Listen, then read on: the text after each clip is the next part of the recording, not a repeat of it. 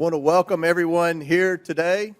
Without objection, the chair may declare a recess at any time. I now recognize myself for the purpose of delivering an opening statement. Good morning and welcome to today's full committee hearing on sanctuary cities with the mayors of 4 American cities: Boston, New York, Chicago, and Denver.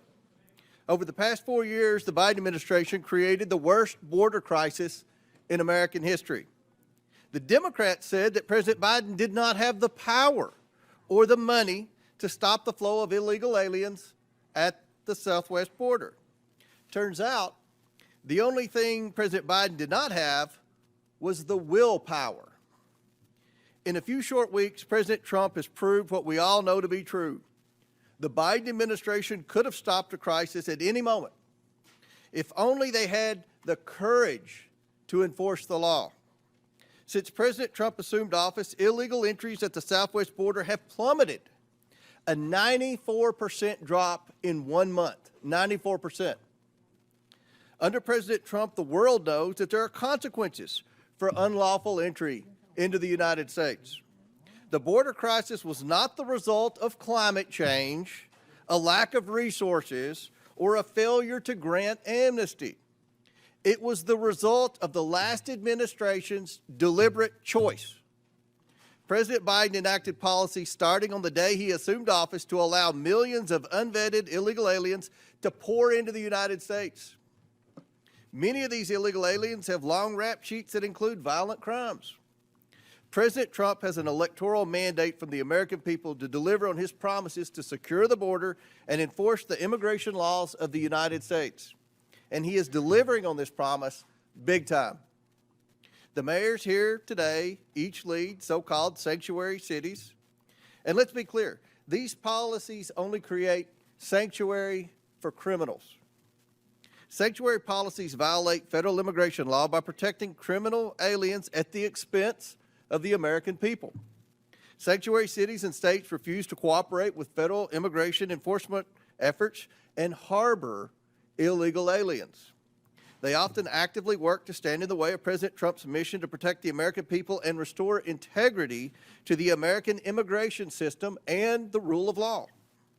Sanctuary cities forbid their officials, including those in law enforcement and public safety roles, from sharing information about illegal aliens in their cities with the federal government or turning over criminals in their custody to ICE.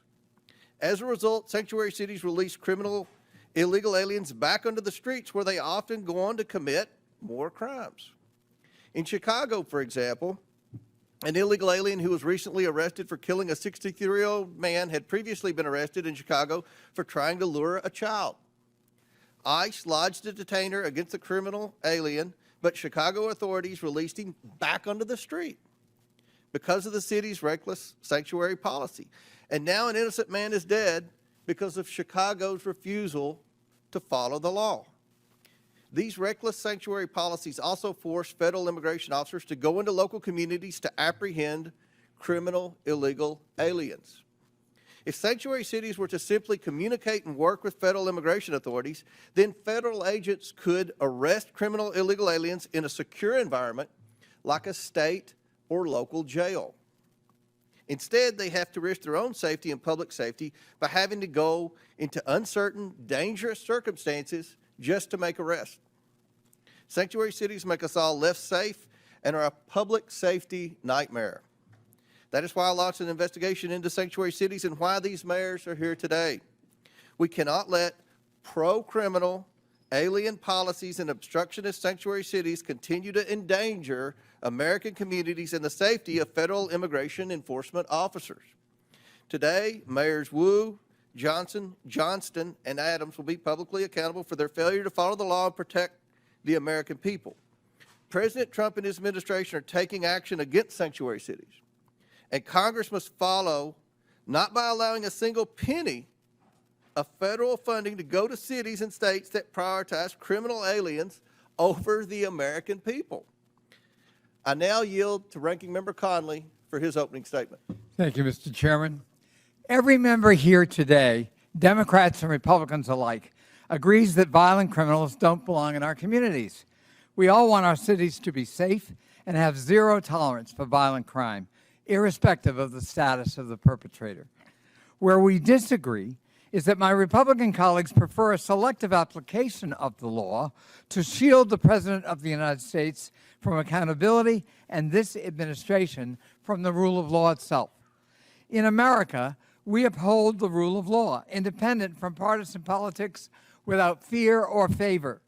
Betraying those convictions, President Trump's Department of Justice has tried to force the conditional dismissal of very serious charges against one of our witnesses here today, in exchange for that witness's total and complete submission to the radical immigration agenda being propounded by the administration. And the DOJ has done so over the objections of a Republican acting U.S. attorney who President Trump appointed. Rather than enabling a flagrant corrupt and quid pro quo, 7 federal prosecutors, 7, including Republicans, resigned. One of them, a former clerk to Chief Justice John Roberts of the Supreme Court, said that anyone in his position, quote, would know that our laws and traditions do not allow using the prosecutorial power to influence other citizens, much less elected officials, in this way. History is calling on us now to stand up for those laws and traditions. Doing so also demands an affirmation of state and local sovereignty in determining the most effective ways to keep residents safe in compliance with federal law.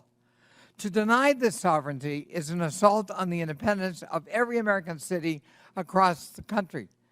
Today, Republicans have hauled before us the mayors of 4 major American cities to frame them as lawless because those cities have some limits on how intrusively and aggressively their own officials can conduct federal immigration operations and responsibilities. Let's be clear. The state and local laws that Republicans have issue with today are in full compliance with federal law. They do not obstruct ICE from carrying out its duties, and they are backed by evidence demonstrating that they keep people safe and safer in counties with laws that do not honor extrajudicial civil detainers and had significantly lower levels of violent crime than counties that had them. Mayors, police chiefs, sheriffs, and local leaders have made clear that the way to combat violent crime is allowing local police to do their local job of ensuring public safety in their own communities as they account for it. Commandeering them to spend limited time and resources as federal agents is a non-starter and can contribute to crime and non-cooperation in immigrant communities throughout the country. At this year's Conservative Political Action Conference, Board Czar Tom Homan said he is, quote, bringing hell to the city of Boston until it complies with his demands. I don't know what that means. Boston is my hometown, and I'm glad to welcome our mayor, Mayor Wu, and her 1-month-old baby here today. But I don't know that Boston welcomes Mr. Homan or anyone else bringing hell to the city. The Republican crusade against local independence doesn't just undermine public safety in our communities. It is blatantly cruel, and I say inhumane and un-American. Kenya Colindres, her husband Wilson Rogelio Velasquez Cruz, and their 3 children came to the United States in 2022 seeking asylum, a legal category of immigration, after escaping violence in Honduras. Wilson was granted a 5-year work permit, allowing him to work at a tire shop and to provide for his family here in the United States. Kenya said that her husband had never been in trouble and was, quote, a man of God. On January 26, the family of 5 was in church when Wilson was lured out by an ICE agent waiting to arrest him. Despite having valid work permits, the Trump administration refused to hear his appeal and is actively deporting him. Wilson was the sole breadwinner for his family. Now Kenya has to worry about how she's going to pay the bills and take care of her 3 children, on top of the fears that she and her children might be next. Last week in El Monte, California, Sitley, a woman who is battling bone cancer, tearfully watched as her mother, Yolanda, cried inconsolably as she was detained by ICE agents who refused to even present the detention order. Yolanda was Sitley's sole caretaker in her struggle against cancer and has no criminal record. And now Sitley is on her own. ICE is also conducting massive raids in cities and towns that have led to the wrongful detention of U.S. citizens, including Native Americans and military veterans. One school district sent a letter to parents warning that ICE may board school buses and demand documents from children. Children are going to be afraid to go to school. One reportedly wrote a goodbye note to friends saying, quote, "If ICE takes me, don't forget about me." If ICE takes me, don't forget about me. From a child. Is that the country we want? America needs immigration policies that keep everyone safe and make the country stronger and allow us to grow and fill in the skill sets we don't have.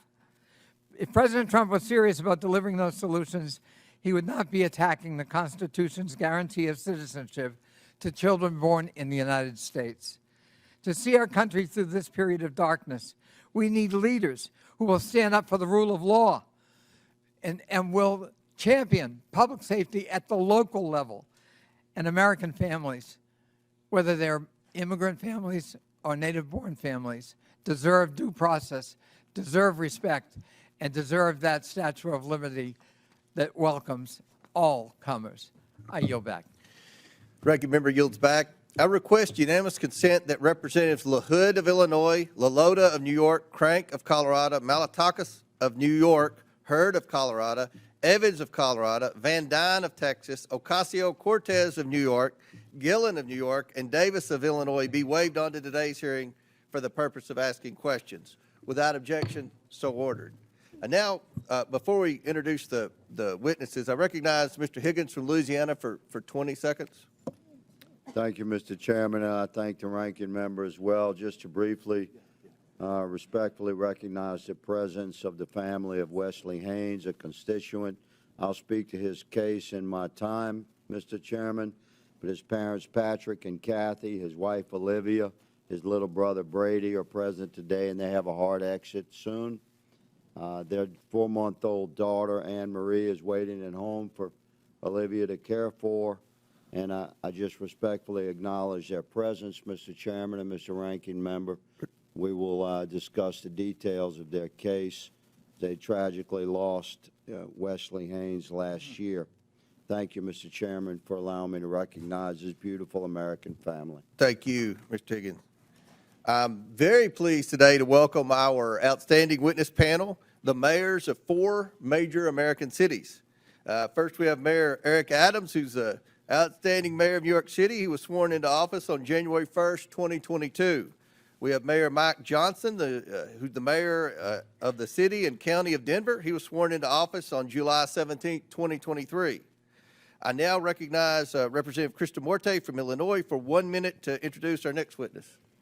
Mr. Chair, I'm pleased to introduce Brandon Johnson, mayor of the greatest city in the world, namely Chicago, a city that was built by generations of immigrants, people like my parents and myself. Mayor Johnson was raised in Elgin, Illinois, which I'm proud to represent in Congress. The mayor was one of 10 children born to Andrew and Wilma Jean Johnson. His parents inspired him to become a teacher in the Chicago Public Schools and then later to run for office.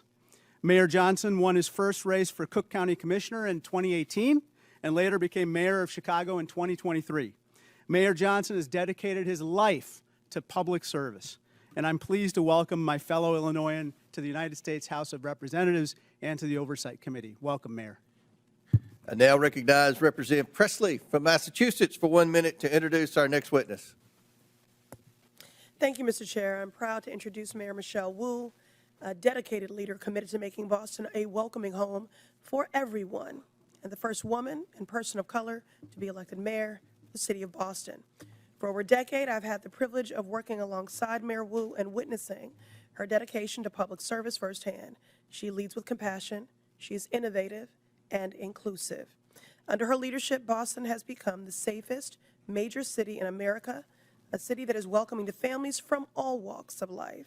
Just weeks ago, she welcomed her newest family member, baby Mira, who is with us today, a beautiful reminder of the future she's working to build. Madam Mayor, I am grateful for your partnership, friendship, and leadership. Thank you for being here. Gentlelady yields back. And finally, we're also joined by Mr. David Beer, who is the Director of Immigration Studies at the Cato Institute. Mr. Beer is the minority witness here today. I want to thank you all again for joining us, and I look forward to our discussion this afternoon. Pursuant to Committee Rule 9G, the witnesses will please stand and raise their right hand. Do you solemnly swear or affirm that the testimony you are about to give is the truth, the whole truth, and nothing but the truth, so help you God? Let the record show that the witnesses answered in the affirmative. Thank you all. You may take a seat. We, again, appreciate you being here today and look forward to your testimony. Now, let me remind the witnesses that we have read your written statement, and they will appear in full in the hearing record. Please limit your oral statement to 5 minutes, and we're going to limit our questions to 5 minutes, and that's going to be enforced today, and that's for both sides, As a reminder, please press the button on the microphone in front of you so that it is on and the members can hear you. When you begin to speak, the light in front of you will turn green. After 4 minutes, the light will turn yellow. When the red light comes on, your 5 minutes have expired, and we would ask that you please wrap up. I now recognize Mayor Adams for his opening statement. Good morning, Chairman Comer, Ranking Member Connolly, and members of the committee. As mayor of New York City and a former police officer for 22 years, keeping New Yorkers safe is my top priority, and it has been our administration's North Star. When I entered this role, my job was to help our city recover from the negative effects of COVID. Most importantly, to bring down crime. As a result, overall crime was down across New York City last year, and we have now had 3 straight months of double-digit declines in major crimes. I'm here today to testify on how New York City can continue to reduce crime, even as a sanctuary city. To be clear, a sanctuary city classification does not mean our city will ever be a safe haven for violent criminals. It also does not give New York City the authority to violate federal immigration laws. To the contrary, New York City will always comply with city, state, and federal laws as it does now. Law-abiding immigrants in New York have an important role. Immigrant New Yorkers, including those who are undocumented, pay billions of dollars in taxes and contribute billions more in spending power to our economy. Immigrants also play a vital role in the functioning of the city. This was on full display during the COVID-19 pandemic. The various immigrant residents of our city worked to keep the city moving, while many other New Yorkers were able to shelter in place and work remotely. Hospitals, the food industry, and many other businesses were able to function because of the commitment of our immigrant population. As mayor, I do not control who enters or remains in our country, but I do have to manage the population that is within our city. In order to carry out this function without having long-term negative ramification, I must create an atmosphere that allows every law-abiding resident, documented or not, to access vital services without fear of being turned over to federal authorities. I cannot have a city where parents are afraid to send their children to school or where children are sleeping on the streets, creating the potential for child exploitation and sex trafficking. If an undocumented person refuses to seek medical care until they have a medical emergency, our city's healthcare system will be strained. And if an undocumented individual witnesses a crime but is afraid to call 911 for fear of being turned over to federal authorities, criminals will roam free. And it reminds me of my early days as a police officer. I have seen firsthand the damage that can be done when someone is too afraid to seek out the police. Early in my career, I responded to a man who was calling out for help. We caught the suspect, but when it came to filling out the police report, the individual, an undocumented man from China, said he did not want to file a report and put a target on his back with federal immigration authorities.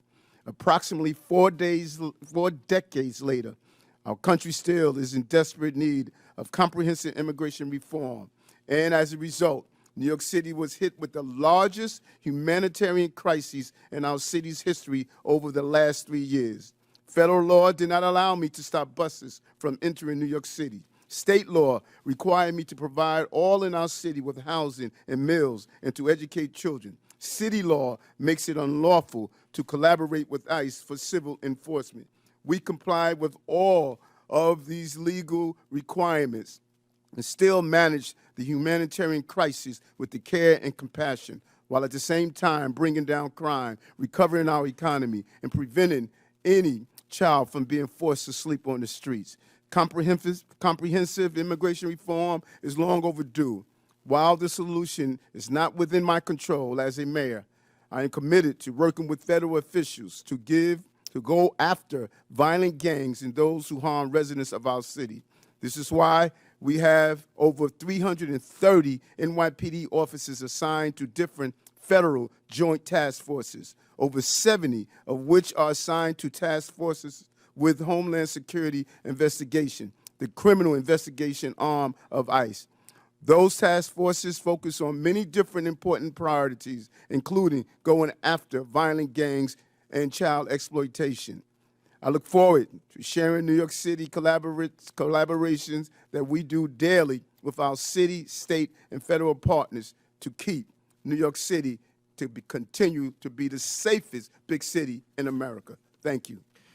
Thank you. I now recognize Denver Mayor Johnson for his opening statement. Good morning, Mr. Chairman, and thank you for inviting me to testify today. This committee convened this hearing on the critical topic of immigration. I want to tell you Denver's story.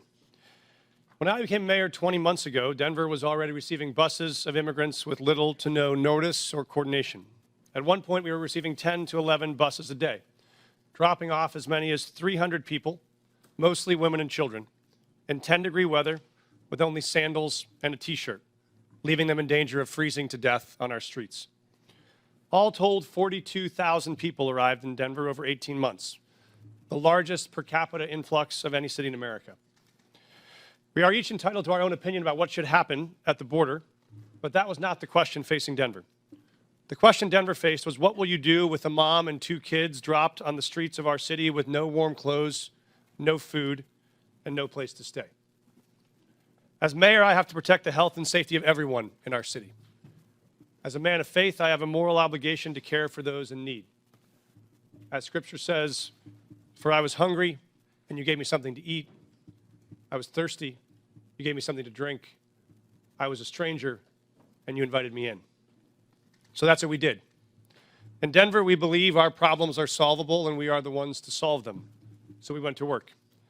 When we started, we had the largest encampment in Denver history, with more than 200 migrant families living in freezing temperatures. So we opened 8 different city shelters housing 5,000 people. City employees volunteered to take extra shifts, and Denver residents stepped up, making meals, donating clothes, furniture, school supplies. Some even welcomed families into their own homes. We helped 8,700 eligible individuals apply for work authorization so they could put food on their own table, pay their own rent, and reduce the strain on public resources. As a result, a year later, there is not a single migrant encampment left in the city. We have closed all of our shelters. We have connected people to jobs and housing, and the city's immigrant support budget has dropped by nearly 90%. And in the midst of this, migrants did not bring a wave of crime to Denver. In fact, crime went down. Homicides dropped 17%, shooting victims dropped 24%, auto theft down 29%. America is not just a place, it's a belief. Some people are born into it. Some fight their whole life to get to it. It's a belief that all are created equal. It's a belief that it doesn't matter where you came from if you're willing to fight hard enough. Julian Becerra's parents believed that. So they brought him to this country from Mexico when he was 10. They taught him respect, and they taught him to love and serve his community. As an adult, he decided the most honorable way to serve his community was in uniform. So he enlisted in the Air Force. Then he served as a sheriff, then finally as a police officer, where he served with distinction until one day he was pursuing a criminal on a dangerous bridge and fell to his death.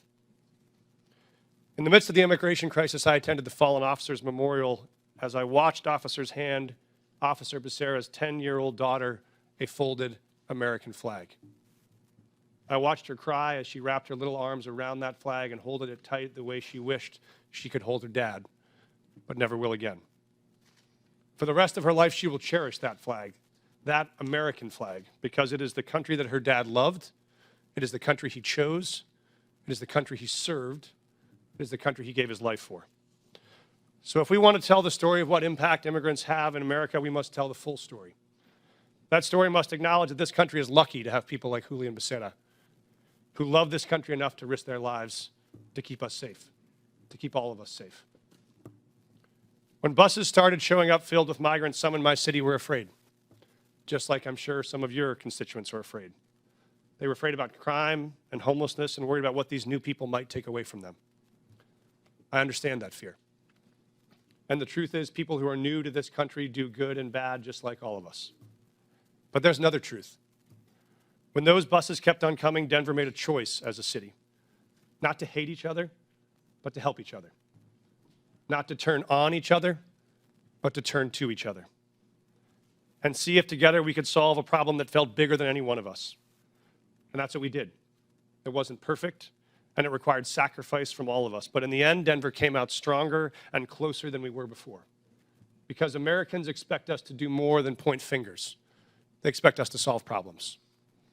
So if Denver can find a way to put aside our ideological differences long enough to manage a crisis we didn't choose or create, it seems only fair to ask that the body that is actually charged with solving this national problem, this Congress, can finally commit to do the same. Thank you, Mr. Chairman. Thank you. I now recognize Chicago Mayor Johnson. For his Thank you. opening statement. Thank you, Chairman Comer. Thank you to the Ranking Member Connolly and to the members of this committee. I have the great privilege and honor of serving as mayor of the city of Chicago, the third largest city in the nation. Established by a Black Haitian man and a Potawatomi woman, Chicago is and always has been a proud city of immigrants. Generations of new arrivals, including the descendants of the enslaved during the Great Migration, created a vibrant city where 1 in 5 residents is foreign-born. Each day, I wake up to serve every one of Chicago's 77 unique neighborhoods and those who live in our great city. As mayor of Chicago, nothing is more important to me than the safety and well-being of all residents. And since I was elected, my administration has been laser-focused on creating and implementing public safety initiatives that protect all Chicagoans. We launched the People's Plan for Community Safety, which builds trust between communities and law enforcement by prioritizing transparency and violence intervention. We established a dedicated robbery task force that reduced robberies by 25% citywide. We added over 200 detectives, increasing the clearance rates on our cases. And we've updated police equipment and technology so that our police officers have the tools they need to effectively prevent and fight crime. Our efforts to improve public safety by building trust with and investing in our communities are working. Violent crime is down in Chicago. The city ended 2024 with its lowest homicide rate in 5 years. The city is also safer because of our Welcoming City Ordinance. That law makes sure that the city's police resources are focused on our local priorities. In fact, the 40 years of Chicago's leaders have recognized that our policies toward civil immigration matters help to prevent and solve crimes. Put simply, any actions that amplify fears of deportations make Chicago more dangerous. Those fears cause witnesses and victims to avoid cooperating with police. The cooperation of all people, regardless of their immigration status, is essential to achieving the city's goals of reducing crime and pursuing justice for victims. When there is trust between city's residents and the police, undocumented immigrants come forward to report crimes to local law enforcement and provide information that helps the police solve those crimes. And now, I know there are myths about these laws, but we must not let mischaracterizations and fear-mongering obscure the reality that Chicago's crime rates are trending down. We still have a long way to go, but sensationalizing tragedy in the name of political expediency is not governing, it's grandstanding.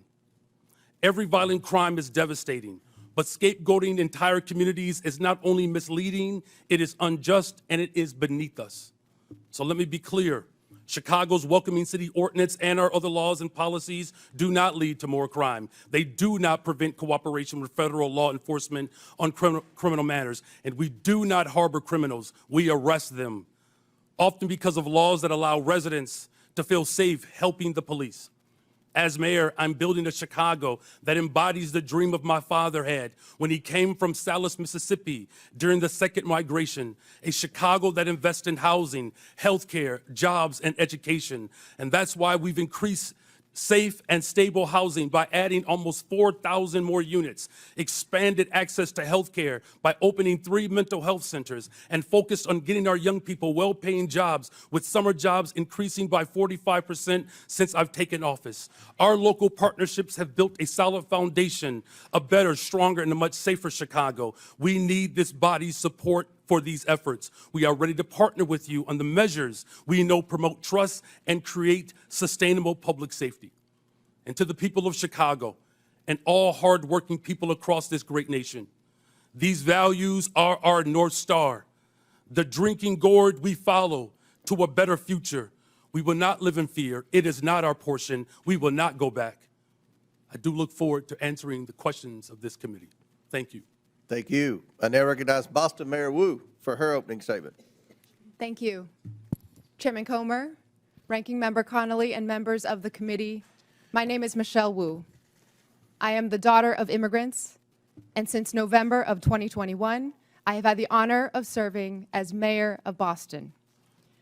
I'm proud to be here on behalf of our city, the police officers, first responders, city workers, the faith leaders, teachers, parents, and neighbors who partner every day to make Boston the safest major city in the nation.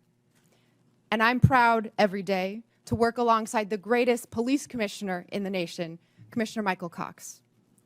Every year since I took office, we've set a new record low for gun violence in Boston. Last year, Boston saw the fewest homicides on record in the last 70 years. Those are the facts.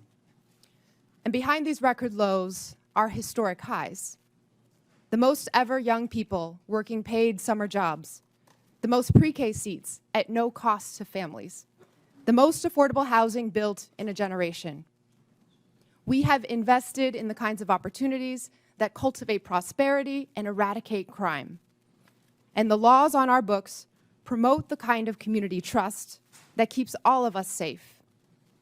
In Boston, our police department resources and taxpayer dollars go towards preventing and solving crimes. And when it comes to criminal matters, the Boston Police partner every day with state and federal law enforcement. But Massachusetts state law and the Boston Trust Act make clear that immigration is federal law enforcement's responsibility.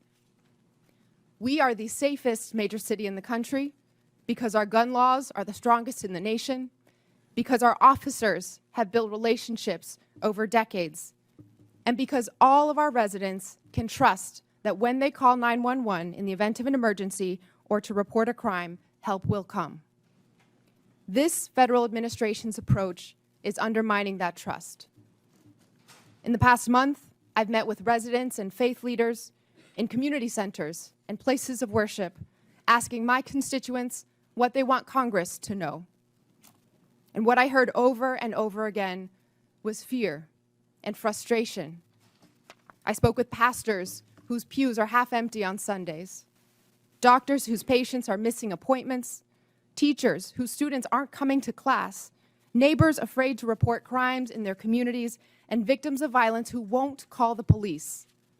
This federal administration is making hardworking, tax-paying, God-fearing residents afraid to live their lives. A city that's scared is not a city that's safe. A land ruled by fear is not the land of the free. Next month, Boston will celebrate 250 years of our nation's freedom. And in every one of those years, Boston has welcomed the world to our shores. From the English immigrants fleeing religious persecution, to the Irish forced out by famine, To the families from Haiti, the Dominican Republic, Cabo Verde, Vietnam, and so many more who call Boston home today. We are the safest major city in the nation. We are home to the greatest healthcare, the greatest colleges and universities, the most advanced innovators, and the 2024 world champion Boston Celtics. We are the cradle of democracy and the city of champions. We are all of these things not in spite of our immigrants, but because of them. 1 in 7 signers of the Declaration of Independence were immigrants. On the last 4 Red Sox rosters to win a World Series, 1 in 5 were immigrants. Of all the faculty at Boston University to have earned a Nobel Prize, all but 1 were immigrants. Today, 1 in 4 Boston residents were born somewhere else. Most have jobs, many have kids.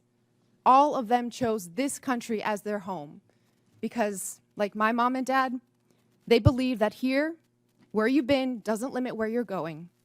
The strength of your character has nothing to do with the color of your passport.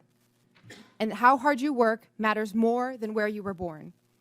That wherever you're from, if you pitch in, look out for your neighbors, and cheer for the home team, you can build a better future here for the people you love. So to every one of my neighbors back in Boston, know this: you belong here. This is your home. Boston es tu hogar. Boston, c'est la caillou. 这是你的家. This is our city. We are the safest major city in the nation because we are safe for everyone. Thank you. Thank you. I now recognize Mr. Beer for his opening statement. Chairman Comer, Ranking Member Connolly, and distinguished members of the committee, thank you for the opportunity to testify. The Cato Institute's half-century of independent research demonstrates that people of all races, religions, and birthplaces can thrive in a free society. Liberty must be protected, both from over-intrusive government and from private violence. Unfortunately, the president's chaotic, indiscriminate deportation plan does the opposite. It harms public safety, threatens Americans' rights, and undermines the successful integration of America's immigrants into its society and economy. The president's first action was to rescind the requirement that ICE target public safety threats first. He has ordered that millions of vetted immigrants be stripped of lawful status and deported. He is even attempting to deport the U.S.-born children of people without permanent status. This flagrantly unconstitutional act effectively orders a series of crimes, wrongful arrest and imprisonment, civil rights violations, and unlawful deprivation of voting rights. Never before in American history has a president sought the power to strip potentially tens of millions of Americans of their constitutional rights. The president is also explicitly asserting the authority to ignore any law passed by you, Congress, that provides due process for people accused of being in the country illegally. The administration has repeatedly misled you and the public about who it is targeting, stating it would focus on public safety threats, that only the worst of the worst would be sent to Guantanamo Bay, and that every person it had arrested had a criminal record. We now know that most ICE arrests since the inauguration have been of people without a criminal record. Indeed, he is arresting people who entered legally, never violated any law, and sending them to Guantanamo Bay prison. It is no surprise in this lawless environment that many people and many cities simply do not trust the federal government on immigration. That is a problem. But under our Constitution, states determine their policies. Congress cannot force them. It must reestablish trust. Unfortunately, some members of Congress want to force an indiscriminate policy of mass deportation on the entire country with no public safety focus. If Congress wants more cooperation, it should address the concerns of these cities. What Congress should do is reestablish trust. Indiscriminate mass deportation agenda is a far greater threat to public safety than any city policy. A mountain of empirical research shows that reasonable restrictions on ICE cooperation do not increase crime rates, and that immigrants lower crime rates. Immigrants, including illegal immigrants, commit crimes serious enough for them to be incarcerated at half the rate of U.S.-born Americans. Data from Texas shows that illegal immigrants are 36% less likely to commit and be convicted of murder. At least before this current mass deportation effort, immigrants were more likely to report crimes than U.S.-born Americans. Don't jeopardize that. Mass deportation is diverting law enforcement resources away from obtaining justice for victims. Indeed, it even targets the victims. Sabotaging local economies and obliterating communities will not restore public safety. It will make us poor while increasing the crime rate and victimization rate for Americans. There is a better approach. We don't need chaos and disorder of illegal immigration or of mass deportation. Why don't people come legally? Because Congress has provided so few options for them to do so, not updating its laws in the last 3.5 decades. Just 3% of those applying for permanent legal status in 2024 received it. That's the failed policy. Let peaceful immigrants pay to get vetted, work, and contribute legally, and let law enforcement at all levels focus on keeping Americans safe. Thank you. All right, our witnesses have concluded their opening statements. We're going to begin with questions from members, and I want to remind the members we have 60 members today that are going to ask questions. So I'm going to strictly enforce the 5 minutes.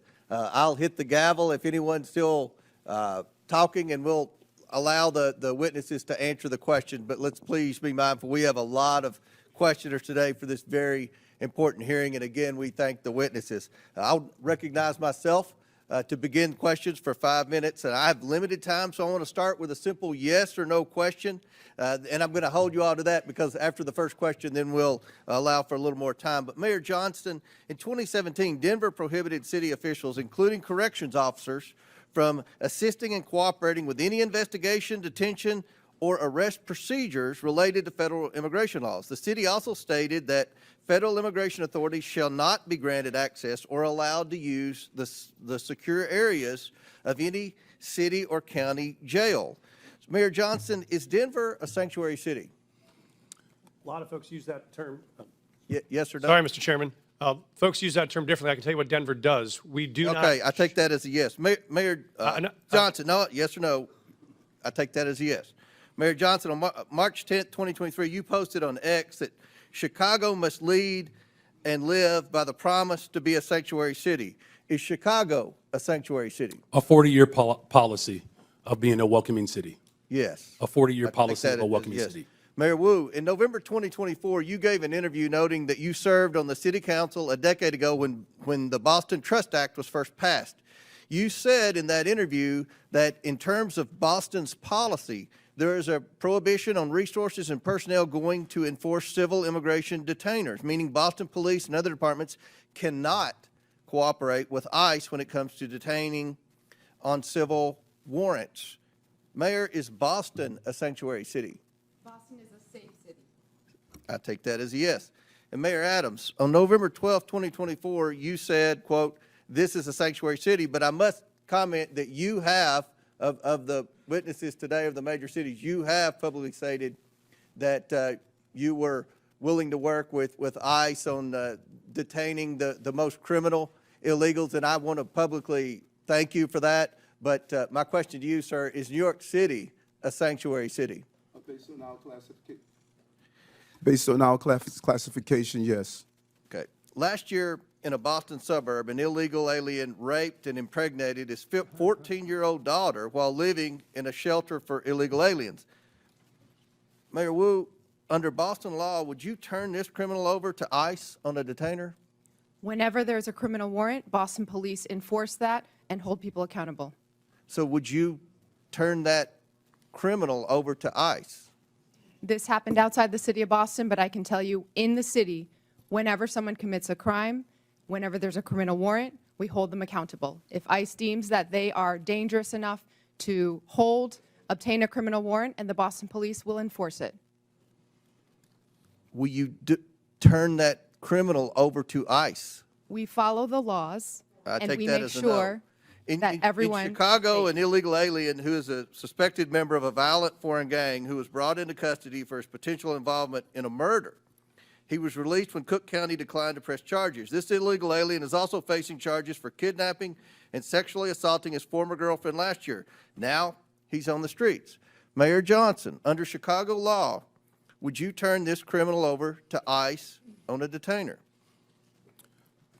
Our local law enforcement works hard every day to get criminals off the streets of Chicago. Would you And turn that criminal over to ICE? That's the problem.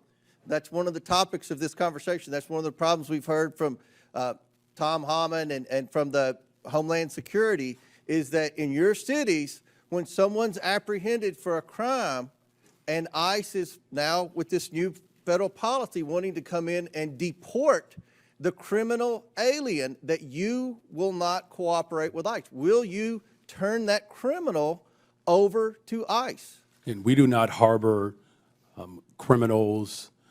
Our local police department works hard every single day to ensure that the city of Chicago is Yes safe. or no? Will you turn the criminal over to ICE? With a criminal warrant from the federal government, our local law enforcement repeatedly collaborates with federal agents. So you're saying publicly today, you will turn that alien over to ICE in a safe place like a jail and not turn him out on the street and say, here you go, ICE, good luck. You will turn that criminal over to ICE. With a criminal warrant, as we have done for 40 years. Should that criminal be turned over to ICE? With a Mayor? criminal warrant, they are subject to the federal laws, and that includes deportation. My time has expired, but again, the point that we've got to iron out today is that we have to have cooperation. It is federal law to turn over those illegal criminals to ICE. And we have heard reports, and many of you have said publicly, that you are going to obstruct that. That is against the law, and we're going to hear more about that today. Now I recognize the ranking member, Conley, for his 5 minutes. Thank you. Mayor Wu, I quoted Tom Homan, the so-called border czar, saying that he wanted to bring hell. He was bringing hell to the city of Boston. What did you understand him to mean by that? Let's talk about Tom Homan. Shame on him for lying about my city, for having the nerve to insult our police commissioner who has overseen the safest Boston's been in anyone's lifetime. Bring him here under oath, and let's ask him some questions. I am here to make sure that the city of Boston is safe. Others may want to bring hell. We are here to bring peace to cities everywhere. Mayor Johnston of Denver, what would your reaction be if Tom Homan wants to bring hell to your city, Denver? We think that we have folks in Denver who are working hard, playing by the rules, paying taxes. There is no one that is seeking hell to come to Denver. What people are looking for is opportunity and hope. And for the It's record, available. he can do whatever he wants to do, I guess. But the fact of the matter is you absorbed on a per capita basis the largest immigration a year or two ago, and you indicated that your crime rate actually fell. It didn't increase. Is that correct? That is correct. Crime is down in Denver. We have homicides down 17%. Violent shootings are down 24%. And in Auto theft Boston, down. I'm sorry, I've got limited time. Mayor Wu, same thing in Boston. The Boston crime rate has been falling, correct? We had 24 homicides last year, 24 too many, but that represented a tremendous reduction, one of the biggest drops anywhere in the country. Thank you. So the correlation between immigration and crime is false, as you point out, Mr. Beer. Perhaps you can elaborate that. I find it ironic that you characterized correctly, in my view, President Trump and Tom Homan's approach to immigration as lawless when they're invoking law and order and crime as the rationale for their lawlessness. Could you expand on the lawlessness and the irony of the fact that as you point out in your testimony, the crime rate among immigrants is half that of the native population. That's right. I have a table in my written testimony that you can look at. Top 20 cities for immigration court filings over the last 4 years. 19 of those cities saw a decline in their homicide rate.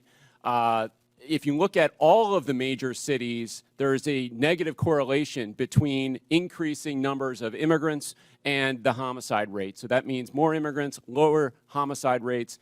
That holds true across the United States. So I think the correlation that's trying to be made is more immigrants, more illegal immigrants, more chaos, more crime. That does not hold. What we do see under this administration is an increasing willingness to ignore the laws.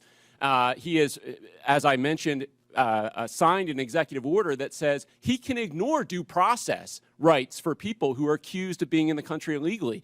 This is an incredibly dangerous assertion of authority and should be investigated by Congress. And is it a reasonable proposition for a local leader? I know I was chairman of my county, which is like being mayor of a large county, and we focused on local law enforcement. We tried to help the feds when we could. We were cooperative where we could be, but our job was local law enforcement.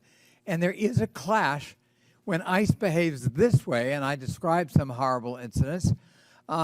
It instills fear in the immigrant community, and it fosters non-cooperation rather than cooperation, which is the mandate of each of these leaders, is it not?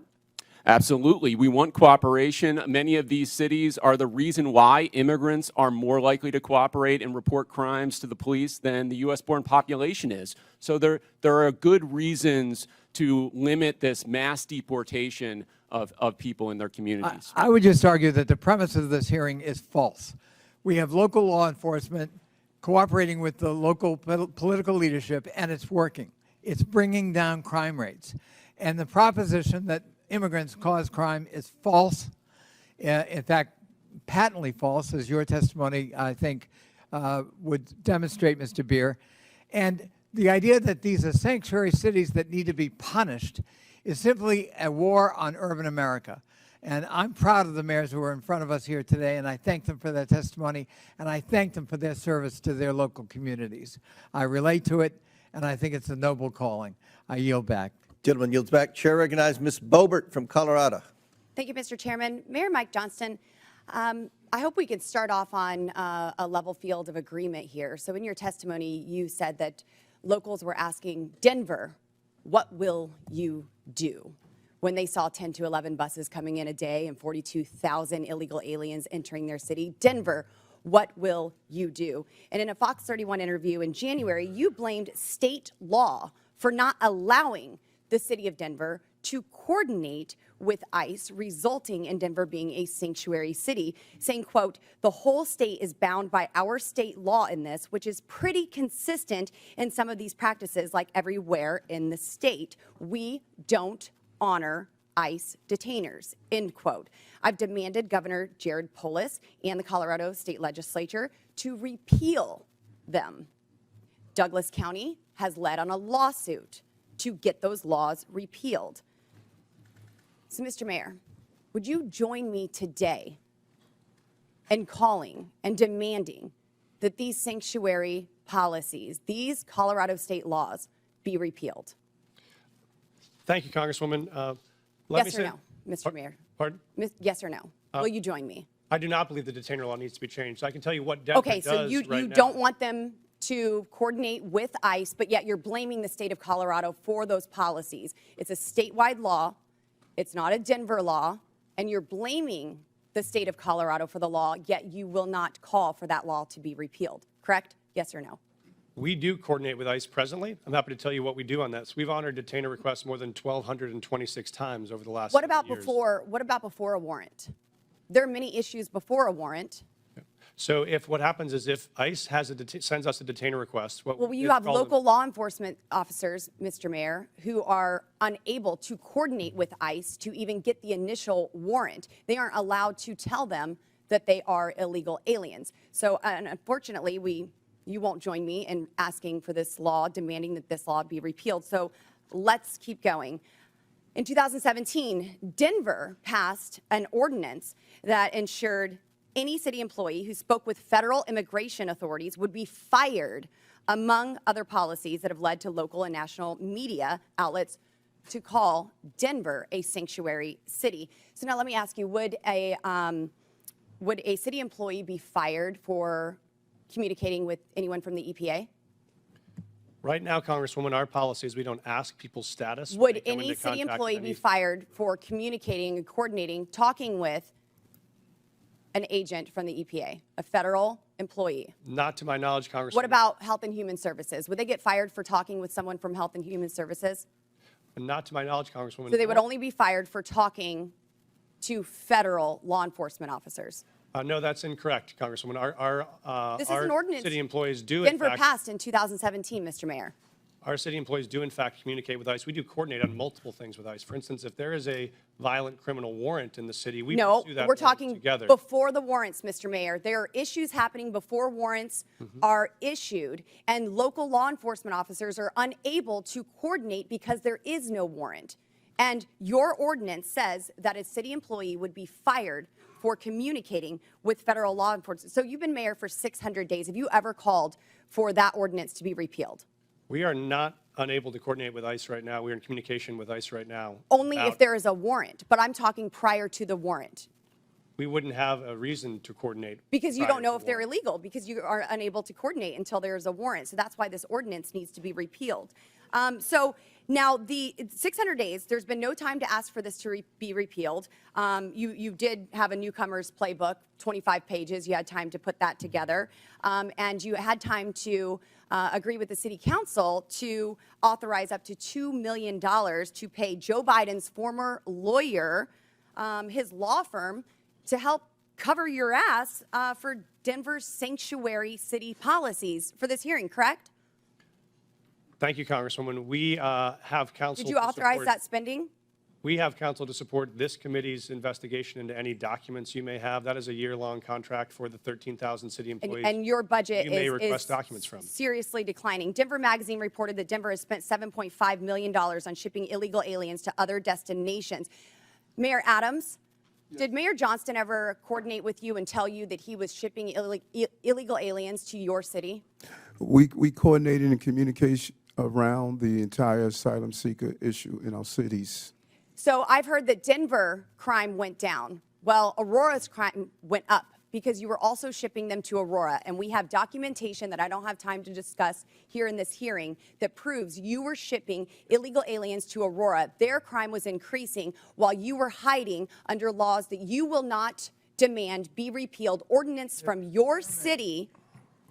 And then crime was going up from Trinidad Aragua gangs vandalizing apartment owners. Thank you, Mr. Chairman, and I hope that we can get this We have a resolved in 5-minute Colorado. rule, Mr. Chairman. Chair, gentlelady's time's expired. Chair recognizes Ms. Norton from Washington, D.C.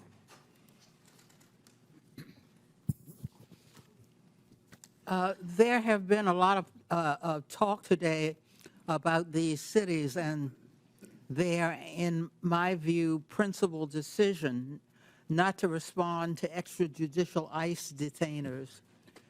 But I would like to back up and talk about these detainers, what these detainers really are.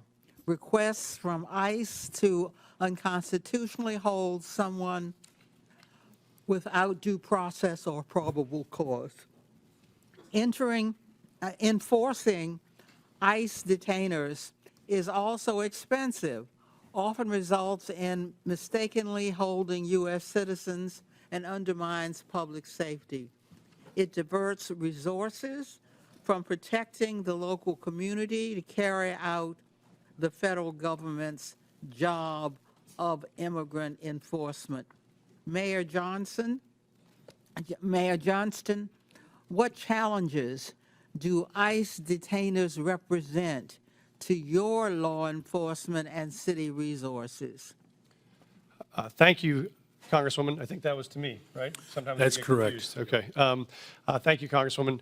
I think it's important, I appreciate to describe what Denver currently does in terms of what coordination looks like and what it doesn't, which is If we get a detainer request, if we have someone in our custody that ICE would like to get access to, what we do is we provide them a notification of release. And so if that person will be released from our custody, we notify them of the time and the date when they will be released. So ICE, if they choose to, could pick that person up. We have done that 1,226 times over the last 7 years. And that has enabled ICE, when they choose to be able to bring someone into custody. What we do not do is hold someone beyond their release date, because there are multiple courts who have found that to be unconstitutional. If someone is serving a sentence and that sentence expires this Friday, we can't hold them another 7 days without an additional charge. And so that is what state law does, and sheriffs around the state would say it is a strain on local resources to hold them for a civil issue that is not linked to a criminal charge that we have in our city or another jurisdiction. That's why we don't honor those types of detainers. Mayor Johnson, how about for Chicago?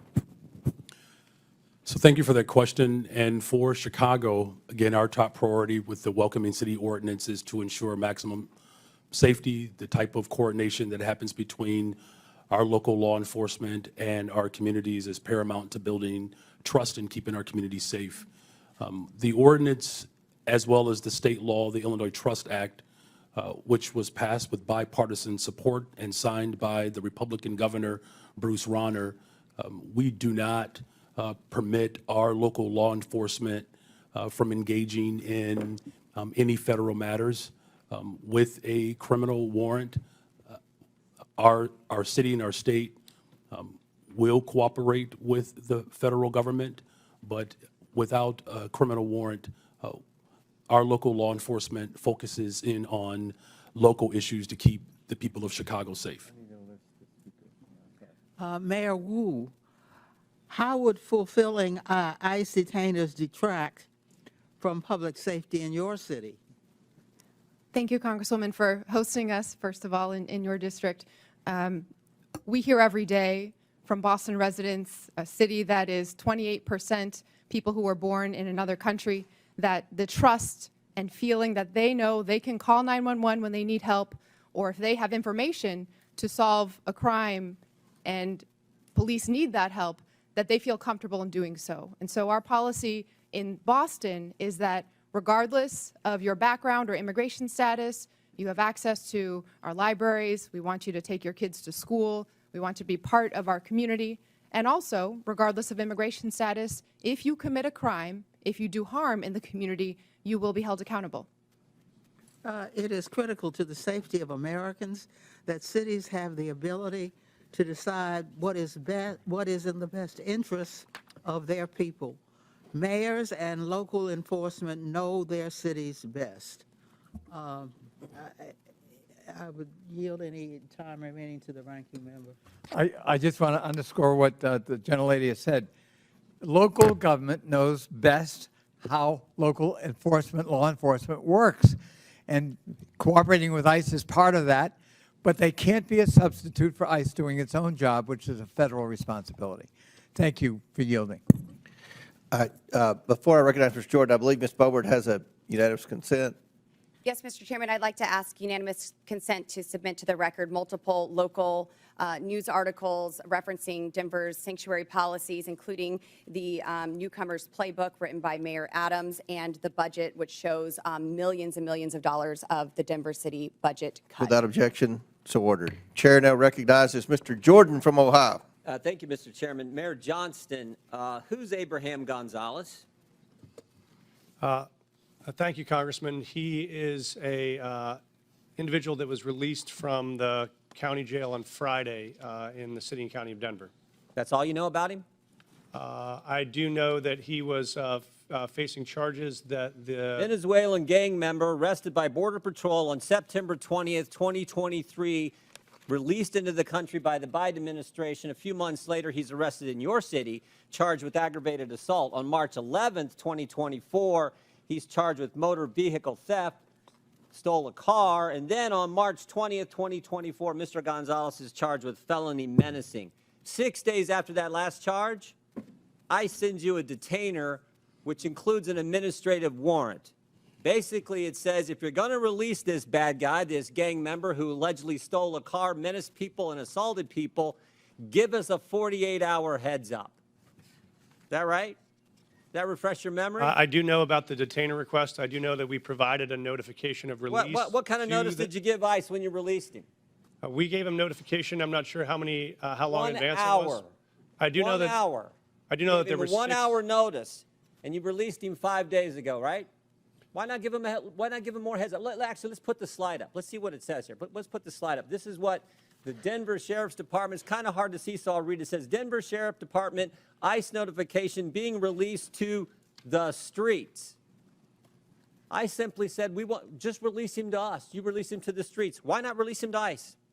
Thank you. What we've done, and we do this regularly, we've done 1,226 of these, is we notify I'm us. asking about one. I'm not asking about the other 1,200. I I'm understand. asking about Mr. Abraham Gonzalez, who's a gang member from Venezuela, stole a car, assaulted someone. You had him in your custody for how long? I know that we released him. 345 days you had him in custody. And I said, hey, can you give us 48 hours heads up? I don't You know. gave him 1 hour notice. Mr. Congressman, we notified them of release. There were 6 ICE agents present when he was released, so they had enough time to respond and to be present. Respond where? To the jail where we released him from. So we released him we notified them of the release time. When we notify them of release, they come to the jail facility to pick them up. They're Why still didn't you on. say that's not what you said. You said you release him to the streets. Did you release him to the streets? You release him to ICE? What we do, sir, is we release him from our county jail and we coordinate with ICE on that release time and release date so that ICE can come and pick them up from that location. Pick him up where? In the parking lot? Yes, sir. They're on the facility Guess property. what happened in the parking lot? I know, sir. I've reviewed the video. So I looked at it. I've talked to the sheriff last night. One of the ICE officers got assaulted, didn't he? I've reviewed the video, They had sir. to tase the guy, didn't they? Would you like me to answer, sir? No, I'd like you to answer. Did they tase him? I know that there were 6 officers that had multiple tasers. I saw the So they detention had on 6 video. officers. If you keep him in the facility and they come in the facility and get him, does it take 6 officers? Probably takes 2, doesn't it? So we've been doing these, as I mentioned, 1,224 times, 1,226 times. This is the first time I've been made aware of there's been an incident like this. So I reached out to ICE after I saw the video. I've coordinated with their team and offered to sit down and see if there are procedures we can change It's a simple to make sure this question. works smoothly. It's a simple question. You can release him in the parking lot, give ICE 1 hour notice, and they got to send 6 officers to arrest this guy. Or you can say, hey, what? Here's what we're going to do. We're going to hold him. You come in and bring 2 officers in, and you turn him over there. Why not do it that way? We have a city You ordinance. know why you don't do it that way? We have a city ordinance that Because governs. you're a sanctuary city. This is the whole point. No, sir, I disagree with you. Oh, okay. Because I'll tell you why. If you talk about sanctuary as a definition of shielding people from law enforcement, we do not do that. What we do is provide services. In this context, what we did is we coordinated the An release. officer got assaulted because of your policy, which says we're going to release him to, in your words, not mine, to the streets. They have to arrest him in the parking lot. They bring 6 officers when they could have had 1 or 2 just come in your facility, in the jail, and take the guy there. But you won't do it that way. I've seen the video. I've reached out to ICE. care if I've you've seen the offered to video. I sit know the down and facts, coordinate too. on strategies. If we need to make adjustments to what we do on releases, we'll do that. This is the first time in the 1,226 releases You know, I've I heard of read an your, incident, I read your so written we'll take testimony action. last night. I read your written testimony last night. 4.5 pages. And you used the words safe, safer, or safety 13 times. Talking about my job is to protect the safety of the people in Denver. We prioritizing making sure everyone in our community is safe. That's a lie. Because it was not safer for the ICE agents who are part of your community. No way was it safer. The safest thing to do is to say, ICE, we got him in custody. Come here, we're releasing. We held him 345 days. We can't hold him a second longer. We can't wait for you to come inside the building. We got to let him go, so you have to arrest him in the parking lot. That is how stupid sanctuary policies are and what they mean to the community that you put at risk and to the ICE officers ICE officer who was assaulted, and they had to use a taser on them. It's not good. Mr. Chairman, Time, Mr. Five- Chairman. 5 I have minutes is unanimous up. Consent request. Gentlemen's time's expired. Chair recognizes Mr. Lynch from Massachusetts. Thank you, Mr. Chairman and Ranking Member Connolly. I want to thank the panelists for your willingness to come before the committee and help us with our work.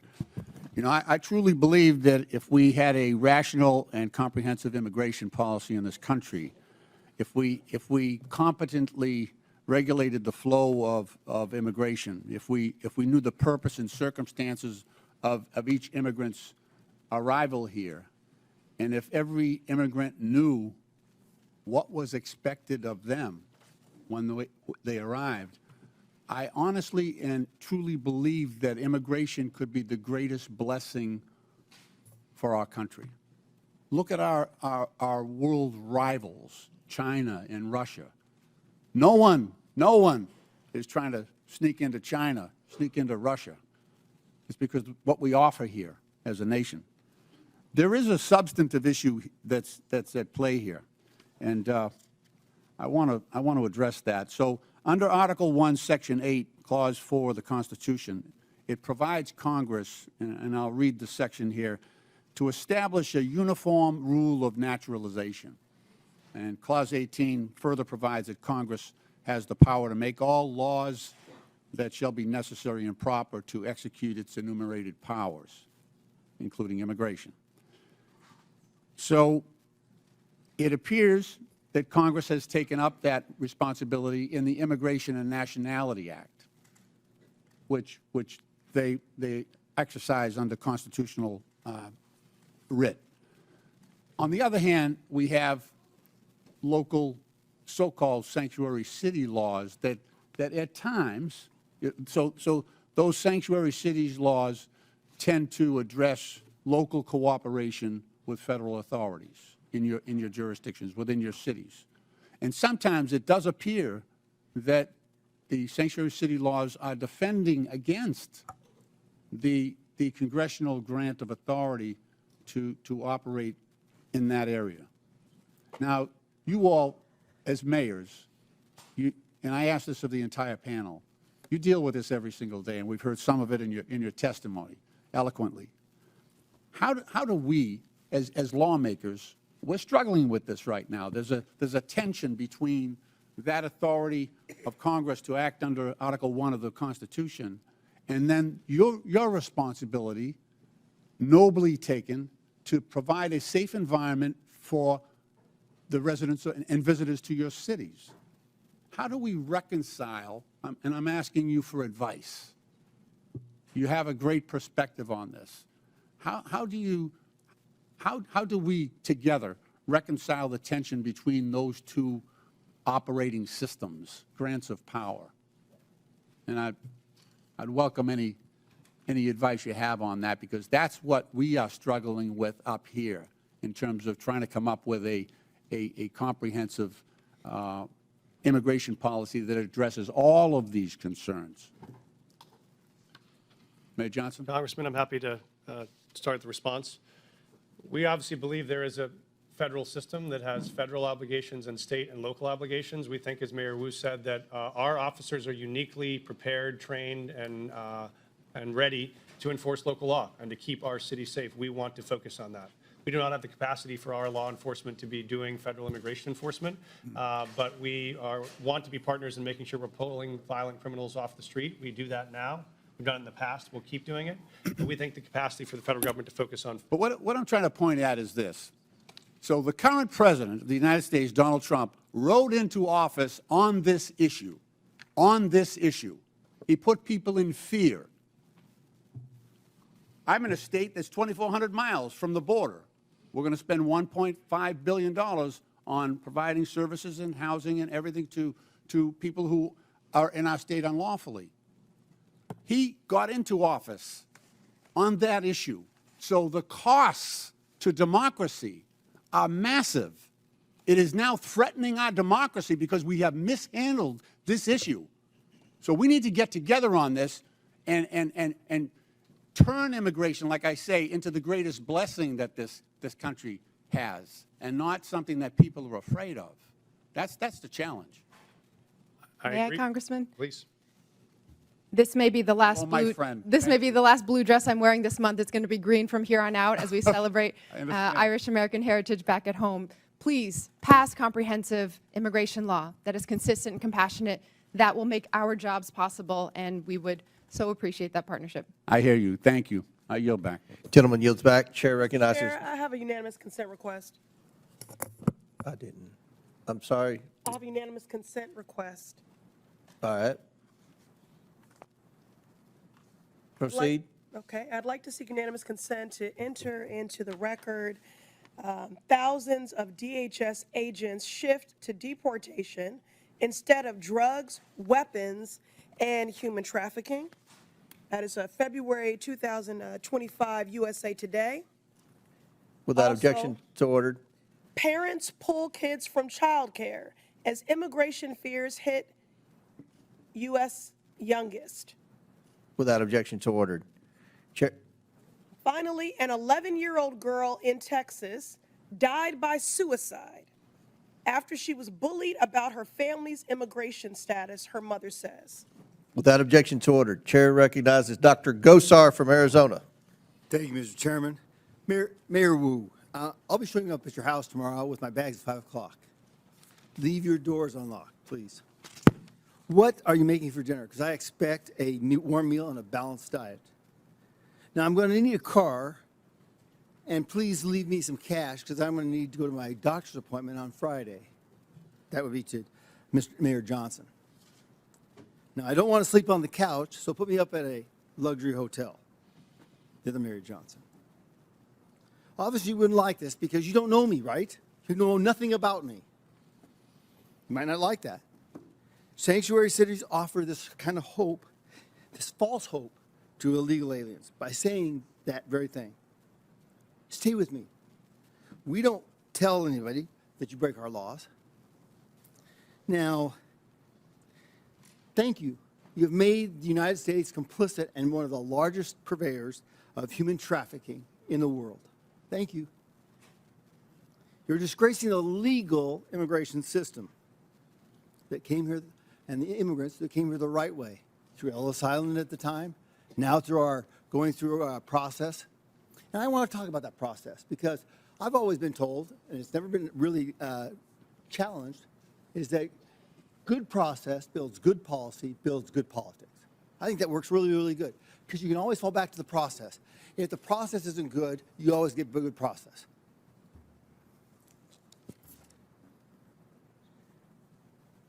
Now, you heard the word establishing trust, okay?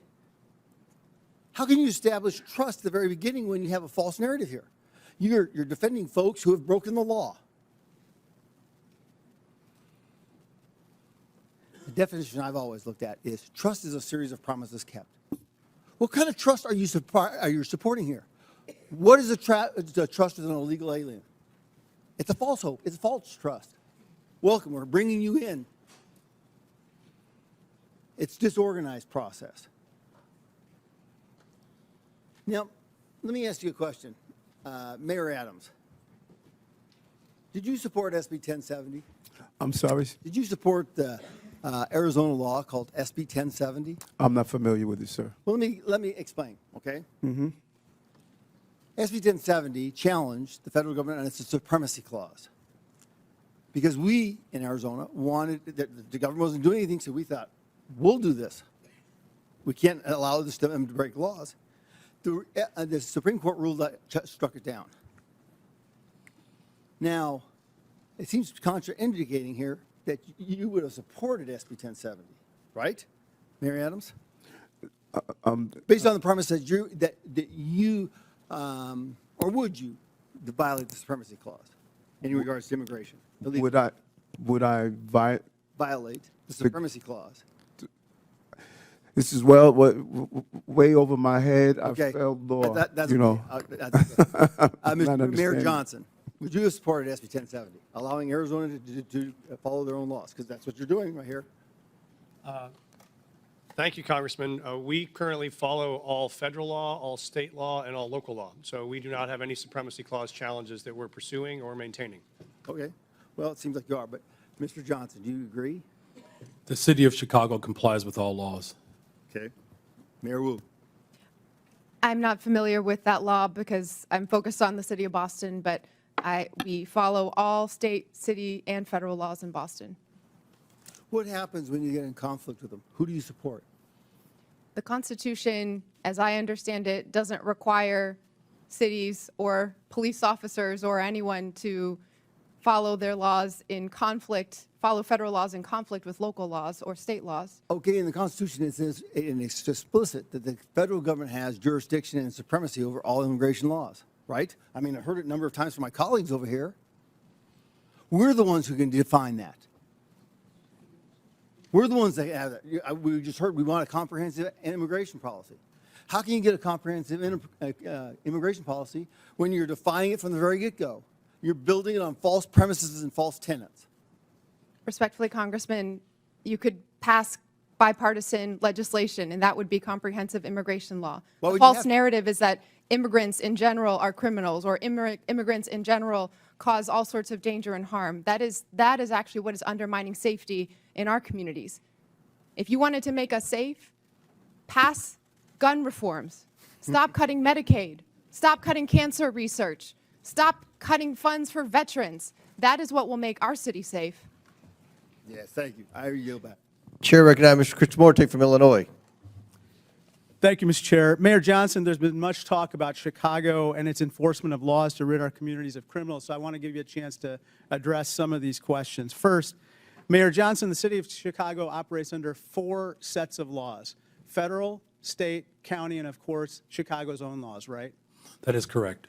And most of these laws are not within Chicago's sole power to change. For example, the Illinois Trust Act, a state law, was enacted in 2017 by then Republican Governor Bruce Rauner and dictates interactions between ICE and law enforcement, right? That is correct. And under Chicago's own law, I have a copy of it right here, Chicago is required to help ICE whenever ICE presents a judicial criminal warrant for an arrest, correct? Yes. In fact, Chicago has assisted ICE with criminal warrants in the past, right? Yes. So just to clear it up, any time that ICE does the work and goes to a court to get a criminal warrant to arrest somebody, the city of Chicago not only is required to, but does cooperate to remove that criminal from our community, right? That is correct. Let me turn to another topic. President Trump has said many things about Chicago, including that it is, I have this NBC News report, worse than Afghanistan. Mayor, I'd suggest the facts suggest otherwise. For example, Condé Nast recently named Chicago the best big city in America 8 years in a row. A friendly amendment, best freaking city in the world, city of Chicago. Chicago's the largest rail hub in America. That is correct. Chicago's a quantum technology hub in this country. $20 billion new investment. Chicago area is the home to the second most number of Fortune 500 headquarters of any city in America, right? Just voted again the top relocator for corporate headquarters for 13 consecutive years. And it's home to O'Hare Airport, the most interconnected airport on the continent, is that right? That is correct. That doesn't sound like Afghanistan to me, sir, does it? The city of Chicago is a beautiful place. We also have 20% of the world's fresh water right in our front yard. Our restaurants are amazing. In fact, everything that is dope about America comes from Chicago. A Republican named Lincoln was nominated for president in Chicago, and a Democrat named Obama called Chicago home too. It's the city of big shoulders, the heart of the heartland, the home to the world's best pizza. And we're not going to take any slander from Donald Trump or anyone else lying down. Is that right? That is correct. Sir, I want to turn your attention to another topic. Mayor Johnson, you'd agree with me that high grocery prices are among the top concerns for the people of Chicago, right? The economic conditions that are unfortunately that are not being addressed by Washington has caused a great deal of trepidation and anxiety. Mayor Wu, according to USDA, the wholesale cost of a dozen eggs has gone from $6.59 since January 19th when Donald Trump took office to $8.39, a 27% increase, and this has got to anger Bostonians, right? People are doing their very best, trying their hardest, working multiple jobs, and they need support. Mayor Johnston, I suppose that people in Denver are concerned as well, right? I'm very concerned. This is the most important issue for us, is how we make sure that it's affordable to live in the city. Mayor Adams, the same is true for New Yorkers? Affordability is an issue that's impacting our city, and that's why we're doing the best we can to put $30 billion back in the pockets of working-class people. President Trump, if you're watching this hearing, I respectfully ask, when will egg costs be high enough for you to issue one executive order on bird flu? $10 a carton, $15 a carton? It'll soon be cheaper to buy a magazine for an AK-47 than to buy breakfast. This is flat out wrong. Turn to my last topic. Interestingly, last night in a record-long address, the president did not mention the word Medicaid once, which is top of mind for everyone. Mayor Johnson, you don't dispute that 1.6 million people in Cook County are enrolled in Medicaid, right? I do not dispute that. In fact, in most of our safety net hospitals, 70% of the individuals that are being serviced are being serviced through Medicaid. I recently received outreach from Lurie Children's, a preeminent children's hospital located in Chicago. They said, quote, slashing Medicaid will put access to care for all children in our state at risk. You would agree that's unacceptable, right? That is unacceptable. It doesn't matter where you're from. If you're white, black, brown, poor, or rich, massive cuts to Medicaid will devastate our health care system. Thank you, and I yield back. Gentleman yields back. Chair now recognizes Mr. Perry from Pennsylvania. Thanks, Mr. Chairman. Mayors, thanks for being here, leaving your cities to come to Washington, D.C. today. By either definition or by claim, each of you, I think, could justifiably say represent what's considered a sanctuary city. If you could describe it, what would you, sanctuary from what? Anybody? Mayor Johnson, you want to start? Mayor Johnston? Thank you, Congressman. I welcome that because I wanted to clarify. We do not shield people from federal law. I just asked you what, so you don't consider yourself a sanctuary city? We provide services and supports. Do you consider yourself a sanctuary city? That's just. We do not under that definition. You don't use the definition, you're not a sanctuary. We call ourselves a welcoming city. Okay, so what are you welcoming and who are you not welcoming? Well, we're welcoming everybody. Okay. We don't keep folks. So you're welcoming criminals that you don't have any idea what their crime background is, and you're good with that? No, we aggressively pursue. How do you do that? No. How do you vet the people that you welcome in your sanctuary city? Well, sir, we don't vet folks that arrive from Illinois or California with a background check when they come into the Denver airport any more than someone from another location. So you're welcoming any illegal immigrant or illegal alien to your city without question? Well, folks that make the decision to come to Denver, they arrive, and then we expect But them to you get a call job, them, you pay welcome taxes. them. You welcome them. You call them to your city and say, if you come here, you will be safe from what? Thank you, sir. We don't call anyone to our city. Folks that arrive in our city, we offer same access to services they may need to be successful. And if they break the law, we hold them accountable, we charge them, we prosecute them. What about if they've already broken the law? Well, if they've already broken the law and there is another jurisdiction that has a warrant for that person, they let us know and we would cooperate to transfer them to that jurisdiction. I think we saw in Mr. Jordan's conversation with you that you really don't do that.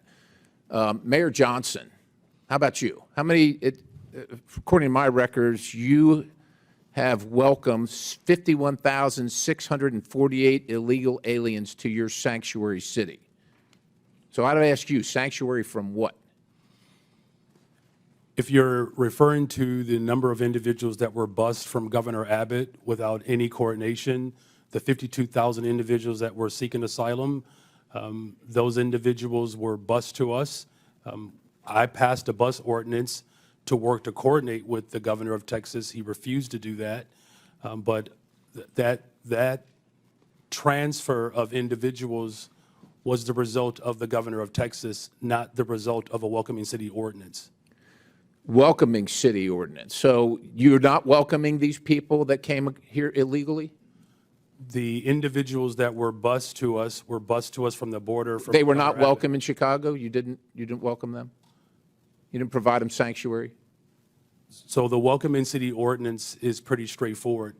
It allows for our local law enforcement to focus on local policies, and that's why we're seeing a decline in violence. So you don't care about federal law enforcement policies, only local policies? We comply with all laws. What I do care about is this body, Washington, passing comprehensive immigration So let me ask you this. Chicago residents reported 28,443 violent crimes during 2024 alone, cases of aggravated assault rising to the highest level in 2 decades. Now, also, state funds, $160 million, were issued to illegal alien job assistance shelters in Chicago. You're the mayor of Chicago. Do you think that your residents or the residents of your state should be paying for that more than they should be paying for their own needs, their own roads, their own public safety? I mean, who elected you? The people that came illegally, whether they were sent to you or not, or the people that reside in Chicago? Who elected you? And who do you serve? The people of Chicago elected me as the 57th mayor of the city of Chicago, and we serve all the residents of the city of Chicago. Illegal or not, criminal or not? How many of the 662,566 illegal aliens with criminal histories that ICE has reported are now residing in Chicago? Someone will have to get back with you with that number. I don't keep account do you of. take immigration information from criminals as they're arrested and processed? Do you take immigration information? Our local law enforcement focuses on getting all violent individuals off the determine streets whether of they're here Chicago. legally, what their immigration status is, as a function of your justice Gentlemen, system? time's expired, but please feel free to answer the question, Mayor. The Welcome in City ordinance ensures that our local residents communicate and trust local law enforcement to ensure that criminals and crime is being addressed, and you that's have why no violent idea how many crime are illegal. has Thank gone you, down Mr. in the Chairman. city I'll of yield. Chicago. Thank you very much, Chair Congressman. now recognizes Mr. Chairman, I have a Mr. unanimous Khanna. consent request. Chair now Mr. recognizes. Chairman, I have a unanimous consent request.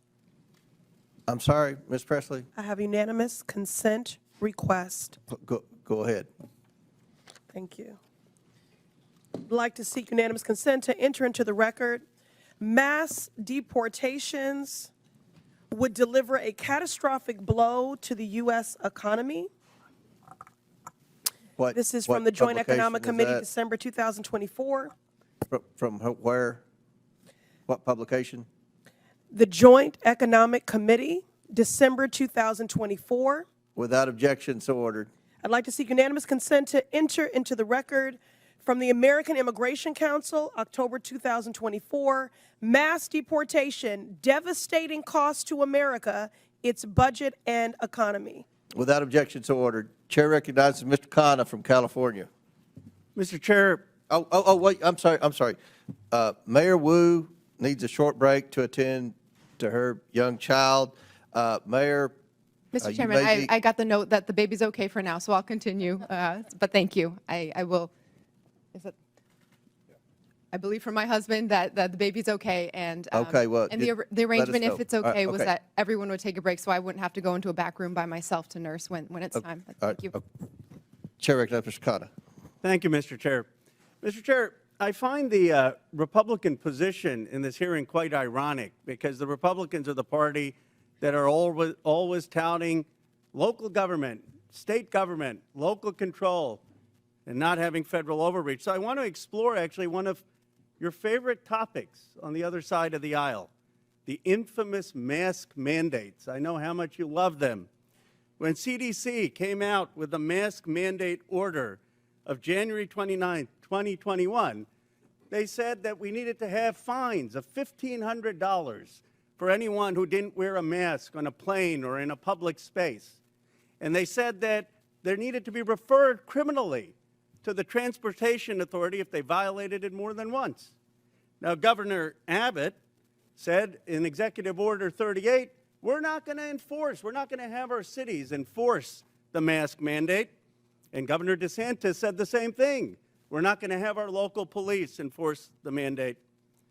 I want to ask Mayor Adams and Mayor Wu, because you had slightly different views on the mask mandate, but Mayor Adams, you were actually praised in New York for saying we are going to take away some of these mask mandates earlier so businesses can open and there can be a revival in New York.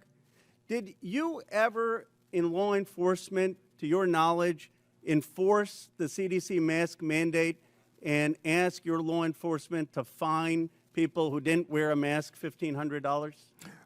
What we did was looked at the science and looked at how it will impact business, and after issuing warnings in education. But I think it's fair to say, Mayor, right, you never referred anyone to the Transportation Department for prosecution, and you never had local police out there saying we're going to fine people $1,500 with the CDC mandate. The goal was to always ensure that people will carry out the procedure, and we did several education and warning in the process. Mayor Wu, you were a great advocate of masks and looked at the science. Do you know if your city government actually ever used police resources to carry out the CDC or Transportation Department's mask mandate where they were fining $1,500 or referring for criminal prosecution? I am not aware of any incidents of someone in Boston having been fined or prosecuted for any mask-related issues. We certainly prioritize public health and saving lives, and so our role as a city was to provide positive communication, outreach, make sure there were signs and different community organizations that could go and remind people to stay safe and do their best to take care of each other and their families. As much of an advocate as you were for masks, and I was an advocate for masks, would you have been hesitant to order your law enforcement, your local police, to say if someone was violating those mask mandates that we need to cooperate and turn them over to the Transportation Department for prosecution? Would that have given you some pause if the federal government were saying use your police departments to fine people $1,500 and give us their records for criminal prosecution? Yes, it would have. And so I guess I'm trying to understand, you know, if we set this precedent that we want cities to be enforcing every federal mandate, then what happens when there's a new Democratic president that comes and says, we want a mask mandate that the Republicans may not want? And when there are conservatives like Governor DeSantis or Governor Abbott saying we don't want our cities to enforce that. Do you see, Mayor Wu, any difference between a federal government asking you to enforce laws that ICE is doing versus a federal government asking you to enforce a mask mandate or, frankly, to enforce gun laws that may not be what your local city department is focused on? It does seem that local authority is part of our democracy and part of our system of government. Isn't the real issue here not one of immigration, but of federalism? Isn't the question, I mean, everyone agrees that there needs to be, if there's someone who's convicted of a crime, that ICE has the right to enforce those laws. The question is just, are you going to have local governments in this country be beholden to every new president's directives and armed for enforcing that? My view is that we ought to have local governments be able to use their police officers for their priorities. That, in its essence, is federalism, and it actually used to be the conservative Republican position. Gentlemen's time's expired. Chair recognizes Dr. Fox from North Carolina. Thank you, Mr. Chairman. Mayor Johnson, in the last 4 years, how much has Chicago spent on care for illegal aliens? Thank you for that question, Congresswoman. So since 2022, since the governor of Texas began shipping. Just tell me a number. I don't need a speech. Just tell me a number. So since 2022, since the governor of Texas was shipping individuals to cities across this country, the city's budget, roughly 1% of the city's budget over the course of 4 years. Mayor Johnston, the same question, and I don't need a speech, just a number. Thank you, Dr. Congresswoman.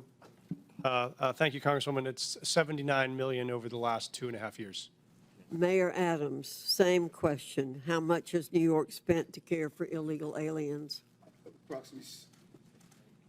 Approximately $6.9 billion went out of our taxpayers' funds. Mayor Wu, same question. How much has Boston spent to care for illegal aliens in the last 4 years? We do not ask about immigration status and giving city services and providing that access, so we do not have a number. Taxpayers have been bearing the brunt of the massive wave of illegal aliens who've entered the United States. The Biden administration seemingly declared taxpayers and hardworking Americans collateral damage in the pursuit of open borders.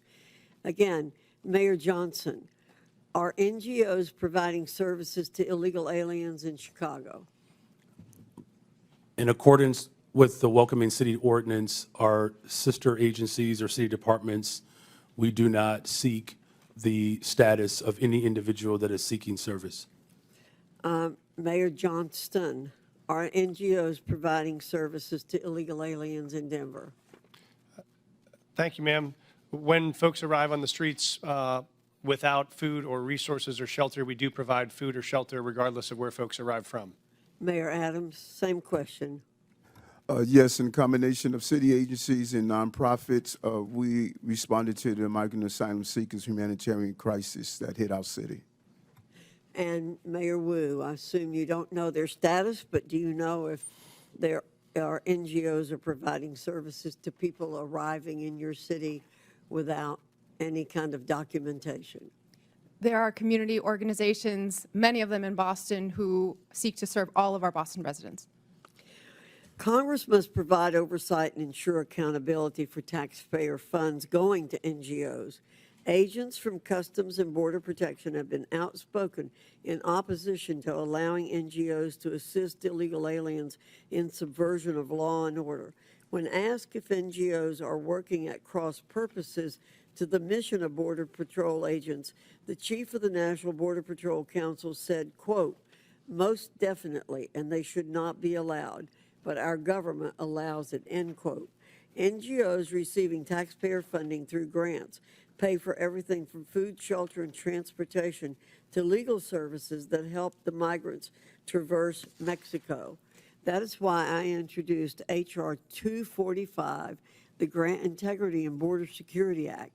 This bill would require all NGOs who apply for a federal grant to certify as part of their application that they have not, will not, and are not engaging in acts that violate federal immigration law.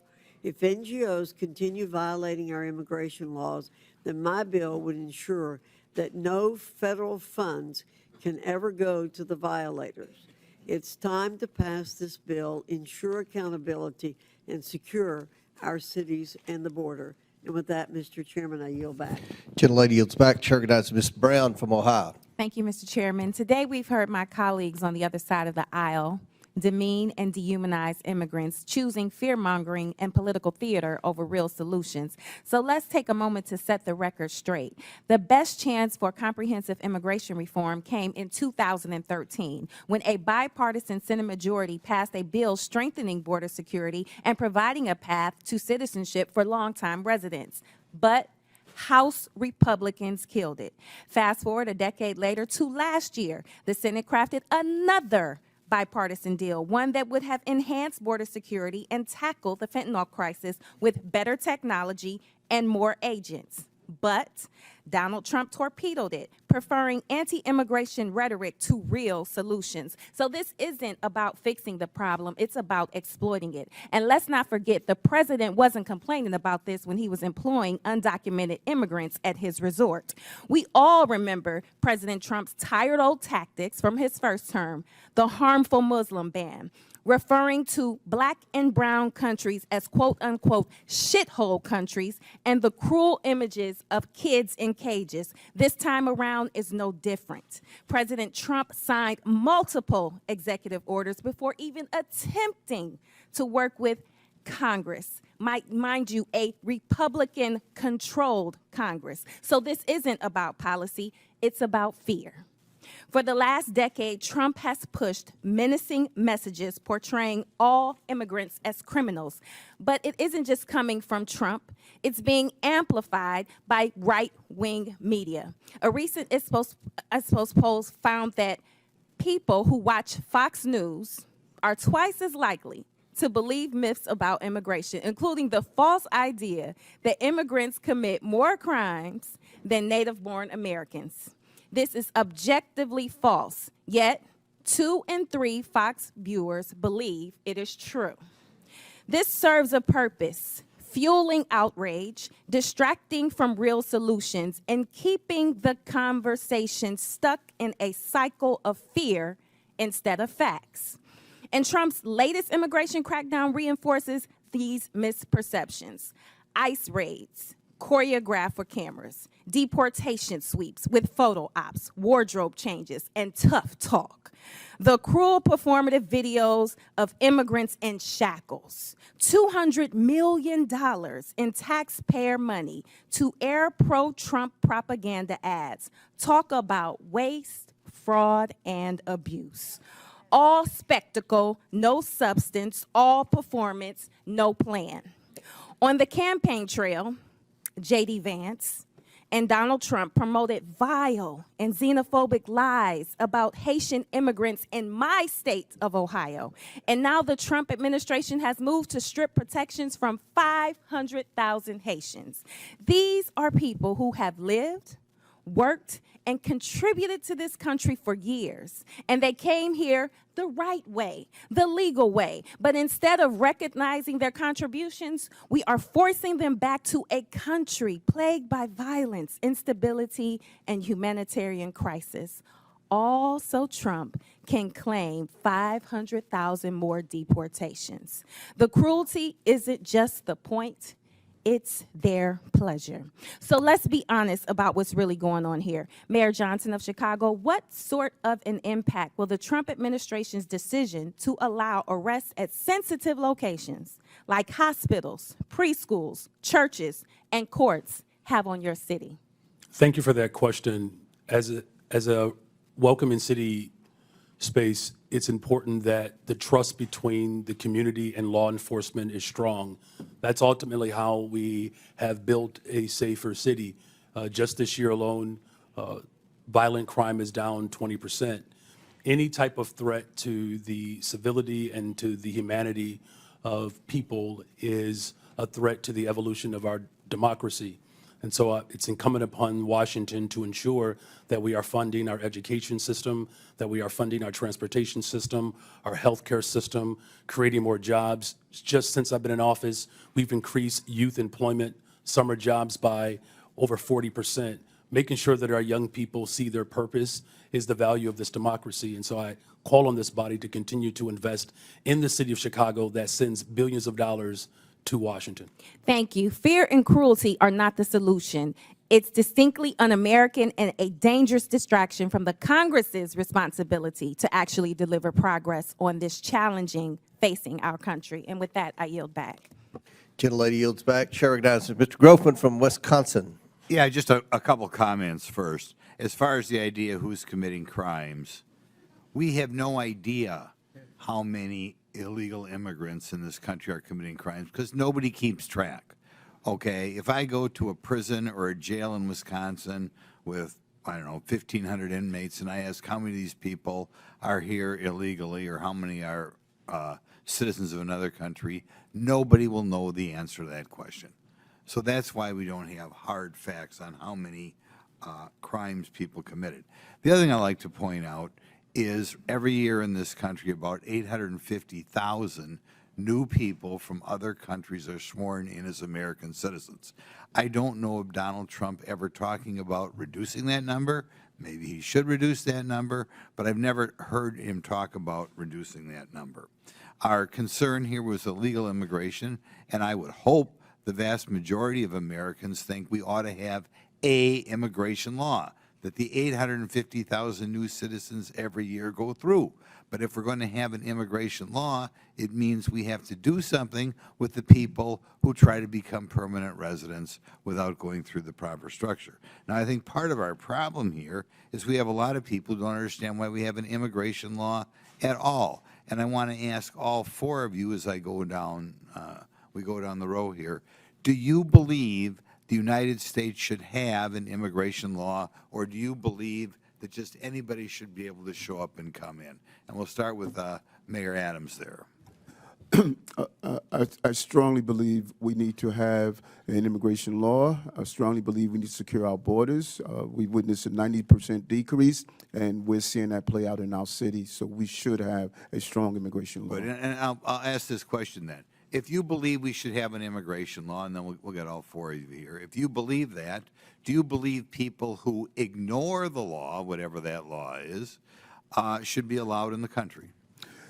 I think that all of us must be held accountable to the law, and if we secure our borders to make sure before they come in that is done correctly, it is not going to impact cities to carry that burden. Like I said, close to $7 billion in tax dollars.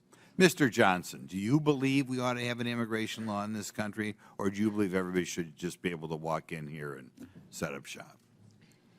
Thank you, sir. I do believe we should have an immigration law. I do believe we should have secure borders. I do believe we should fix our asylum process. I do believe we should let dreamers get access to permanent citizenship. I Okay, think then the there's lots question we could is, do. if somebody ignores that law and comes in this country, do you believe whoever, ICE or Border Patrol or anybody, should spin them around and send them out? Or can they just ignore the law, and because they, however, crossed the Rio Grande, overstating a visa, whatever, are here? Do you believe that we ought to do something to the people who are ignoring the law?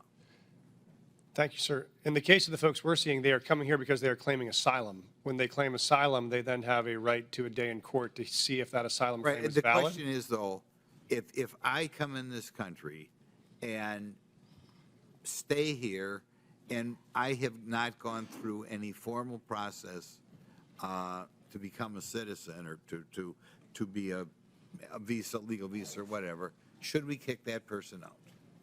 The folks that we're serving, sir, are trying very hard to navigate that legal process. It's often a 7-year wait for a court date when they arrive to this country, so part of it is the backlogged administrative needs of the border.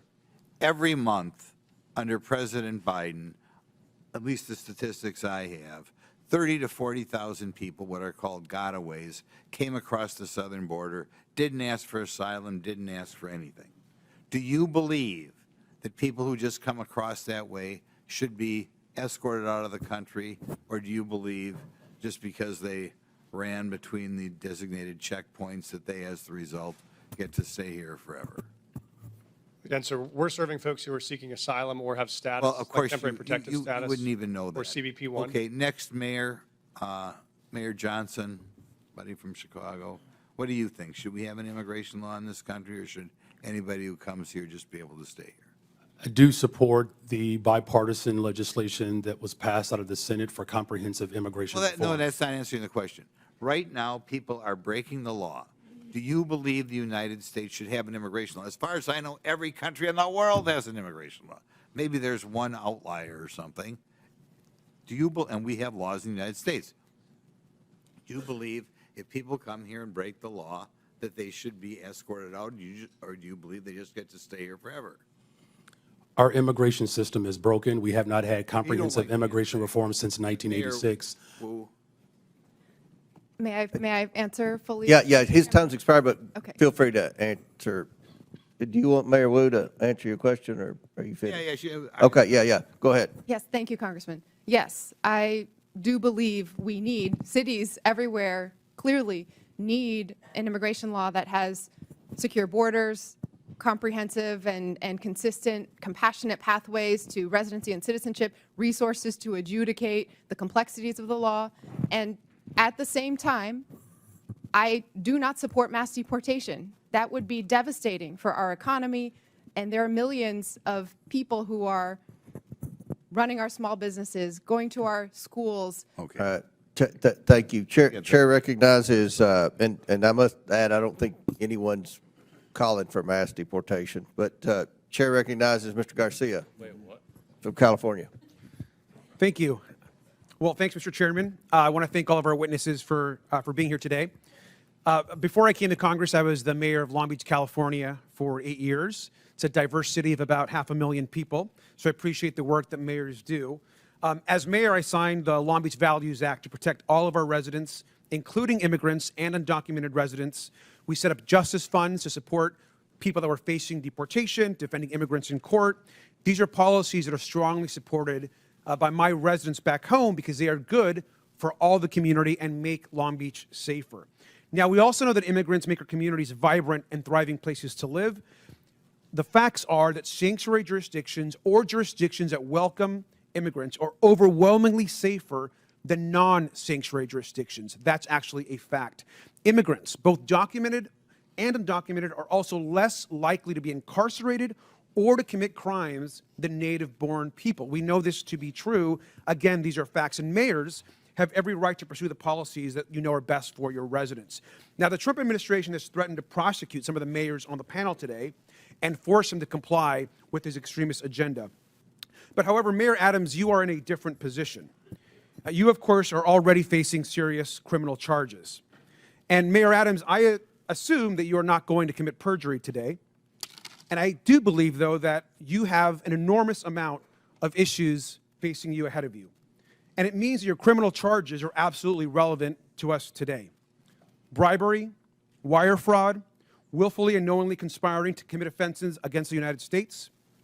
Mayor Adams, you, of course, deny these corruption charges against you. Is that correct? Yes. Yes, Congressman. Thank you. Now, I understand that you are proven innocent unless you are guilty, but you also have, sir, a trust problem. 4 of your deputy mayors have resigned. Now, this is serious, and Republican prosecutors agree that the evidence against you is ironclad, yet Trump's DOJ moved to drop these charges.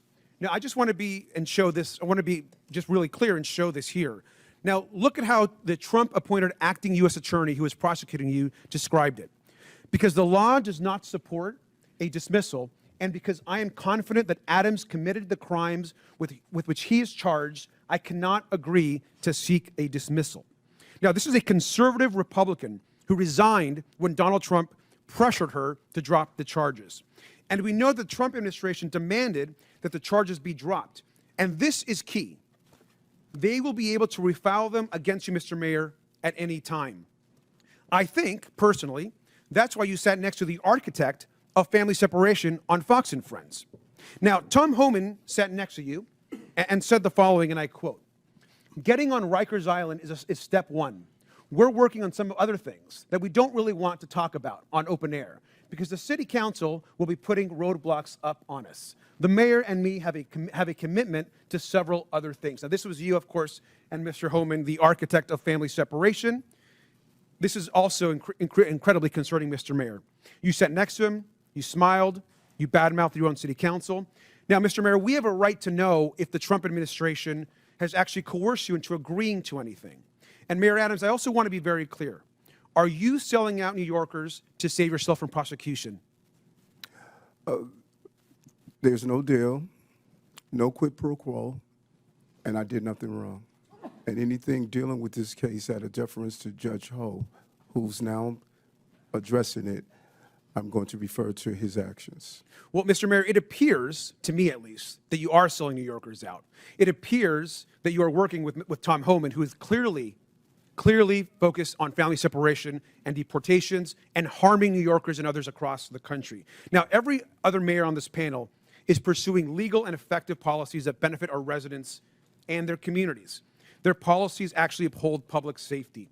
Now, I personally agree with the majority of New Yorkers and think, Mr. Mayor, that you should resign. You should do the right thing. You should step down and resign today. And with that, I yield back. Would my friend yield? Would my friend yield? I yield. Yeah. Mr. Mayor, I want to be really clear.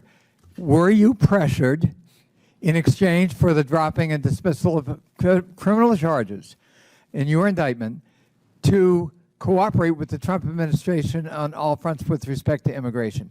Did any such conversation take place? I think I was extremely clear.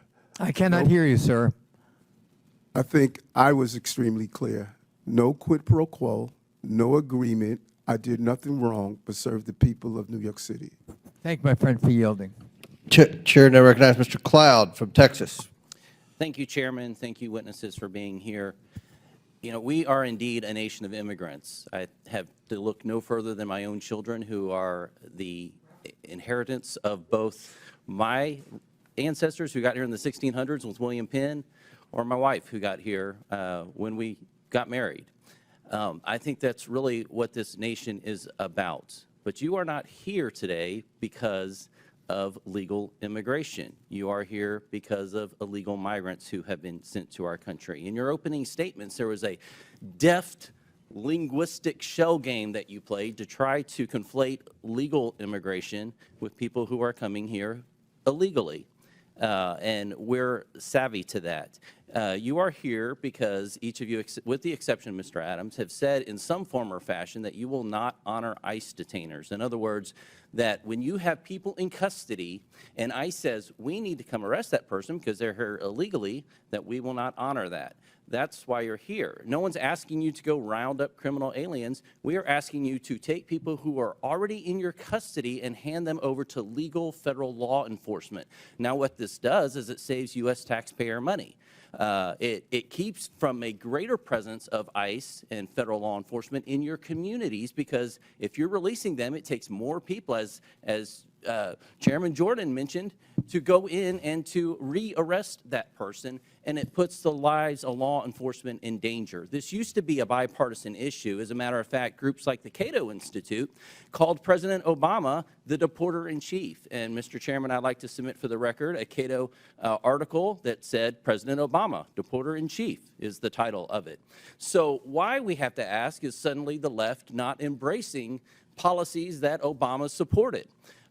We can look to last night, where it seems to be Trump derangement syndrome, where the left could not seem to applaud kids fighting cancer, a first lady, an accomplished immigrant in her own rights, where traditionally we have applauded and recognized and honored the families for their sacrifice. Many of them are, this is the president's issue, and they're kind of along for the ride.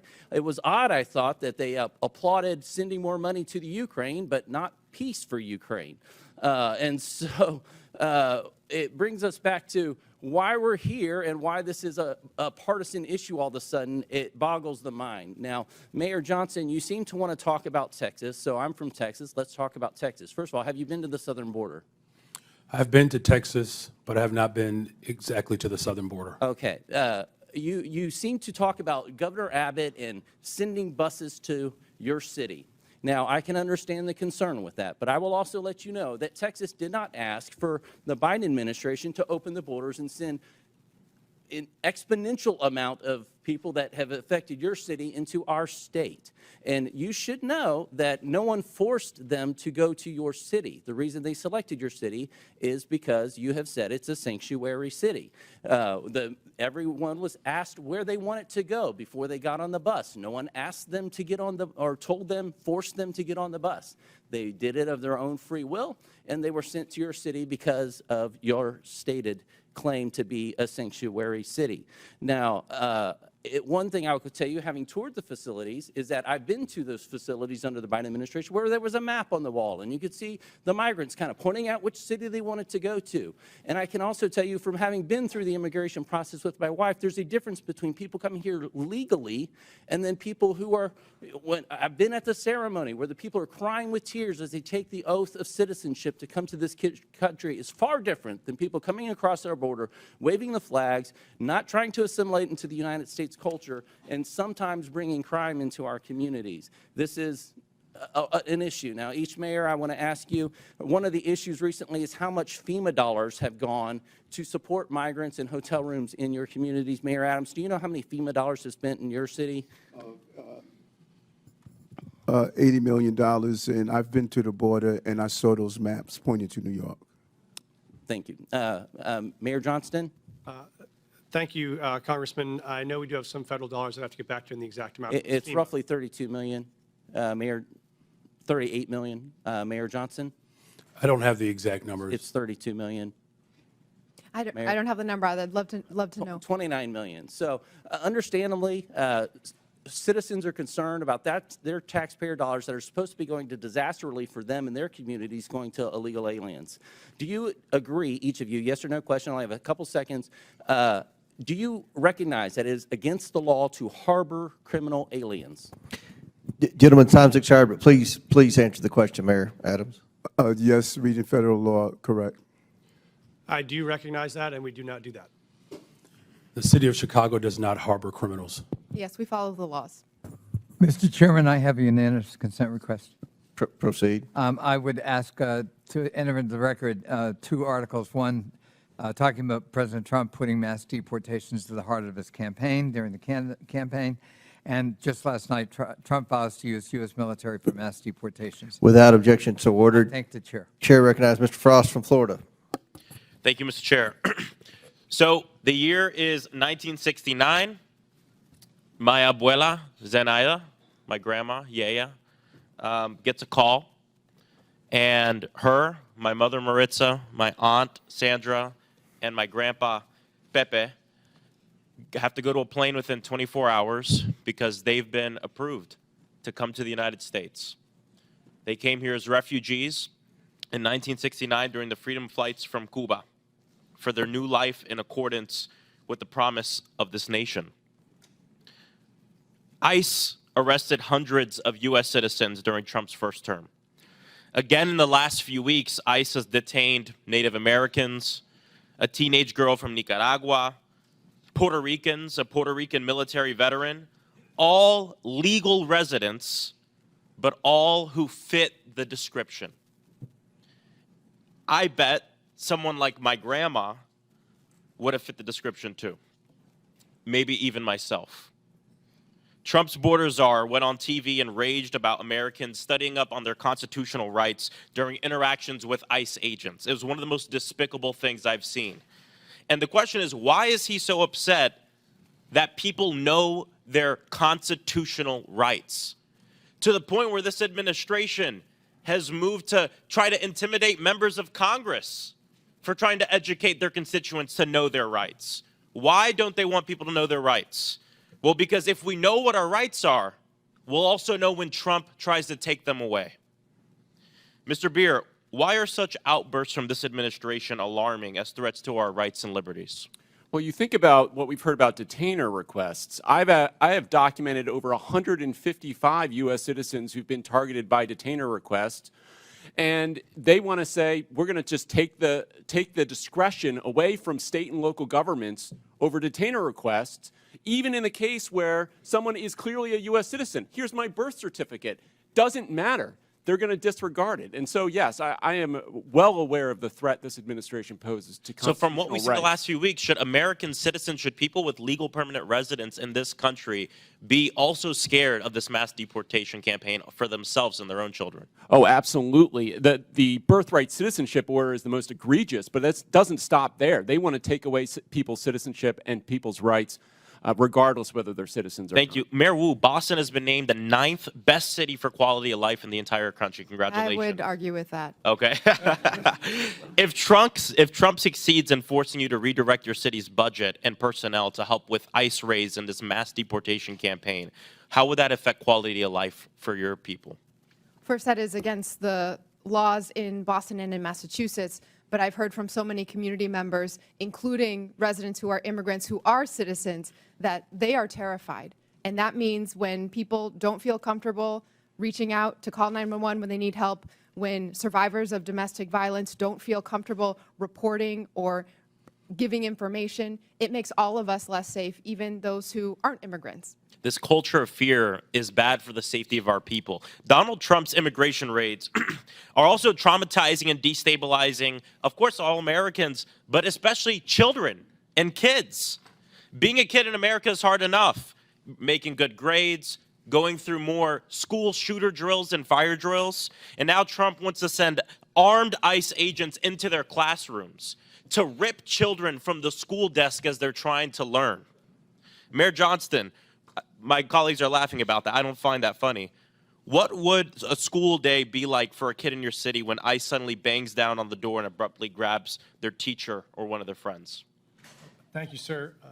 I was a teacher and I was a school principal before I did this job, so I knew that our school was often the safest place that kids came, and they knew there they could learn, they could get support, they get access to services. And many of our kids come from mixed status families. They don't know their status, they don't know their mom's status or their dad's status. So I've had families before who have pulled their kids out of school, kids who were citizens, because they were worried that somehow their kids were in danger because they didn't know who was being taken. And so for us, the fastest way to make a city unsafe is to have kids not feel safe in their own schools. See, they want everybody to live in fear of undocumented people. That is what they want to do. But I'll tell you, when I'm in my district and I do roundtables, I've done them with kids in elementary school, and I ask them what they want us to do. They want us to ban assault weapons. They say what they're actually scared of is being shot to death and dying in their schools. And because of actions that the Democratic administration took, the Biden administration with Congress, Gun violence has gone down in Denver, 24%, 25% in Chicago, 40% down homicides in Boston. This works. Gun violence went up 45% under Trump. So when they're in charge, more people die. When they're in charge, we are actually less safe. And I think that's an important thing that we all have to keep in mind as they try to scare us in terms of immigrants who are living in this country. Thank you, and I yield back. Chair recognizes Mr. Palmer from Alabama. Thank you, Mr. Chairman. I thank the witnesses for being here. I just want to respond about crimes committed by people here illegally. Every crime committed by someone in the United States illegally is a crime that would not have been committed. Lincoln Riley, Ruby Garcia, Rachel Morin, Joycelyn Nungaray, the woman set on fire in the New York subway. These are all assaults, rapes, murders, and other crimes that would not have taken the lives of these people if those people were not here illegally. They were given safe harbor. Now, I want to ask you something. You all took an oath of office. Mr. Adams, did you swear to uphold the Constitution of the United States? Yes, I do. How about you, Mayor Johnson? Yes, sir, I did. How about you, the other Mayor Johnson? Yeah, the Constitution of the United States as well as the Constitution of Illinois. Okay, and Mayor, Yes. you did. Are you familiar with the Supremacy Clause? Any of you? Yes, sir, I am. Okay. Then under the Supremacy Clause, you understand that the laws of the United States take precedent over the laws of Colorado, over the laws of Illinois, over the laws of Massachusetts, and your cities. Do you understand that? Yes, sir, I do. But when you declared your cities sanctuary cities, you did so illegally. Do you understand that? Respectfully, sir, I would disagree with that. We follow You're every disagreeing federal with law. the law. It's against the law to give sanctuary to people who have committed felonies, and it's a felony to cross the border illegally. There You is no- gave sanctuary to people who are here illegally. You violated your oath to uphold the Constitution because of the Supremacy Clause. The laws of the United States take preference. But you didn't do that. There is, thank you, sir. There's no part of our city law that violates federal law, no part of the practices or services we provided that violate federal law. Did you personally violate the law then by giving sanctuary? Somebody gave these people sanctuary. You declared your city, city of Boston was declared a sanctuary city by you, Mayor. Being a sanctuary city, as you describe it, or being a city as we describe it, that's home for everyone, does not, it means that if When you you commit a give crime, safe you are harbor held to accountable people who are regardless of here immigration illegally, status. and when you interfere with the officers of the law who are there to even remove people that you know have committed crimes, you have violated your oath of office. You've committed a crime. Mr. Chairman, I don't understand why we haven't been discussing obstruction of justice. I mean, get real about this. We have a problem in the country with the people who have come here illegally. And I just gave you a few names of people who have been raped and murdered. There are numerous others.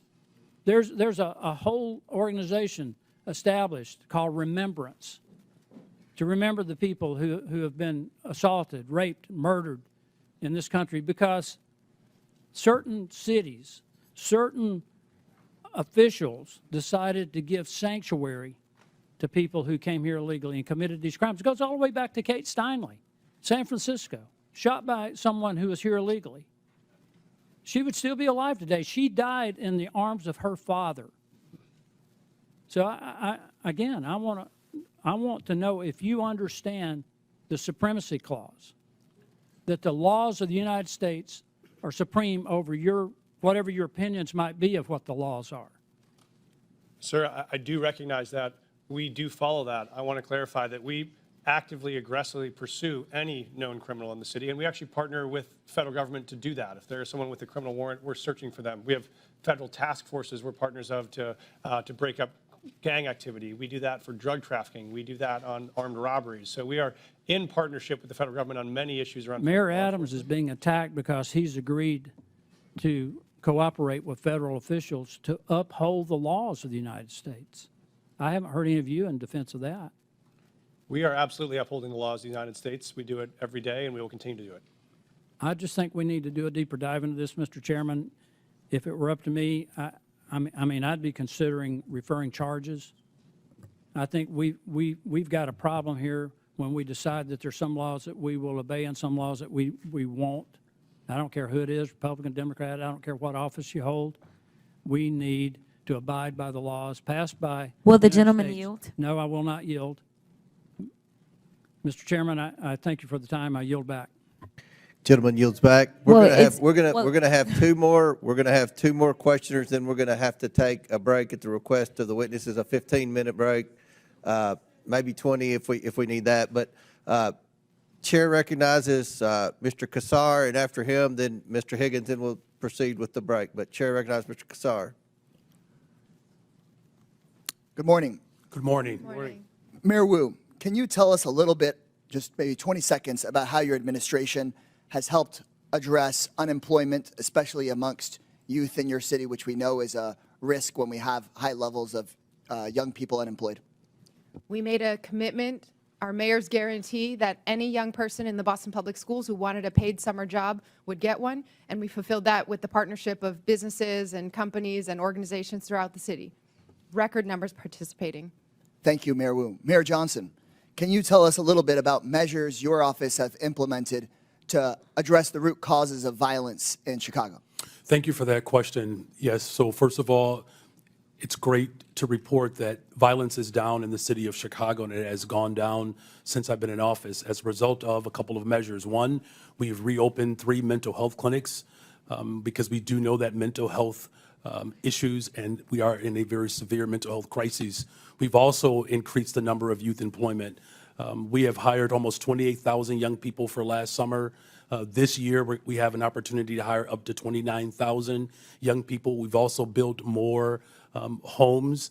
Just last year, we've appropriated $11 billion, 37,000 construction jobs in the works for almost 10,000 more affordable units. And we have promoted and hired 200 detectives to increase trust between community and law enforcement to solve the crimes that do occur in our city. Thank you so much. Mayors, I want to thank you for the hard work you're doing every single day. Just in 40 seconds, you have described building tens of thousands of homes for people that need them, hiring detectives to solve cold cases, building community trust to reduce violence, hiring people to do incredible mental health work, and reducing the youth unemployment rate. That is so much more than what the Republican majority can ever describe having ideas about. And that's why they've dragged you before us today. They want to point the finger at you because they have no plan on how to address housing, no plan on how to reduce costs, no plan on how to actually reduce violence in our communities. In fact, maybe some of the only plans they have would be to make those issues worse. And I know that you all, as mayors, are doing one of the hardest jobs in this country every single day. You're serving your communities honorably. And they don't want the American people to hear about how Boston has drastically dropped your unemployment rate. They don't want the American people to hear about how Chicago is dropping the rate of violence in the city. But our job is to make sure the American people actually hear the truth.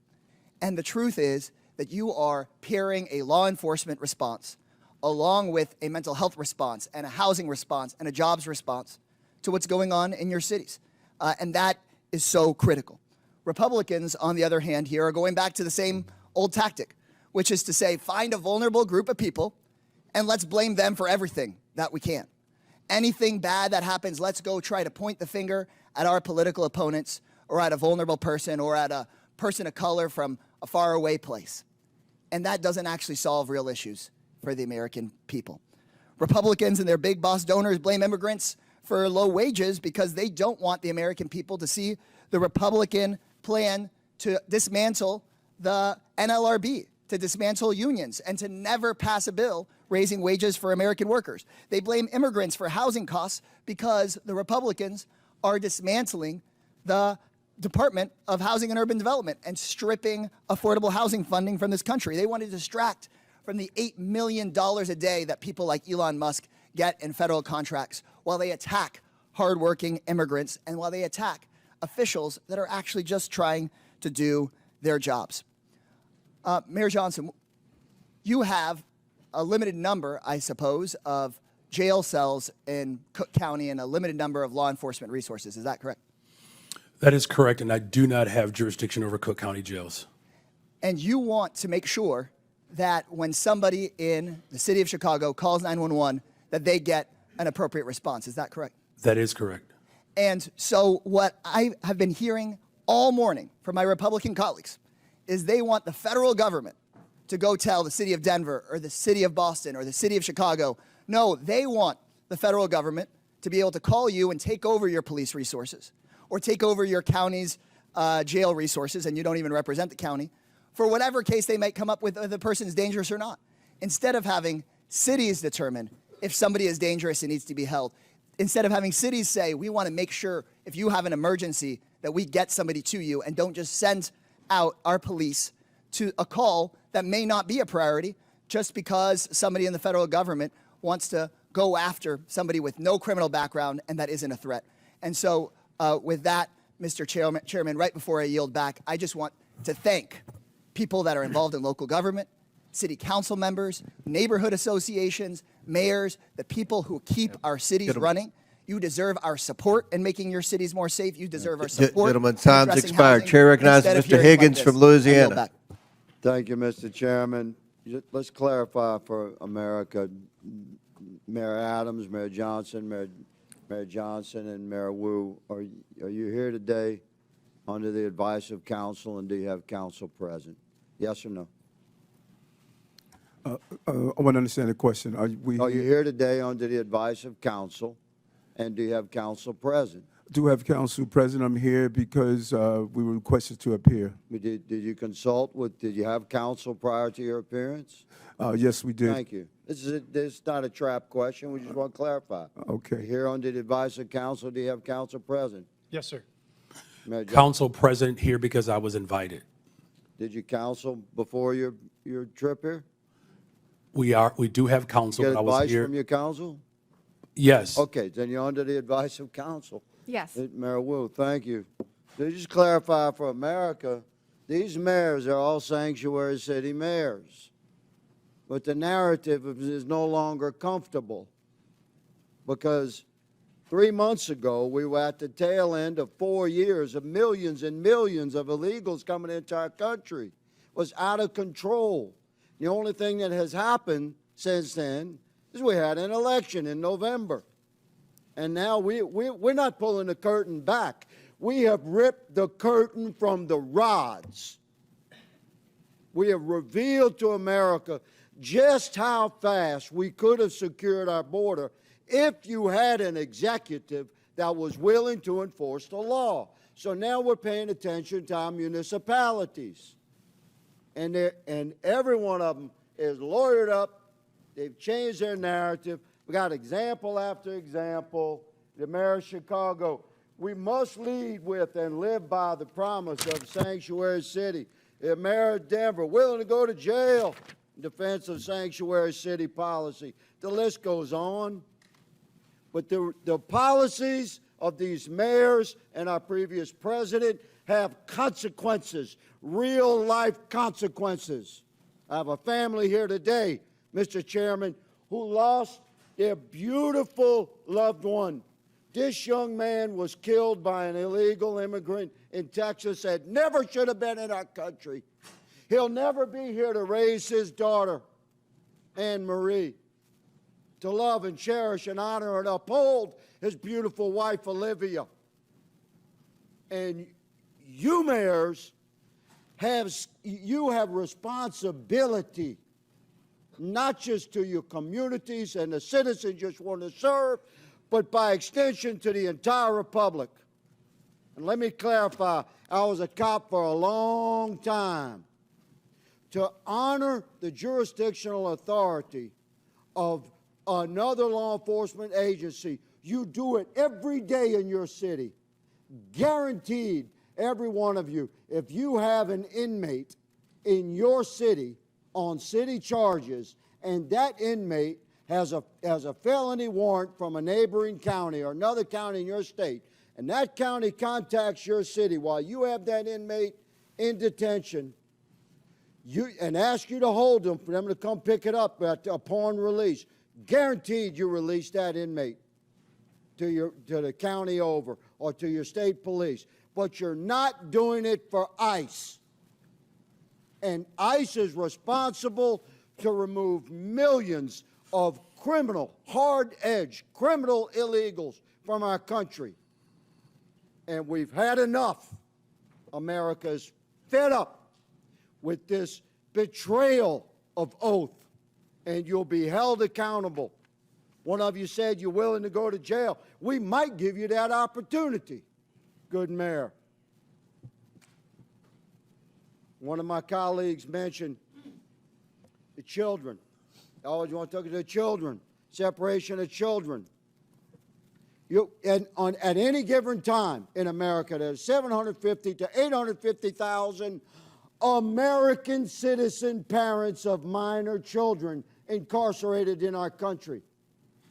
If you commit a felony in America, you get arrested and prosecuted and convicted and incarcerated, you can expect to be separated from your children. But let me say, there's a sunset to that separation, because when you do your time, you'll be released. You can return to your family. This young man will never return to his family, and he should have never been removed from his family. If we had a president and heads of our municipalities that were willing to uphold the federal law that exists. America is moving into a new era of enforcement of our own laws. Welcome to it. Mr. Chairman, I yield. Very good. Mr. Chair, I have unanimous consent. This is an article from Wired. It is February 18th of 2025. U.S. funding cuts are helping criminals get away with child abuse and human trafficking. Services supporting victims of online child exploitation Without and objection, trafficking. so ordered. Thank you so much. At the request of the witnesses, the committee will take a 20-minute break pursuant to the previous order. The chair declares the committee in recess for 20 minutes. Ms. Lee from Pennsylvania for 5 minutes. Thank you, Mr. Chair. So we've heard a lot of accusations and sensationalism thrown around here today, which is not new for this committee. But I do think we need to be clear about what we're really talking about today and what the so-called sanctuary city policies actually mean. What Republicans are calling sanctuary cities simply means that a city or a state is not going to do the job of ICE for them. That's it. Republicans are acting like there's like a mythical barrier that keeps ICE completely out of cities. If you're listening to Fox News, they make it seem like they're police at the borders of Chicago keeping ICE agents out, and that's simply not the case. Republicans want every town, city, state to dedicate their limited resources to entering what's called a 287G agreement with ICE to either do their enforcement work on the ground or hold people in custody for an additional 48 hours on detainers. That's 48 hours beyond the lawful detention. To be clear, that is illegal. In more than 700 counties in at least 9 states, there are policies or court decisions limiting these ICE detainers, as it is such a blatant violation of the Fourth Amendment. And when people's Fourth Amendment rights are violated, it's the cities, not ICE, who face civil lawsuits. As a reminder to Republicans, the Fourth Amendment is the one against unlawful searches and seizures. Just last year, New York City's Department of Corrections had to pay $92.5 million in a settlement to those they unlawfully detained for ICE. Republicans are putting these mayors between a rock and a hard place. And the reason that they're doing this is because Trump is trying to get them to do illegal things. If they work for ICE, they risk violating their own residents' constitutional rights and opening themselves up to costly litigation. But if they don't do Trump's bidding, they're being threatened with losing federal funding. Today's hearing is nothing more than a shakedown against the mayors of some of our nation's biggest cities and a part of Trump's ongoing anti-city crusade. In Trump's America, if you disagree with his priorities, then you lose federal dollars. Just last week, Donald Trump actually called city leaders who oppose his cruel policies sick politicians. Just a few days before that, his border czar, Tom Homan, threatened that he would be bringing hell on the city of Boston. Mayor Wu, what do you think about these threats against Boston and their attempts to force you to enact policies that are against the very things your constituents voted for? The laws are most important and the safety of our residents are most important. And what I hear from all of our residents across every one of our neighborhoods is that, in fact, undermining the trust is what would make our city less safe. And so we need everyone to feel secure in their communities, like they can reach out, they can call 911 when they need help. And in our city, those laws actually help Boston police solve crimes. Thank you. Mr. Beer, question for you. I'd always thought that my Republican colleagues were strong supporters of state and local sovereignty and were against intrusion from the federal government. Do you think this lawsuit seems consistent with that position? Oh, absolutely not. If you look at the Supreme Court precedent on this, it came from a gun control law that said that state and local governments had to cooperate with the federal government on gun control. The Supreme Court said that's unconstitutional. Not a single member on this side, I believe, would be against that Supreme Court decision. Mm-hmm. There is nothing illegal about protecting people's constitutional rights and due process, education, and equal treatment under the law. But it is illegal for the federal government to withhold federal dollars that these cities' taxpayer dollars have gone towards. Mayor Johnson, Chicago ranks as one of the largest cities in the U.S. and has the third largest metropolitan economy, boasting a GDP of $860 million. This makes it one of the most economically diverse cities in the nation, correct? That is correct. Would it be fair to say that your city generates billions in taxpayer revenue and that the average taxpayer in Chicago and Illinois contributes more than around $20,000 in federal income taxes, which is more than $1,310 above the national average? That is absolutely So correct. can we conclude that Chicago residents pay significantly more in taxes than they receive in return, contributing at least $5 in taxes for every $1 they get back in federal support? More than our fair share. Thank you. Only 9 states have taxpayers that contribute more to the federal government than they receive. All 4 of our mayors are from states on that list. Yet Republicans are saying that they should lose that money because they don't agree with their dear leader. Trump and Republicans are attempting to take money from blue cities and blue states and give them to their red states. Republicans too often demonize blue areas and cities that are the very areas that are keeping the economy going. The attacks we've heard on mayors today are not only shameful, they're dangerous capitulations to the impulses of this president who is trying to expand executive power in nearly every direction. I'd like to thank our mayors, Wu, Johnson, and Johnston for coming in today, having the strength of courage to stand up to this administration. Thank you. I yield back. Chair recognizes the gentleman from Arizona, Mr. Biggs. Thank you, Mr. Chairman. So, Mayor Adams, you've agreed today. Sorry, over here. You've agreed today that New York City is a sanctuary city. Is that right? Based on the definitions, and it doesn't seem, Congressman, there's now a uniform definition of that, but yes. Right, but that's what you've proclaimed. Mayor Johnston, you've previously also declared that you're a sanctuary city. Mayor Johnson, you said that Chicago must lead with and live by the promise to be a sanctuary city. Mayor Wu, you said Boston Police and other departments cannot cooperate with ICE when it comes to detaining on civil warrants. Of course, I don't know what Mayor Johnston would define it, but I do know that the Honorable Mayor Johnson from Chicago, they call theirs a welcoming city ordinance, and we've got Ms. Wu, Mayor Wu, who's referred to hers as a safe city. That's really interesting to me.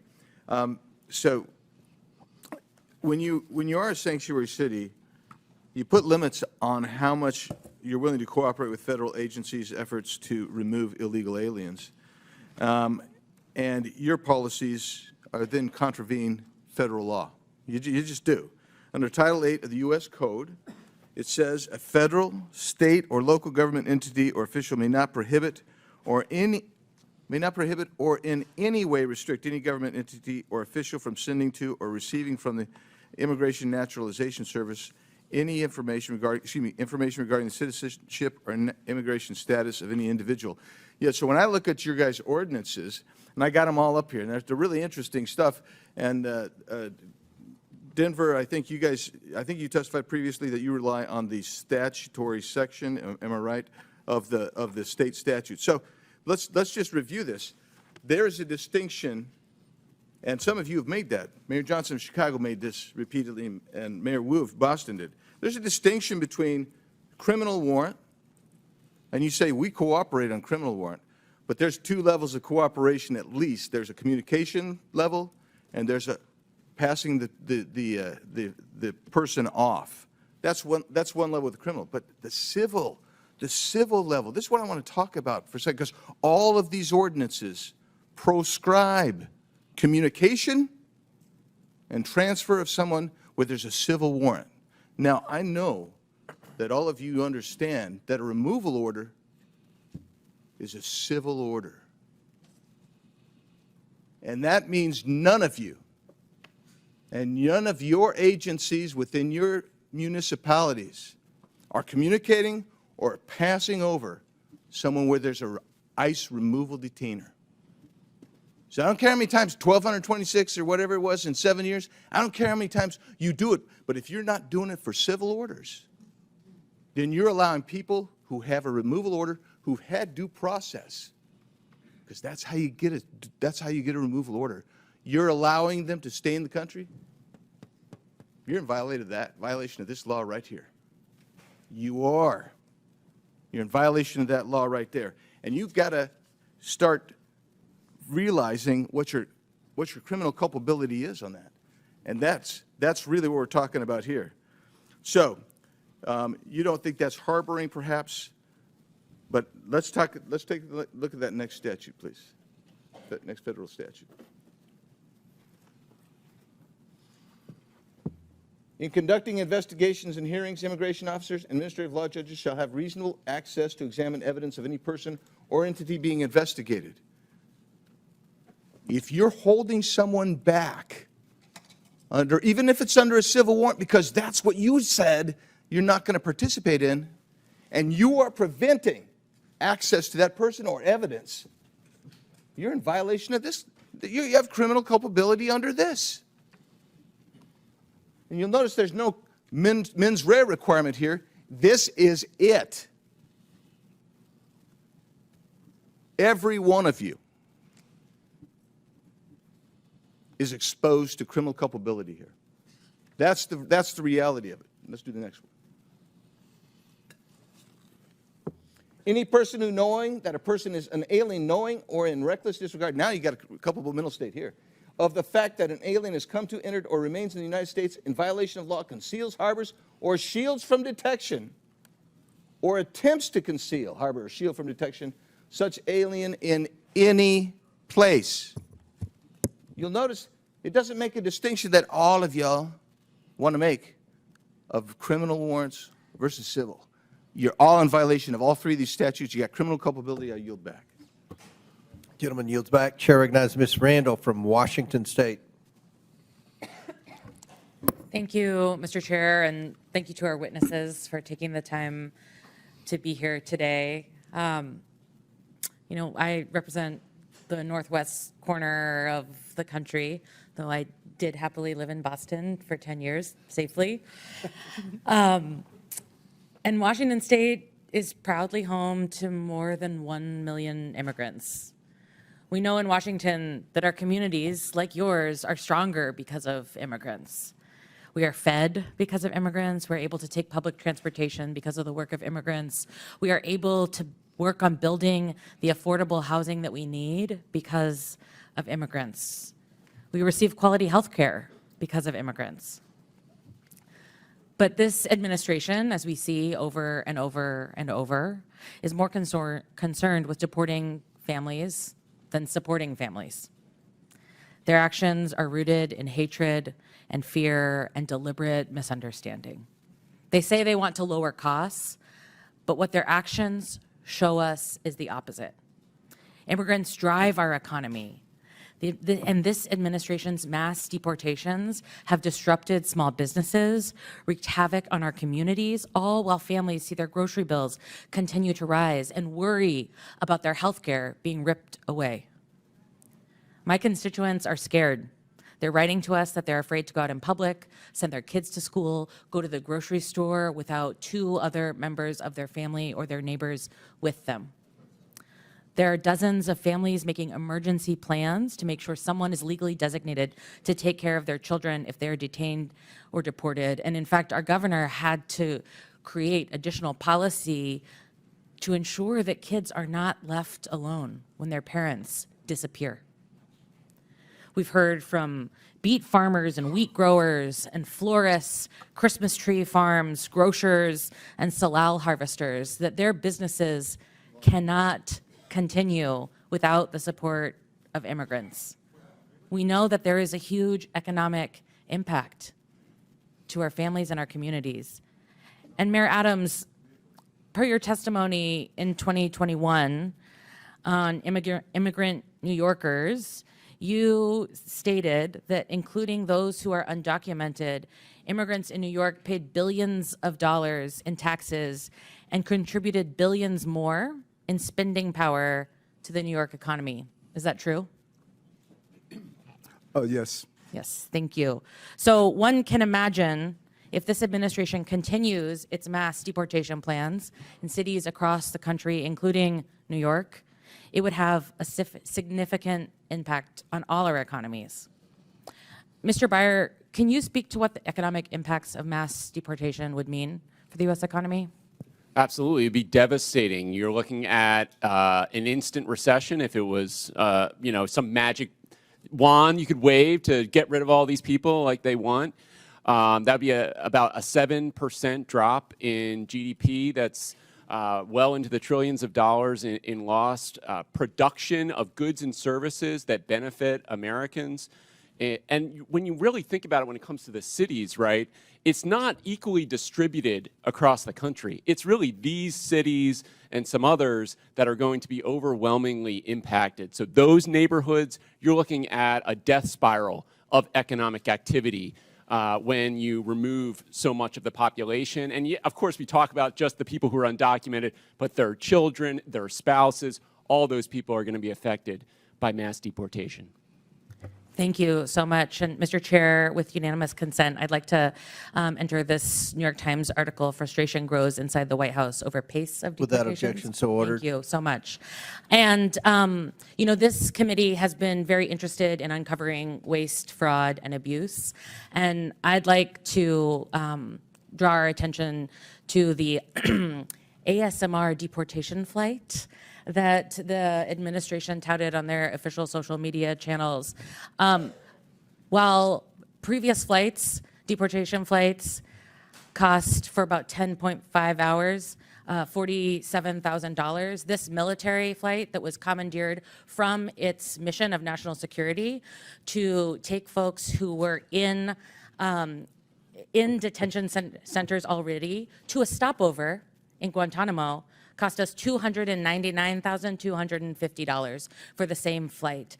My folks in my community who are stationed at Joint Base Lewis McChord are being diverted from their essential missions to go to Guantanamo to be layover stewardesses for this this plan that's just for clicks. It's just to continue to stir up media. It's just to deliver on a promise that the president made and that he's worried that he will be accused of letting his base down if he doesn't carry out. Thank you. Chair recognizes Ms. Mace from South Carolina. Thank you, Mr. Chairman. All of the mayors here today are actively working to harm the American people you represent. You all have blood on your hands. I'm going to ask a series of yes or no questions today, and I would like to remind all of you, you are under oath. I only want a yes or a no to my questions. My first question, do you acknowledge breaking into our country as a crime? Mayor Adams, yes or no? Do you acknowledge breaking into our country as a crime? I acknowledge. Yes or no? I acknowledge. Okay, Honorable Johnson, he's not going to answer the question. Yes or no? Is breaking into our country against the law? Yes or no? Depends how you cross the border. Okay, Some folks Mayor have Johnson, status. yes or no? Comprehensive immigration not an reform answer. policies Mayor are what's Wu? necessary in this Mayor Wu, moment. do you have a better answer than these gentlemen before you? Yes or no? Yes. Okay, do you believe it's acceptable for illegals who commit heinous crimes be released back into the public instead of being detained and deported? Mayor Adams, yes or no? Anyone break a crime? Yes or no? This is not hard. Yes or no? Anyone that break a crime should be detained. Okay, Mayor, yes or no? They should be deported. Okay, Mayor. Any individual that Yes or causes no? harm Yes or and no? breaks Okay, the Mayor law Wu? should be held accountable. This is why you have 6% approval rating, because you suck at answering questions. Mayor Wu? Yes or no? Anyone who's a public safety threat should be prosecuted. All right, I have my next question. When an illegal alien rapes a woman, do you believe you're on the right side of history? Mayor Adams, yes or no? Can we say that question again? Okay, Mayor Johnston. When a legal alien rapes a woman, do you believe you're on the right side of history? Yes or no? I will charge and prosecute them. Yes or no? Okay, well, okay. You said you would go to jail, didn't you? I will For charge and harboring illegal prosecute aliens or something, Mayor Johnson? Could you repeat your question, please? When an illegal alien rapes a woman, do you believe you're on the right side of history? Could you clarify that question? Okay, Mayor Wu, yes or no? No, rape is obviously Then horrible. why are you letting rapists back out onto the streets of Boston? That is not true. That is Okay. not what's happening in When Boston. an illegal alien molests a kid, molests an underage kid, do you pat yourself on the back for being compassionate? Mayor Adams? It's despicable, and he should be arrested. Mayor Johnston? I prosecute folks that commit crimes like that. You guys let him out on the streets. Mayor Johnson? We arrest violent criminals in the city of Chicago. Mayor Wu? We investigate, arrest, and prosecute. You guys don't sound very confident today. Would your city honor an ICE detainer on an illegal alien who rapes kids if one was issued today? Mayor Adams? Yes or no? In conformance with law, we will honor detainers. Mayor Johnson? If there's a criminal warrant, we'll help them pick them up. If there's no criminal warrant, we'll honor a notification request. Mayor Johnson? Criminal warrants, we always cooperate with federal agents with a criminal warrant. Mayor Wu? Get a criminal warrant, we will enforce. A criminal warrant. I'm talking about an ICE detainer on an individual who's here illegal who rapes kids. Do you all hate Donald Trump more than you love your country? Mayor Adams? I respect my president. I respect my Yes or country, no? and I You're having the respect hardest time my today. Senate. Mayor Johnston? I love my country. Yes or no? I love my Okay. country. Mayor Johnson? As the son of a pastor, I love everyone and this country. Mayor Wu? I love my country and my city. Do you all, are you all willing to go to jail for violating federal law? Mayor Adams? I'm not going to violate federal law, so I don't have to worry about that. Mayor Johnston? We don't violate federal law either. You don't violate federal law. We do not violate federal law. Is it violating federal law if you don't honor detainer requests from ICE? Absolutely not. In fact, the statute Congressman Biggs shared, we explicitly follow. The statute says you cannot prohibit city employees from sharing information about someone's status with the government. We do not prohibit that. Do you love illegal aliens more than you love your fellow countrymen? I love all the residents of the city and county. Mayor Johnston, are you willing to go to jail for violating federal law? The city of Chicago complies with all laws. Oh, I highly doubt that. Mayor Wu? We are not violating federal law. Mayor Wu, I have a last couple questions for you. Do you believe that ICE arresting a child rapist, quote, threatens everyone's safety, end quote? Yes or no? No. Does ICE arresting a murderous MS-13 gang member threaten everyone's safety? Yes or no? No.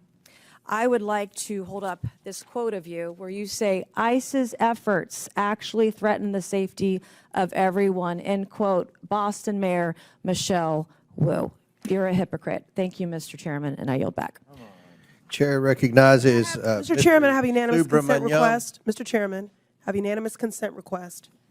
Proceed. I'd like to seek unanimous consent to enter into the record this article, and I'll do this as a survivor of sexual violence myself.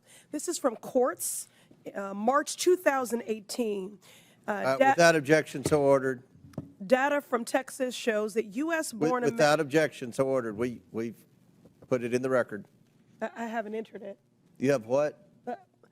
Mr. Chair, can I have several articles. I need to enter them. Let me just go ahead with what the articles are. What they speak to. What's the next article? Let me proceed. Data from Texas shows that U.S.-born Americans that is commit not- more rape Presley, and murder than immigrants. Listen, this trend of you Data all from trying to get Texas thrown out of shows committee that so you can get on US-born MSNBC Americans is going to commit end. more We're not rape. going to put up with it. This is Chair my recognizes procedural Mr. right as a Subramaniam. member of this committee You can to go. enter You documents can go with into the Mr. record. Frost and Mr. I'm Green. reclaiming my time. That's what do you not want. get to No.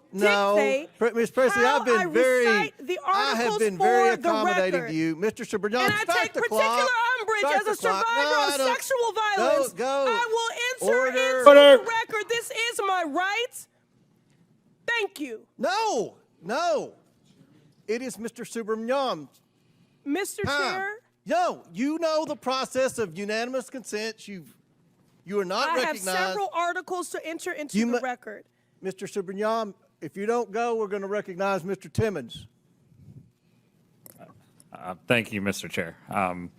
I just wanted to bring up a bill that's going to be before the floor, H.R. 32, a bill that would basically take away federal grants if the administration thinks you are a, quote, sanctuary city, which, by the way, isn't even very well defined. I'm not even sure from reading the bill whether your cities are even sanctuary cities to begin with. I think that's why that question may have been difficult for you to answer.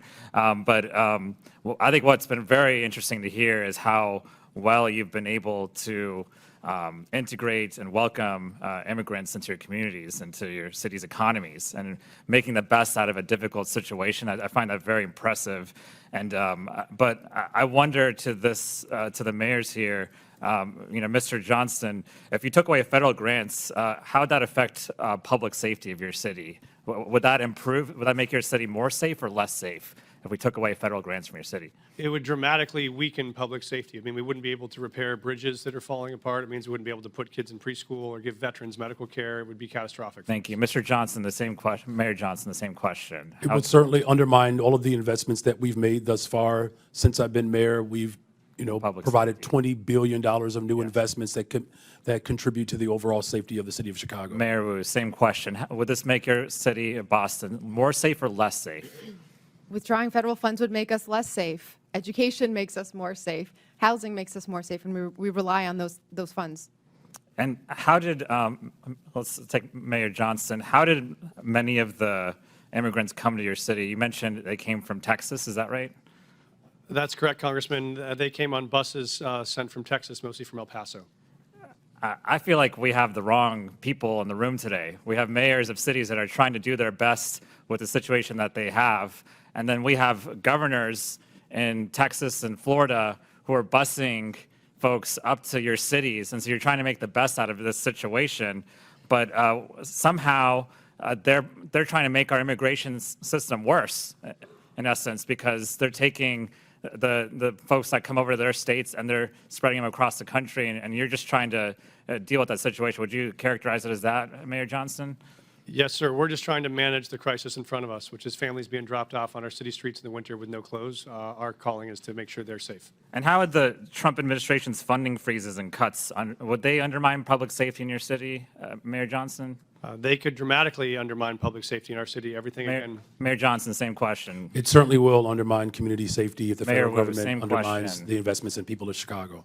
It would undermine our safety, too. So we're trying to make your cities more safe, but there's a bill here in the name of making your cities more safe actually makes your cities less safe. Would you agree with that, Mayor Johnston? Yes, sir, I would. Mayor Johnson, same question. Mayor Wu, Yes. same question. And I think this bill is actually, in a way, extortion, because you're basically trying to take away funding from a city if they don't do what the administration wants you to do. But let's talk about extortion for a minute. Mayor Adams, I think everyone's a little bit concerned about the timeline of events that has led to your case being dropped. And so, Mayor Adams, did you meet with Tom Homan on December 12th of last year? Did President Trump say publicly that he considered pardoning you 4 days after that meeting? Yes or no? I don't recall what the president said in regards to that meeting. Well, he did. In January, did you meet with President Trump at Mar-a-Lago? Yes or no? Yes, I did. In this meeting, did you talk about immigration enforcement with the president? Talk about immigration in general. What was that? What did you talk about when it comes to immigration? Just how important it is to secure the border, and they were able to do so. We saw a 90% decrease, and I see that on my streets every day. Did you talk about your pending case with the DOJ? No, I did not. So the case did not come out. Have you ever talked about your case with the DOJ with the president? No more than what you heard him on the trail say that he thought it was important. I haven't heard much. Tell me, have you ever talked about the president, talked about your case in the DOJ with the president? Yeah, as I indicated previously, I'm going to say it again. This case is in front of Judge Ho, and out of deference to him. Have you ever talked about your case with anyone in the Trump administration? I'm going to say this again. This case is in front of Judge Ho, and out of deference to Judge Ho, he is going to determine the outcome of this case. That's not answering the question. I'm going to ask you one more time. Have you ever talked about this case with anyone in the Trump administration? This case is from Judge Ho, and out of deference to Judge Ho is going to decide the outcome of this case. I think Mayor Adams is not answering the question because he probably has. And I think there's a pretty clear timeline here that indicates that a case is being dropped in the name of trying to appease the president, who seems to be okay with what's going on. And so look, we can talk about the policy, but I think there's a bigger problem here of public extortion and almost an endorsement of this extortion, and it's becoming the norm for this administration. I yield back. Chair recognizes Mr. Timmons from South Carolina. Mr. Chairman, before you do, I have a unanimous consent request, please. Mr. Spansbury, you recognize. Thank you, Mr. Chairman. I have 4 articles I would like to enter into the record titled "The Mythical Tie Between Immigration and Crime. Undocumented immigrants half as likely to be arrested for violent crimes. Immigrants significantly less likely to commit crimes," and one titled "Showing Data About U.S.-Born Citizens More Likely to Commit Murder." And Mr. Chairman, I do ask that you do respect my colleagues on this side of the aisle, parliamentary. Without objection, rights so ordered. to Your unanimous enter, consents use are these. put into the You did record, cut and off Ms. only Presley titles are while required. she was And making once her you start request. filibustering, you become out of order. I am not filibustering. I'm just saying I the am last asking that you member on your that side was filibustering. She was not. She had Yes, she more was. articles And now you're than filibustering. Chair Mr. recognizes Chairman. Mr. Timmons from Chairman. South Carolina. Thank you, Mr. Chairman. I just want to speak directly to all 4 of the mayors. Y'all did the best you could with bad situations. You did. The former president let in, I don't even know what number to use. Some places use 8 million, some people use 16, 20, whatever the number is. And so each of you had an influx of illegal immigrants into your cities, and you have federal, state, and local statutes that you have to deal with, and an untenable situation was created. I want to go one by one. Mayor Adams, how many illegal immigrants were present in New York City in the last 4 years? How many people did you have to deal with? 230,000. All right, so, and that's 230,000 people that were using your limited resources that American citizens are entitled to, but you were actually required under local ordinance or under state law to provide services to them. They're not supposed to be here. They're not supposed to be here because we have borders. Borders are supposed to matter. Mayor Johnston, how many illegal immigrants did you have to deal with over the last 4 years? Thank you, sir. We had 42,000 newcomers arrive over. 42,000. Mayor Johnson, how many illegal immigrants did you have to deal with over the last 4 years? Over the last 4 years, there were roughly 50,000 asylum seekers bused from the state of Texas to the city of Chicago. And you know why that Texas did that? Because 10, 12, 15 million people were in Texas, and they had to deal with the same problem you did, and they thought it was appropriate that everyone should have to share this burden. Mayor Wu, how many did Boston have over the last 4 years? We don't ask about immigration status and giving How many services, people so that- I don't have that number. Okay, well, we'll say at least tens of thousands. So all of you have limited resources, limited tax dollars to spend to serve your community. And there's people that have a disproportionate need, and you have obligations to serve them more if they are struggling, if they do not have income, if they are jobless. So you have limited resources, and all of you had this problem. And we've been saying for the last 4 years that this is all because Joe Biden and his policies were allowing lawlessness at our southern border, which allowed millions of people into this country. Mayor Johnston, did you say anything to the Biden administration? Did you say, we're struggling, we can't make ends meet, we can't serve our citizens because of your open southern border? Did you, Mayor Johnston? Yes, Congressman, I did reach out to the Biden administration about that. Did you publicly address this? Did you Uh, ever challenge them and say, this is ridiculous, secure the southern border? What we focused on, sir, was the biggest challenge we were facing was folks needed the right to work. They I came to our couldn't city. find anything where you told the Biden administration they are wrong for their border policy. Mayor Johnson, did you publicly attack the president, President Biden, in the last 4 years because he let millions of people into this country and it hurt your constituents? Did you publicly attack him for his policies? So I publicly called Did for... you say secure the damn border? No, you I didn't. publicly called for Congress to pass comprehensive immigration Okay, we'll get to reform, that in a second. and that Mayor did Wu, not happen. Did you ever publicly attack the open border policies of the previous administration? Congressman, in fact, we hosted the former Secretary of DHS in Boston so that he could see the impact. To talk of about how we our need residents. legislation, I'm sure. Mayor Adams, did you ever publicly attack President Biden for his open border policy. Yes, in addition to having $7 billion out of our tax base. Did you see what his administration did to political opponents? Did you see what they did to President Trump? I mean, I guess you're standing up for your people. I admire that. For the last 4 years, I heard how Congress needed to spend tens of billions of dollars to secure the southern border. We had to change policies. We had to do all this nonsense. We didn't need to do any of that. We just needed a new president. Last month, we had the lowest number of border crossings in decades. And I can promise you this, that's going to continue because our president has always had the ability to stop this. And the only one of you that stood up to the previous administration was under investigation shortly thereafter. Weird how that happens. We're turning the page here. Going forward, each of you need to cooperate to the fullest extent of your ability with President Trump, with ICE, with all federal laws to make sure that you can secure your people and stop spending billions of taxpayer dollars on people that do not deserve it. Your constituents deserve those resources, not the people that enter this country illegally. With that, Mr. Chairman, I yield back. Gentleman yields back. Chair recognizes Ms. Ansari from Arizona. Thank you, Mr. Chair. President Trump has talked a big game about how he wants to allegedly make our cities and communities safer. He says he wants to get violent criminals off the streets, and he thinks that mass deportations are the way to do it.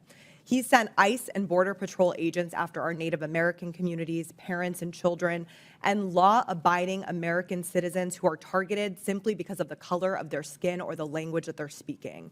The chaos and the fear that this has instilled pits neighbor against neighbor, creates more distrust in law enforcement, and puts us all in danger.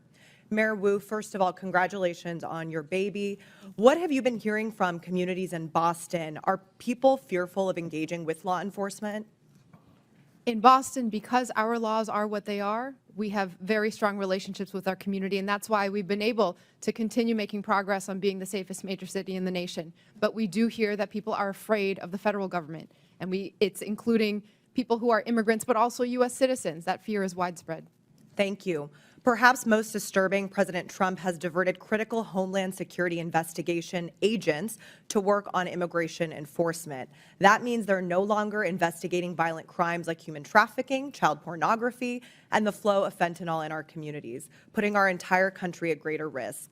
That means fewer violent criminals, pedophiles, and drug runners being apprehended, not more. Once again, Republicans are making life easier for criminals at the expense of victims, actually making our communities less safe. Mr. Beer, question for you. What effect do you think that assigning DHS agents to deportations is going to have on public safety? Well, it's an extremely negative effect, and it's not just limited to DHS. He's pulling in FBI, ATF, DEA. They're all being diverted off their primary missions to crack down on criminal gangs and criminal organizations in the United States. So it's not just DHS, it's every criminal agency in the United States government is being diverted to mass deportation right now. The Phoenix police chief has stated, we work with our federal partners all the time to work on criminal issues, not civil immigration issues. That will continue to be the stance of the Phoenix Police Department. I can tell you during my time on the Phoenix City Council, I served on the Public Safety and Justice Subcommittee. I heard constantly from our police force that they are understaffed and need to focus their resources on violent crime. But President Trump has also tried to force municipalities to divert their law enforcement personnel to aid in mass deportations. Diverting city police to deportations would mean that our officers are spending less time investigating murders, rapes, and robberies. Now, I want to shift to the economy. Mayor Wu, would you agree that local leaders and public safety officials who hear directly from constituents about public safety know better what your city needs to focus on than the White House does? And also, are you worried about ICE raids and the impact that it will have for businesses and economic prosperity? Yes, our local community knows best, and we can tell you in Boston, over our history, it has not been the word of presidents or kings or presidents who think they are kings that set what happens. It is our residents.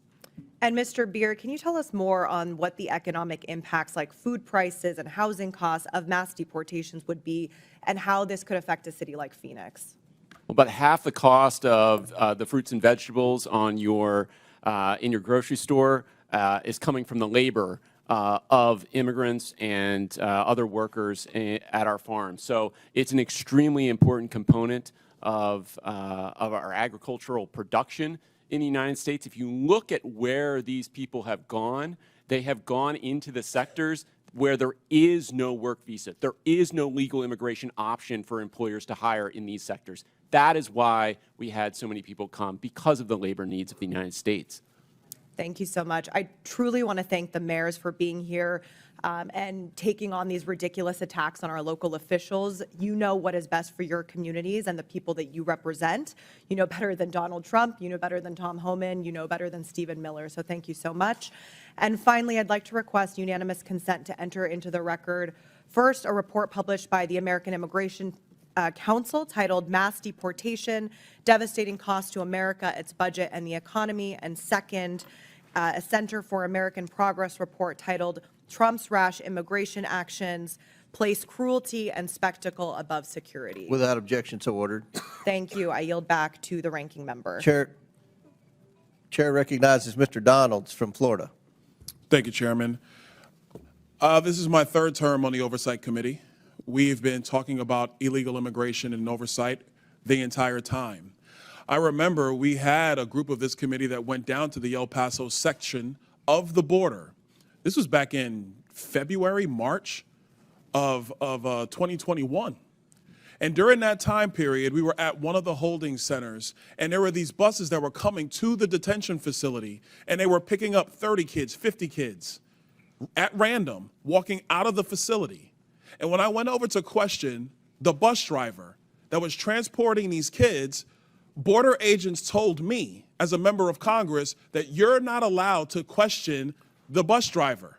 And of course, people knowing me, I didn't take no for an answer, and I repeated the question. And I was told that this bus of children was leaving El Paso and going to San Diego. And so what was occurring under the Biden administration is that they were busing unaccompanied minors all across the United States for one reason and one reason only. And that was because they did not want the press to see the pictures of kids in cages. They did not want to see our borders being overrun. They wanted to disperse that problem all through the United States. That is the reckless history of illegal immigration under Joe Biden and the Democrat Party. Mayor Johnston of Denver, you lamented earlier that there were 10 to 11 buses coming per day to your city. Did you ever talk to Joe Biden about why this was happening to your community? Thank you, Congressman. I both reached out to Governor Abbott from Texas. He didn't respond, and I did. Why would you reach out to Governor Abbott of Texas when it is Joe Biden, the former commander-in-chief, that opened up our borders? Why didn't you talk to him? Well, our buses directly were being sent from Governor Abbott in Texas, so that was why we reached out to say we're happy to collaborate on a coordinated entry system. We understand no one state or no one city should bear the entire brunt of this, but let's collaborate. But I did. So I'm glad you said that, because that brings me to my next point.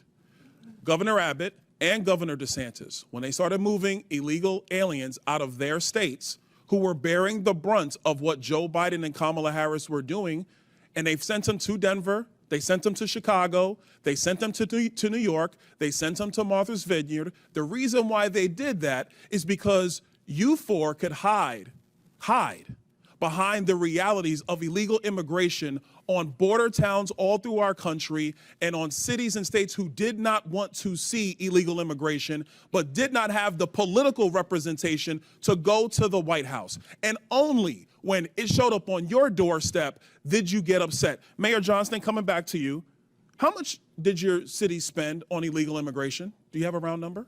Over the last couple of years on all newcomers, whatever their status was, it's around $79 million since 2022. $79 million. Mayor Johnson, Chicago. How much has the city of Chicago spent on illegal immigration? If you're referring to the 2022 up to 2024 of the buses coming from Texas, roughly the same percentage of the state of Texas, about 1% of our overall budget. What is that? Because I don't have the city's budget in front of me. Numbers. It's 1%, and if you want the actual calculation, we can make sure someone. You're the mayor. You don't have the math in front of you. It's 1% of the overall budget over the All last right, that's 4 why years, you're a failing which mayor. is Mayor the same Adams, number that how was much did sent the city from of us New from York the actually state spend of on Texas. illegal immigration?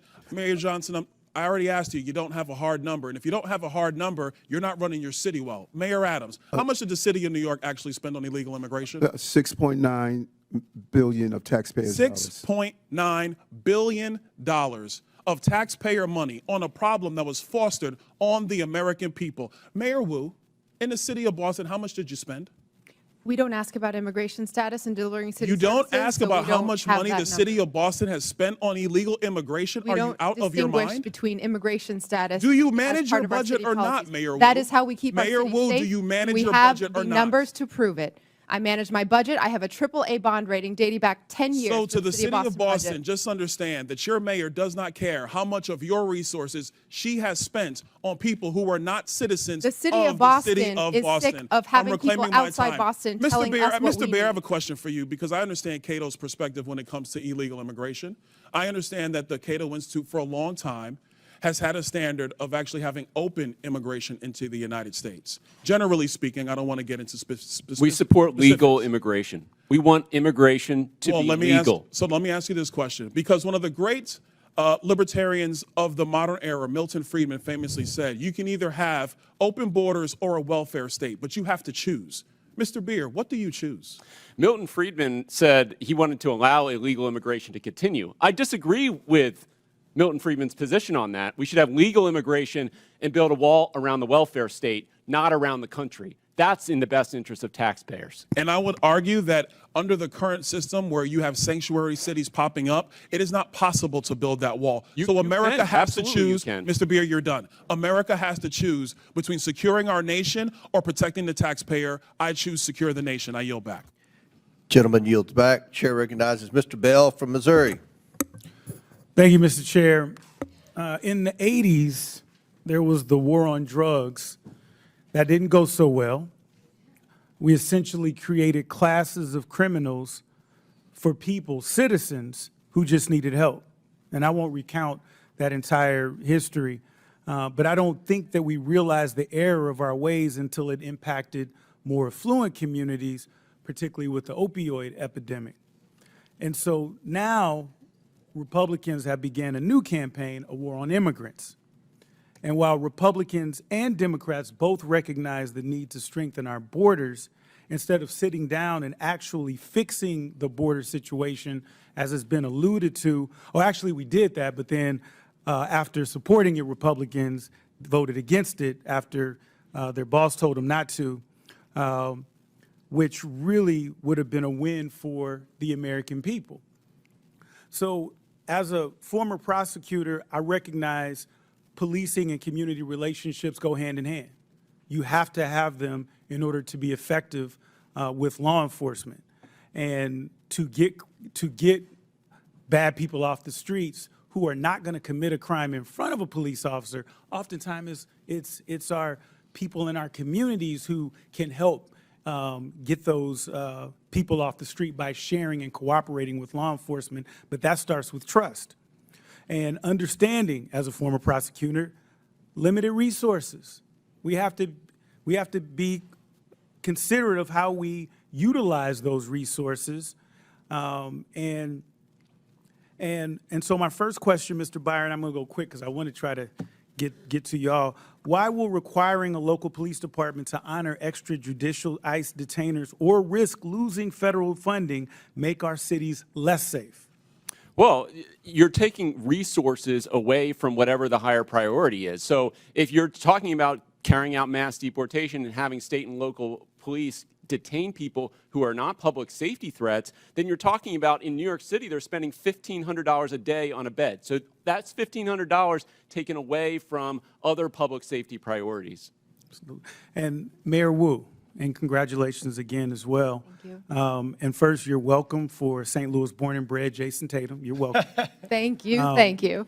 Why is it in Boston's best interest to make sure people who are experiencing domestic violence or are victims of violent crime feel comfortable coming forward to law enforcement with the knowledge that local police are not reporting them to ICE? We need those who have information. We need those who are victims and survivors of crime to know that they can come forward and get the help that they need. And when that happens, we keep everyone safer. And many law enforcement agencies have articulated that their primary responsibility is to keep communities safe by focusing on violent crime and public safety threats. However, deputizing requires officers to take on federal immigration duties, diverting resources and personnel from their core mission. So when cities use their discretion, and Mr. Byers, a quick question for you, do you believe that this additional burden makes communities safer, or does it risk overextending local departments at the expense of addressing serious crimes? I think states are best positioned to answer that question. It certainly can if you're imposing a mandate that is distracting from their public safety mission. And it's interesting to note that the majority's bill on this, H.R. 32, has an exception written in there for witnesses and victims of crimes. If you don't report them, it's okay under that bill, except no one's walking around with a victim or witness badge on them. So when a police shows up and responds to a call, they don't know who's a witness or victim. So the idea that, you can just cordon that off and put that to the side doesn't hold up. I appreciate that. I'm just short on time. And Mayor Johnson, I have two quick questions for you, and you can give them the weight that you decide to give them. First, who has more world championships, the Cardinals or the Cubs? Mayor Adams, I don't want you in on that one. Can you tell us about the ways in which Chicago cooperates with federal law enforcement? Yeah, thank you for that question. Violent crime in the city of Chicago is down. It continues to go down under my leadership because of our investments. Having trust between community and police, local police, is attributed to that. And our local police department allies and cooperates with federal agents around human trafficking, drug trafficking, getting guns off the street, getting gangs off the streets of the city of Chicago, and it has worked. And the first black first lady in the history of Chicago is a Cardinals fan. Shout out to Hazelwood East. Hey, that's my school. Thank you. I yield back to the ranking member. And it's the Yankees. No questions for you, Mr. Chair now recognizes Ms. Luna from Florida. Mayor Wu, does the Boston Trust Act restrict communication with federal immigration authorities regarding individuals' immigration status, yes or no? We do not collect immigration status in law enforcement. I'd just like to point out, and Mr. Chairman, if I could enter the Boston Trust Act into the record. Mr. Chairman. Without objection, so ordered. Thank you. On page, or let's see, section 4AA, a law enforcement official and employment of the city department, agency, or commission shall not, and then A, inquire of an individual on his or her immigration status. Under Title 8, U.S. Code subsection 1373 stipulates that local governments cannot prohibit or restrict communication with federal immigration authorities regarding individuals' immigration status, so your enforcement of this act is in direct violation of that statute. Can you please confirm? That is not Thank the you, truth. ma'am. That's a U.S. code. I don't know about you, but U.S. code does not lie. We do not ask about Mayor immigration Johnson, I'm not status, and that talking is to you what anymore. makes us Next safe in the question, city. Mayor Johnston, you said in your testimony that the first step you took after illegal aliens arrived was to provide them with housing. Is that correct, yes or no? Folks that were on the streets freezing to death, we gave access to shelter. Yes, we did. Thank you. Not to be rude here, but you have a good understanding of what the definition of harboring is, correct? I do. Okay. For those that might not, harboring means to knowingly or recklessly provide shelter or place to stay for an illegal alien. And according to Title 8 of U.S. Code subsection 1324, that is also a federal crime. Just to be clear, did you also say that you would be willing to go to jail to stop deportation efforts? I did say that I'd be willing to stand up for all of our residents, and the context was that was the point at which the administration was threatening to deploy the U.S. military to streets of our cities to pull kids out of schools and churches, Thank so we you. were worried about that. Thank you, Mr. Johnson. Mr. Chairman, I'd like to enter into the record an article from CBS. Without objection, so ordered. Thank you. In this, it says, Johnson said earlier this week that he's willing to use civil disobedience and, if necessary, going to jail to stop deportations. My final question would be for you, Mr. Mayor Johnson. Do you believe that Chicago's welcoming city ordinance encourages illegal aliens to enter the United States, specifically into Chicago, yes or no? No. Okay. So you don't believe that banning the transfer of individuals into ICE custody for the purpose of civil immigration enforcement encourages illegal immigration into Chicago? Or how about agencies, sorry, one second, or agents not being able to stop, arrest, or detain individuals based solely on their immigration status or administrative warrant? So we comply with all laws, local, state, and federal. To me, after this line of questioning, it's very clear that these policies that you have all implicated are active and alive and well in your cities, are in direct violation with U.S. Title 8 Code subsection 1324, and is a federal offense. But you all speak about a broken immigration system, and yet here you guys are aiding and abetting in that entire process. I want to be very clear about something. Open border policies, which is something that you guys are talking about, hurts people on both sides, meaning the people that are coming here illegally and then American citizens as well. I do not think you guys are bad people, but I think that you are ideologically misled, which is why, unfortunately, based on your responses, I'm all going to be criminally referring you to the Department of Justice for investigation. And as soon as I leave here, these will be going over to Pam Bondi. I'm not doing that in an effort to bully you guys, but I do believe that your policies are hurting the American people, and you can make that known with the evidence that you can present to the Department of Justice. But if you guys continue doing what you're doing, you're not going to help anyone. You're going to hurt more people, and that's exactly why I'm tired of it. The American people are tired of it. And Chairman, I yield my time. Would you yield your last minute? Yes, sir. Mayor Adams, you were one of the first mayors in what the media refers to as a blue city, typically, that came out and raised concerns about the influx of illegals pouring into the city of New York. Could you answer the question, what that did to New York City from a budgetary standpoint? Let's not even talk about crime or anything. Let's just talk about from a budgetary, the burden on the citizens of New York City. As I indicated, Mr. Chairman, we spent $6.9 billion, and the long-term impact of that is extremely significant. After COVID, we had a large number of children who was chronically absent. We could have taken $200 million of that and dealt with that. We have a real mental health crisis in our city. We could have spent hundreds of millions of dollars on that.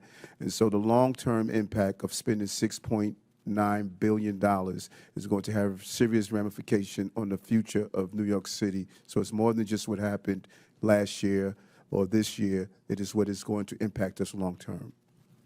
And I think that's one of the purposes of this hearing, to talk about the consequences from cities that have huge illegal alien populations. So Chair now recognizes Ms. Presley from Massachusetts. Thank you, Mr. Chairman. Mayor Wu, I am grateful for our longstanding partnership in public service. I'm grateful to be your congresswoman as well as your constituent. Can I get that time back? All right.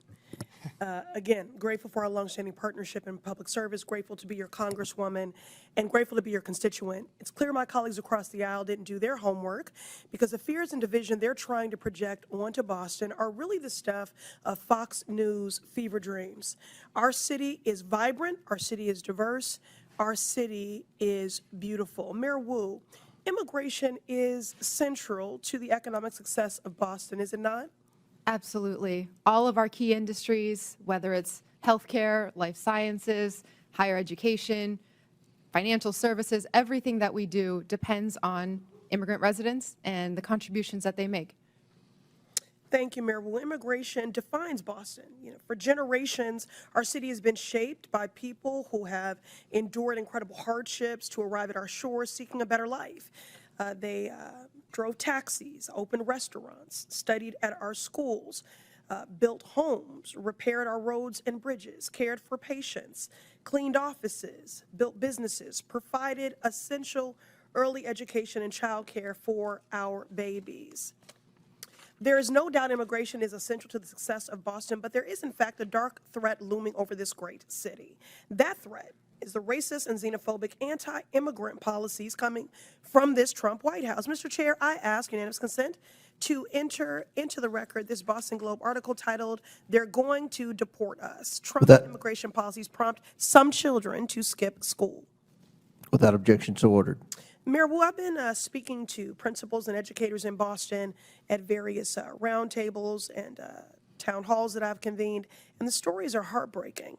Elementary school children are crying in their teachers' arms, fearful that they're going to lose their parents to cruel and unjust deportation raids. Mayor Wu, last week I met with an esteemed doctor from a local Boston hospital who reported that follow-up appointments in her clinic have seen a 200% spike in no-shows and cancellations. Her assessment, her patients are missing critical care like dialysis, prenatal care, and chemotherapy because of a fear of immigration raids in our hospitals and healthcare settings. Mayor Wu, do you agree with this healthcare provider?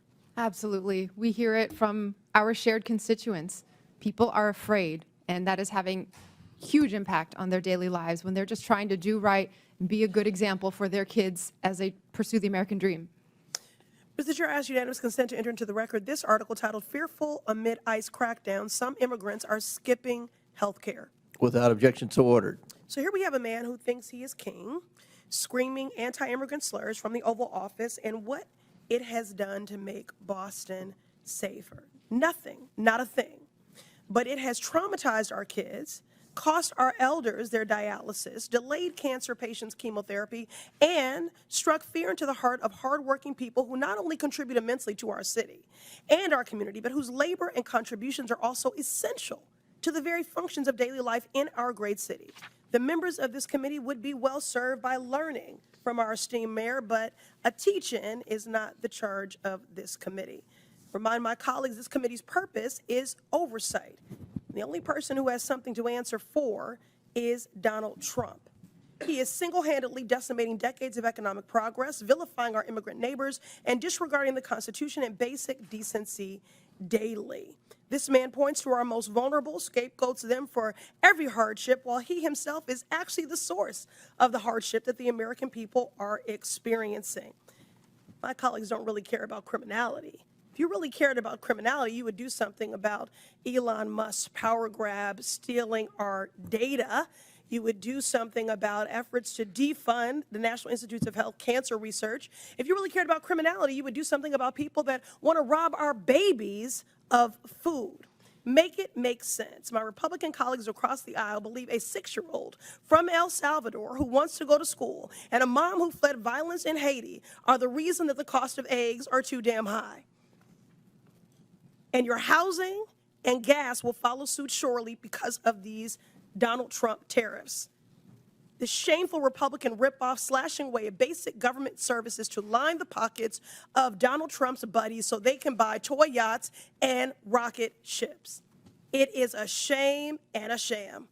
America has a problem, and it is Donald Trump. And if my colleagues really cared about criminality, they would do something about him. I'm grateful that the people of Boston and my mayor stand with their neighbors from every walk of life. I yield back. Chair recognizes Mr. Gill from Texas. Thank you, Mr. Chairman, for holding this hearing on such an important topic. Mayor Johnson, I want to start with you. One of your first actions as mayor was establishing a deputy mayor for immigrant, migrant, and refugee rights. I want to ask you a series of questions. If you could answer with a yes or no answer, that'd be great. First of all, do you support allowing illegal aliens to obtain driver's licenses? Just yes or no? So the city of Chicago has been a welcoming city for over 40 years. I'll take that as a yes. Next question. And that's the policy that we will hold to. Do you support tax dollars subsidizing or paying for the health care of illegal aliens? I support investments in all residents of the people of Chicago, and that's what I do. That's a yes as well. Do you support free or reduced college for illegal aliens? Again, I support the investments of all residents of the people of Chicago. Take that as a yes. Next question. Do you support allowing non-citizens to vote in local elections? Again, I'm not over the jurisdiction of that type of law, but again, I'm committed to investing in all residents of the people of Chicago. I'll take that as a yes. I've got an article from the Chicago Sun-Times, and I'll quote here briefly. Johnson proposed, among other things, that all residents, regardless of citizenship status, be able to vote for Chicago Board of Education members. Next question. Your website states, and this is your campaign website, quote, "I will not stop fighting until abortion access is completely secure for people all over the country," end quote. Yes or no, do you support taxpayer-funded abortions for illegal aliens? I support the reproductive rights of all people, all Take women. that as a yes as well. Your mayoral transition website mentioned support for creating a Chicago Board of Education non-citizen advisory board. Again, yes or no, do you support appointing non-citizens to government advisory boards? I was invited here today to discuss welcoming cities. yes or no? I was invited here to discuss welcoming This cities. is a yes or no If you're question. interested in asking me You're not questions gonna about the filibuster. welcoming I'll city, take that as a I'm yes. happy to We're gonna answer move those on. questions. No, we're going to move on. As you know, President Trump, unlike the previous administration, has taken serious action to bring foreign criminal gangs to justice, to take our border back and to restore public safety in our communities. He designated 8 transnational criminal organizations and cartels as foreign terrorist organizations. These are groups like Tren de Aragua, MS-13, Sinaloa, other of some of the most grotesque and ruthless and brutal organizations in the world.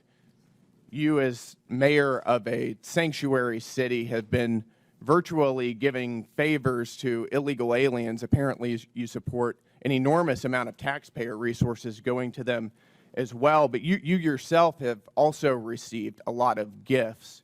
And for those of you who don't know, Mayor Johnson has a secret gift room that is not given access to the public or for access to the Office of Inspector General. I'd like to ask you a couple questions about that. Do you know everyone who's given you a gift since you became mayor?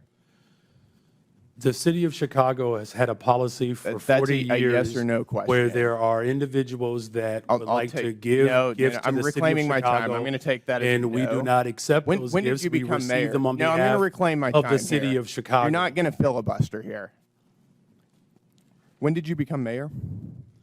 I was elected mayor of the city of Chicago in April of 2023, and I was sworn in May That's good. On 15th June of 12th 2023. On June 12th, 2023, you received Hugo Boss cufflinks and a personalized Mont Blanc pin. Do you know who gave you those?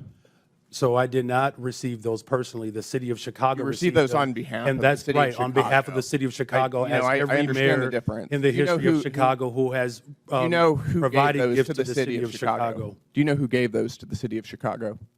So again, on behalf of the city of Chicago, there are It's a yes gifts or no that are question. received, Do but I you? do not Do you- accept. Those are not Do you my don't- personal so you gifts. don't know. Those are the gifts of the city of on March Chicago, 18th, and that's why you are aware 2024 that they exist because they're reclaim within my the law. time here, sir. On March 18th, 2024, you received a Gucci tote bag. Do you know who gave you that? Gave the city of Chicago that? Again, I was here and I was invited. I'll also to take that as a respond no. to the On March questions 19th, around 2024, welcoming the city. I'm city of happy to answer Chicago any of those received questions. A Da Vinci bag, a Kate Spade purse, and Carucci shoes. Do you know who gave the city of Chicago those? Again, I was brought. I'll I take brought that as my a no. energy I'm here reclaiming my time to respond here, sir. I am on behalf of the reclaiming city my of Chicago time. of This what a raises welcoming city serious ordinance ethical is. concerns. You're providing an enormous amount of aid to illegal aliens, aiding and abetting criminals who have come into our country illegally. And you yourself are receiving an enormous amount of gifts, and you won't even tell us who they're coming Mr. from. That Chairman, raises time is up. serious ethical We have a concerns. 5-minute rule. Gentleman's Mr. time's Chairman, I'd like to ask for unanimous consent to enter into the record the City of Chicago Office of Inspector General advisory concerning gifts accepted on behalf of the city. Without objection, so ordered. Thank you. Chair now recognizes Ms. Tlaib for 5 minutes. Thank you, Mr. Chair. Mayor Adams, since we're on this conversation around oversight and some misclaims here about corruption, I mean, do you agree, Mr. Mayor Adams? Yes, I hear you. I hear you, Congresswoman. Oh, okay, you weren't looking at me, that's why. It's okay, I'll speak louder if you want. Do you agree to a quid pro quo deal to enforce the Trump administration's cruel immigration policy in exchange for protection from the federal corruption charges against you? And you are under oath, just as a reminder. Congresswoman, there was no agreement. There was no quid pro quo, and I've done nothing wrong. So help me out here, though. So the Trump official, Tom Homan, we all know who he is, he said, quote, I'm quoting him, if he doesn't come through, I'll be in his office, up his butt, sorry, Chairman, saying where the hell is the agreement we came to, end of quote. You're accusing the Trump administration for lying? Or, did they lie? What agreement they're lying then? Mr. Homeland and I both agree we will fight dangerous criminals, and we've never had any conversation about my case.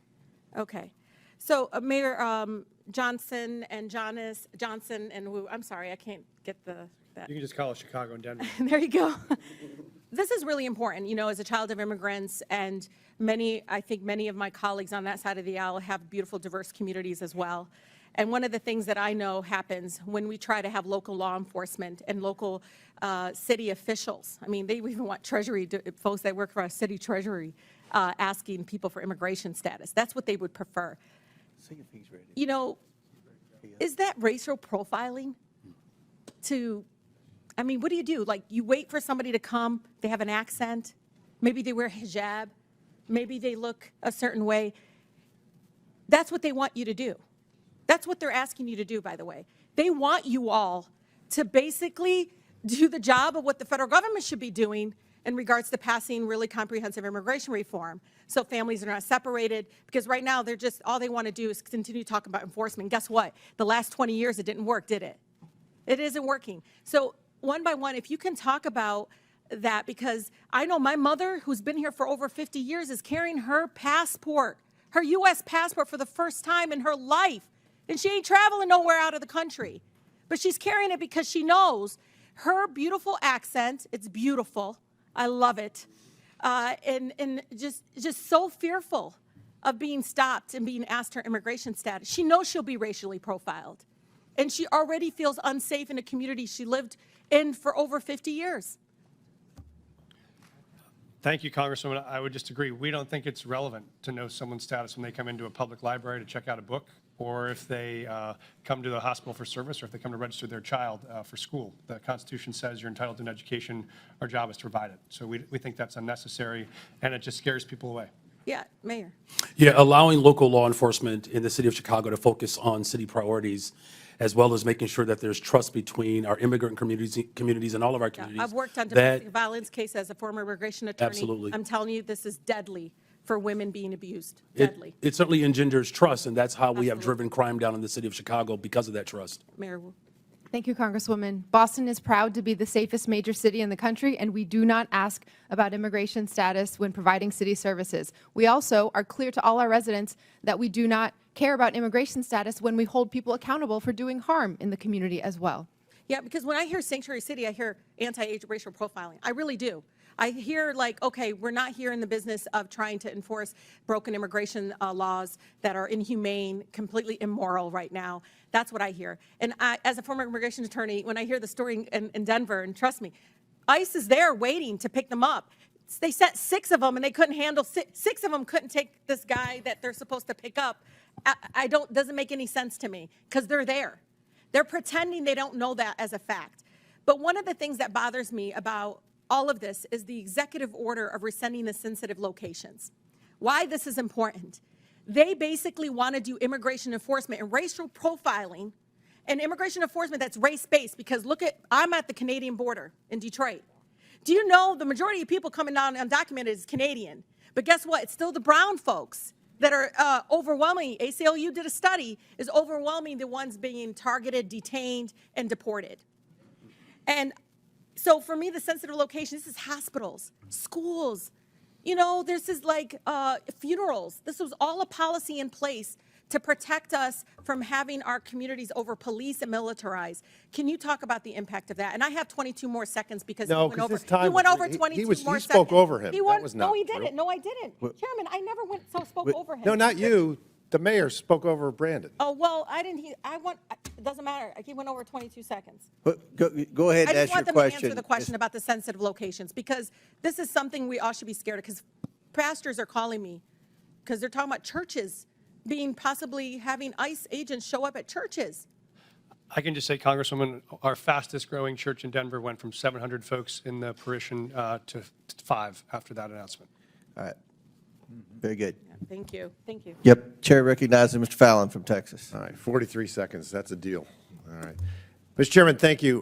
Coming into this very important hearing, I suspected that Democrats would claim illegal immigrants pose no danger and would frame them as a sympathetic victim class, completely glaze over the tremendous financial burden that mass unlawful migration places on the shoulders of the American taxpayers. And furthermore, they would completely ignore the grave dangers that violent criminal illegals pose to all Americans.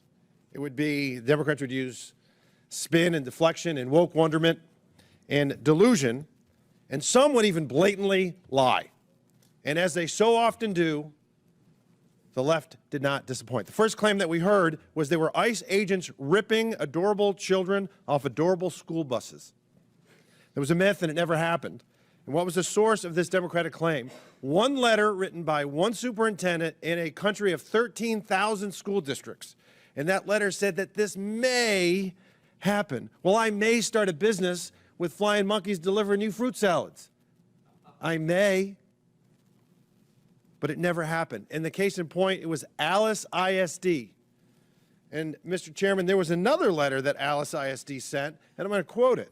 It said, "We have not had any Customs and Border Patrol enter or board buses, nor do we have any knowledge of it happening here or in any other school district." It was a spin, it was deflection, and it was a lie. Now, the most important thing that any elected official should focus on is to keep our citizens safe. There's no greater calling. Mayor Johnson, is Chicago a safe city?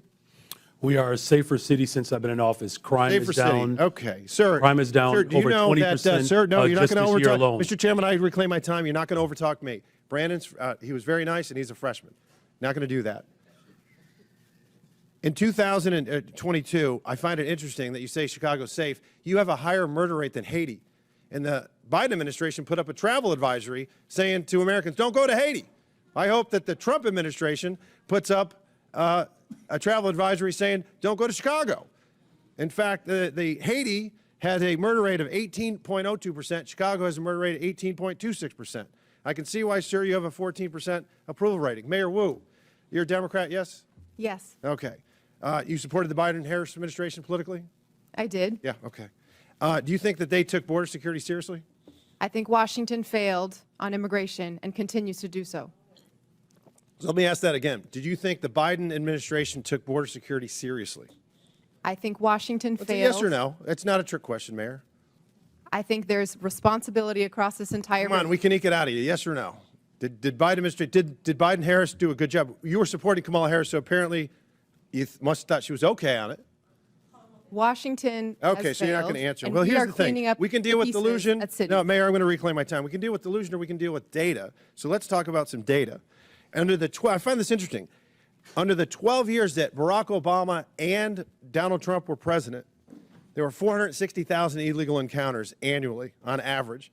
Under Joe Biden, it was 2,641,000. It was 600% worse. Mayor Wu, you would agree with me, I hope, on this. Vladimir Putin's a bad hombre, and he rules over an authoritarian regime, yeah? Yes. Bipartisan agreement. Wonderful. There were, under President Trump's first administration, 98 Russian nationals that were apprehended on the southern border entering the country illegally. Under Joe Biden, it was 127,415, 130,000% worse. Terror watch list went from 11 under President Trump to 382. That might be one of them calling right now.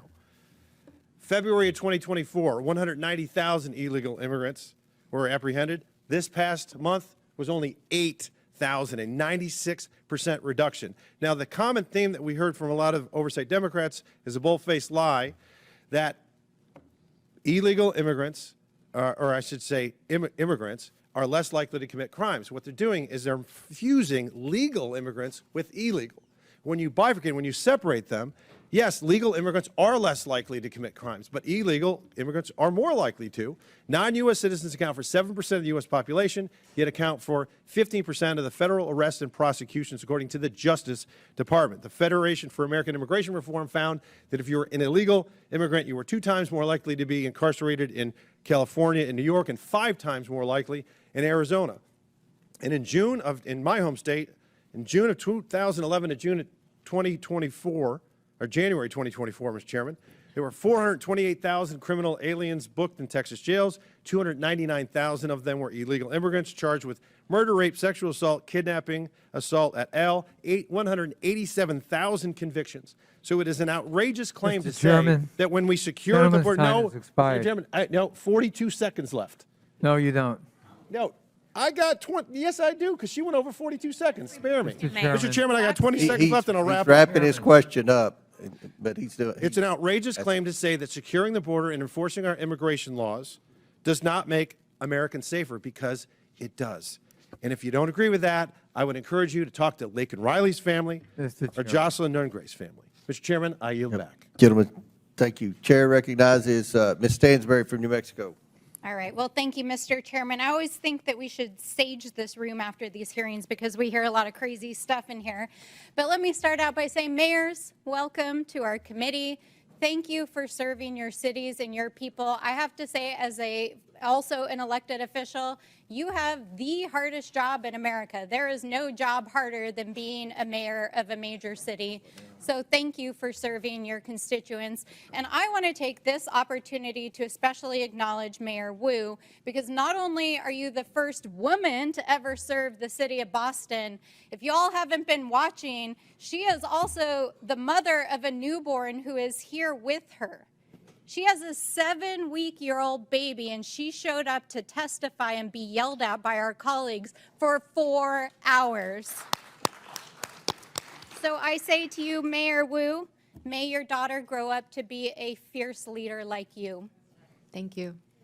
Now, I want to reject the fundamental premise of this hearing, because what this entire effort is about is intimidating state and local officials, attacking law-abiding immigrant families, and spending millions of dollars of taxpayer dollars, both in the administration and in Congress, to make ads that are complete smoke and mirrors, trying to say that Donald Trump has somehow secured America's safety. What they are doing is not making America safer. In fact, it's a total and complete lie, because Donald Trump has failed to actually even secure the border. He's failed to stop illicit drugs like fentanyl from crossing the border. He's failed to secure sufficient staffing and technology to stop human trafficking and illicit drugs from crossing the border. He's failed to support local law enforcement and behavioral health programs to address the issues that are affecting our communities. And he's failed to even execute on the most basic thing that he said he would do, which was to pass immigration reform when he got into office. Here we are, Donald Trump. Where's your immigration bill? Oh, wait, you don't have one. That's right. Because none of this is actually about making America safer. In fact, all of this is making America weaker. He's dismantling our federal law enforcement that would actually go after cartels and drug traffickers.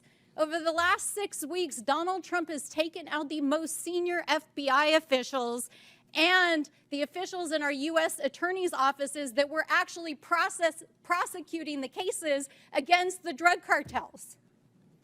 Donald Trump took out the law enforcement that were prosecuting those cases. So let's be real about that. He froze federal law enforcement funds all across the country. I have tribes in my district that still haven't had their DOJ grants reinstated. Let's be real about what's going on here. He's frozen funds to refugee resettlement and other immigrants groups permanently who have outstanding receipts. There are refugees and asylees that had waited decades to get to this country from war-torn parts of the world, and they literally had their flights canceled the last 2 weeks, while Donald Trump is sitting in the Oval Office and offering millionaire oligarchs a free ride into America with his gold visa program. Is this really about making America safe again? Is that really what he's about? Is that really what my colleagues across the aisle are about? Because what I can tell you, as a representative from a great city, the city of Albuquerque, a border state, is that we know what makes our communities safer. It means we stop drugs from coming into our country and our communities. It means that we support and we fund our law enforcement. It means that we fund our behavioral health system. It means that we support our mayors, our tribal leaders, and our state officials. It means that we invest in them.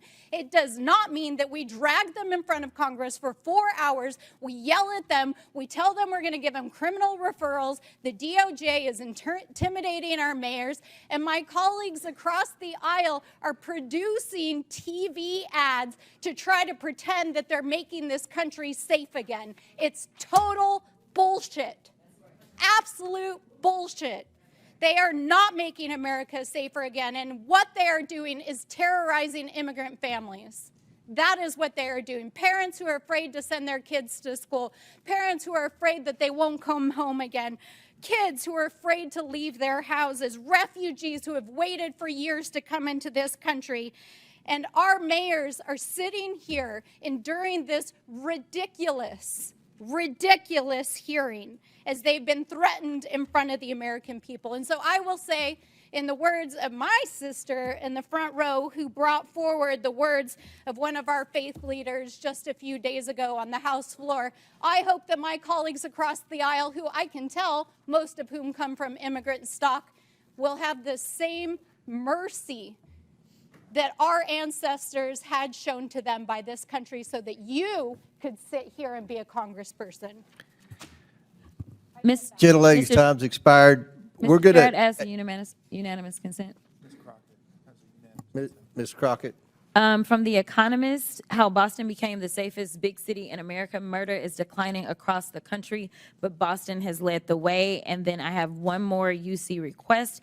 It is from insightcrime.org. Gang violence in Haiti continued to surge in 2024, following a trend that began after the assassination of President in 2021. The country reported a record number of homicides in 2024 with over 7,000 murders for a rate of 62%, up from 40.9% in 2023. Without objections ordered, at the request of the witnesses, we're going to do one more questioner. It'll be Mr. Sessions from Texas. Then the committee will take a 15-minute break. Last questioner before the break, at the request of the witnesses, will be Mr. Sessions from Texas. Mr. Chairman, thank you very much to the panelists. Thank you for taking time to be here. I hasten to say that I'm probably not going to yell at you. I will not live up to the things that we've been accused of today, but I will say that I want to defend some actions that are being taken. I remember a few years ago when Boston had 2 illegal aliens who were, they were known as criminal aliens, but they were known as on the watch list. They created a bomb that went off at the Boston Marathon. Only killed a couple people, but caused huge disruption. And it brought to light that the administration at the time and prior administration had allowed people who were on watch lists that we understood, terrorism, criminal, and we were allowing them in the country. We watched forward as we moved about the rule of law being ignored. United States of America allows 1 million people to go through our process, the largest amount of anywhere in the world, 1 million people, and they go through a process. And I spoke at one of these ceremonies, naturalization ceremonies last May. And I spoke to the people that were there. And they all unequivocally stated, thank you to the United States of America, but they learned what they were entering, what they were expected to do, that their customs from where they came from, some could be kept, but the things which did not correspond to American law now needed to be followed, that they were going to become American citizens, not where they came from, but they wanted to be Americans, and they had to follow those rules and regulations or laws. That we were very open to them being here and that they could legally perform the duties that they wanted. What has caused this mismatch is more than just the Boston bomber or people being killed, but rather the public interests in looking at what the charade that it caused all across this country, in particular in larger cities. Chicago, yes. New York City, yes. Other cities around the United States where people felt not only threatened, but it was activity that was seen as unbecoming to people who should be where they were and giving respect and thanks to a group of people who were allowing them to be here, i.e., a city that was not going to arrest them. But you see, what we really understood is if you were here illegally, they weren't going to arrest you even for a crime. They might have arrested someone who was a citizen and put them behind bars, but unless they really created a heinous circumstance, they were not going to be arrested. And so this created an aura around the United States that the American people understood. And that is one of the reasons why you saw the American people not only vote with their hands, but vote with their emotions about the need to bring back not just law and order, not just rule of law, but the ability that we had as an American people to rethink the entire issue. And I do understand you think that this is all broken in Washington, D.C. because you disagree with it. But what we've been allowing is the next president, whether it be Barack Obama, whether it be George W. Bush, whether it be Donald Trump, whether it be Joe Biden, to insist upon their own way instead of the law. The laws have been misguided, they've been misused, and they are taken advantage of. I think what we're trying to do today is to hear from you, not as we're accused, but rather thoughtful people, to hear you talk about your cities, the things which you encounter, and the things which you think are right. And by and large, and I've been in and out of this committee today, but we by and large heard it's more safe. It's not less safe. It's more safe because of what we do. And yet it comes at a cost and a price, and it creates circumstances. So I want to thank you for being here. I want you to remember that not everybody yelled and screamed at you. Some people actually showed up to listen. And that is what I did today. I want to thank each of you because your modeling that you have been doing is something that we do need to pay attention to. Mr. Chairman, I yield back my time. Very good. The committee will take a 20-minute break. Pursuant to the previous order, the chair declares the committee in recess for 20 minutes.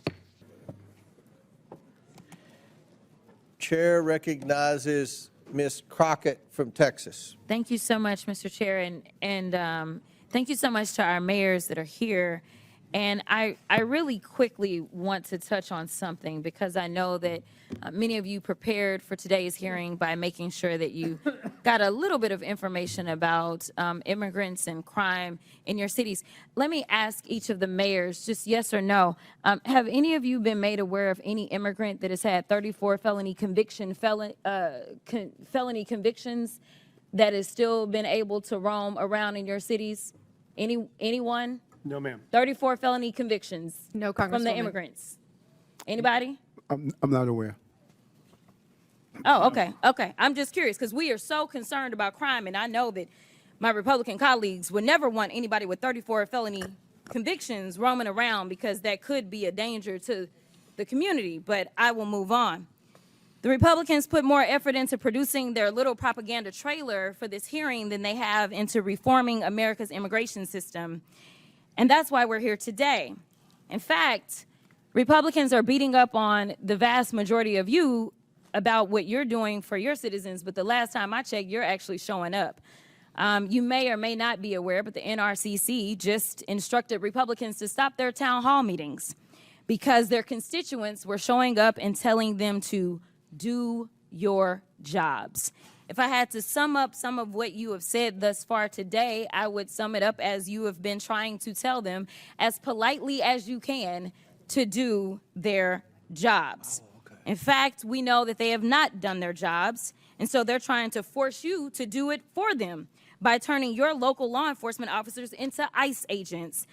They have this fake outrage about how immigrants are stealing resources and jobs from Americans when residents of Boston, Chicago, New York City, and Denver are subsidizing public services in their districts and their states because the Republicans refuse to ensure that their constituents earn a livable wage. Look, they don't have a plan to fix immigration in America because they don't want to. Mass deportation isn't a plan. Arresting kids in schools or worshipers in church isn't a plan. But there are important points to discuss as it relates to immigration in America. So, Mr. Beer, in January, you testified before the Judiciary Subcommittee on Immigration, Integrity, Security, and Enforcement. During that hearing, we played a little game called Rhetoric or Reality. Do you remember that? I remember, yeah. Okay. Well, let's go ahead for round two, why don't we? Rhetoric or reality? Immigrants are a burden to the American taxpayers because they deplete our federal resources. That would be rhetoric. Correct. In fact, the Congressional Budget Office estimates that immigrants will lower U.S. deficits by a cumulative $1 trillion and increase the U.S. economy's size by nearly $9 trillion over 10 years. Is that correct? That is correct. In 2023, 47 million immigrants paid nearly $652 billion in taxes, $58.1 billion in taxes alone into Texas. Rhetoric or reality? During his first administration, Trump improved enforcement of U.S. immigration laws. He did not. In fact, President Trump closed almost all immigration courts for removal proceedings, cut prosecutions for unauthorized entry by 87%, cut ICE removals to the lowest level in the history of the agency, and released 9,000 people with violent crime convictions back into our communities. Is that correct? That's right, yes. So rhetoric or reality? President Trump's immigration policies make American communities safer. No, they don't make communities safer. In fact, nearly 100,000 unauthorized immigrants have obtained legal status through their cooperation with law enforcement. And local law enforcement agencies have more than 300,000 pending requests for immigrants seeking legal status based upon their cooperation with law enforcement, according to the Department of Homeland Security. Is that correct? That's right. Immigrants work with law enforcement to stop and solve crimes. Thank you. That was one of my rhetoric or reality questions. Sorry. The question was, immigrants without legal status can help stop crime. That's correct. Yes, right? that's correct. All right. And Mr. Beer, isn't it true that Republicans are threatening to illegally strip cities of law enforcement grants intended for local policing and public safety if they don't go along with Trump's immigration agenda? That's right. They want to redistribute the fiscal burden onto the Democratic cities and away from the Republican ones. Which brings me to my next point. Mayor Adams, do you believe that President Trump is weaponizing the Department of Justice against local governments like New York City? As I stated publicly,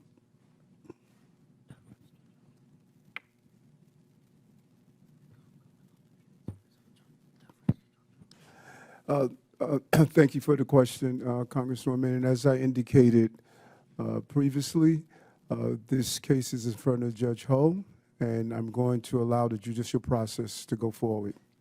Well, let me ask it a different way. There was a quote from well, he had to get advice, so can I just get a... What's that? He was getting advice, so can I get a little bit of time? I didn't interrupt while he was getting advice. Because they were advising him.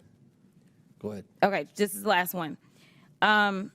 There was a quote from Mr. Homan, I believe, where he said he will be in your office and up your butt if there was a problem with whatever agreement. We don't know what it was. My question to you, I know you've been asked about it a couple of times today, is was he lying when he said that you made an agreement that would cause him to be up your butt if you failed to uphold your end of it? And gentlelady's time's expired, but if the mayor wants to answer it, he can. Congresswoman, I answered that question, and it appears as though we're asking the same questions over and over and over again. My comments are not going to change. No quid pro quo, no agreement. I did nothing wrong. Chair recognizes Mr. Langworthy from New York.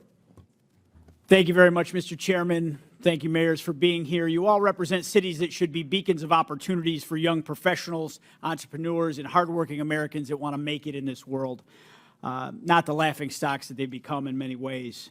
New York was once hailed as the capital of the world. Boston was admired for its founding role in America. Chicago was the gateway to the West and the icon of the Great Lakes, and Denver was admired for its natural beauty.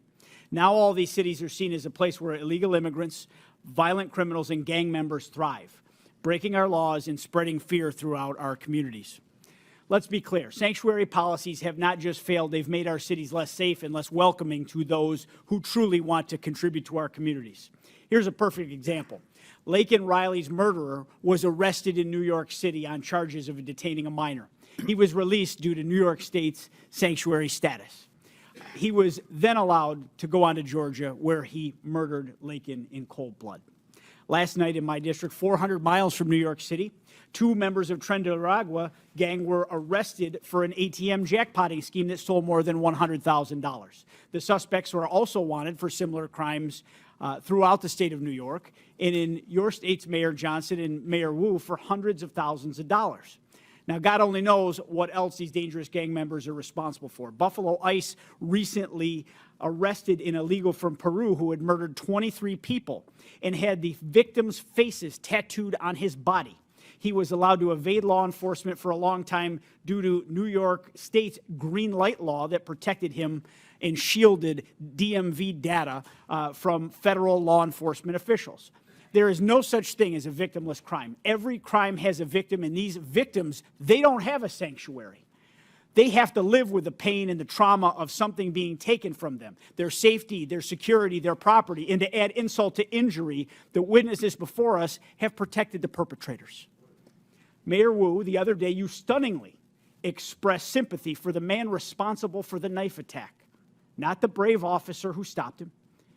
Where is the sympathy for the men and women in law enforcement trying to keep us safe? Congressman, Where check your is this? facts. It's my time. Check your facts. Watch the video. It's my time. I did not express sympathy for that Where is the individual, but for sympathy their for the family. victims? And any individual I haven't whose asked life you a is question. lost is a It's tragedy. appalling to me that we even have to ask for sympathy for victims instead of violent criminals, but here we are.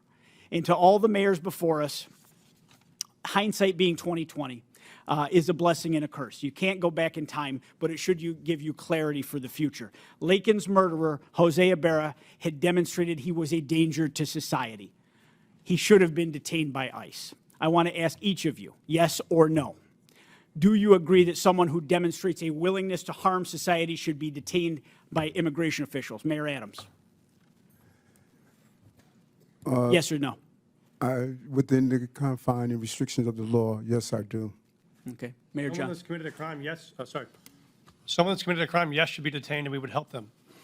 Every violent criminal should be held accountable, and that's why crime is down in the city of Chicago, because we're doing just that. Mayor Wu. If you commit crimes against the people of Boston, you'll be prosecuted.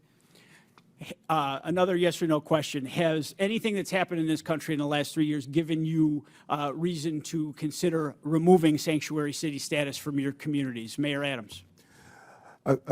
I'm clear that what we do is prevent some of these crimes from taking place. Mayor Johnson. We think the system that we have works, and we will keep it. Violent crime is down in Chicago because of welcoming city ordinance. Have you considered removing sanctuary city status? Well, violent crime is down in the city of Chicago under my leadership, and we're going to continue to do what we have to do to ensure that that continues. Mayor Wu. We are the safest major city in the country, in Have- part because people trust that they can call 911 and help police solve crimes. Have you considered removing sanctuary city status? We are going to continue to keep our policies in place that have been working for the people of Boston. I think you've answered the question. The American people are fed up with the policies that protect criminals, waste taxpayer dollars, and prioritize illegal immigrants over the safety and well-being of hardworking citizens. Your cities, once shining beacons of opportunity, have now become a symbol of failure in leadership. The time for excuses is over, and the American people demand that you take responsibility, abandon these reckless policies, and start putting the safety of your constituents first. And with that, I yield back, Mr. Chairman.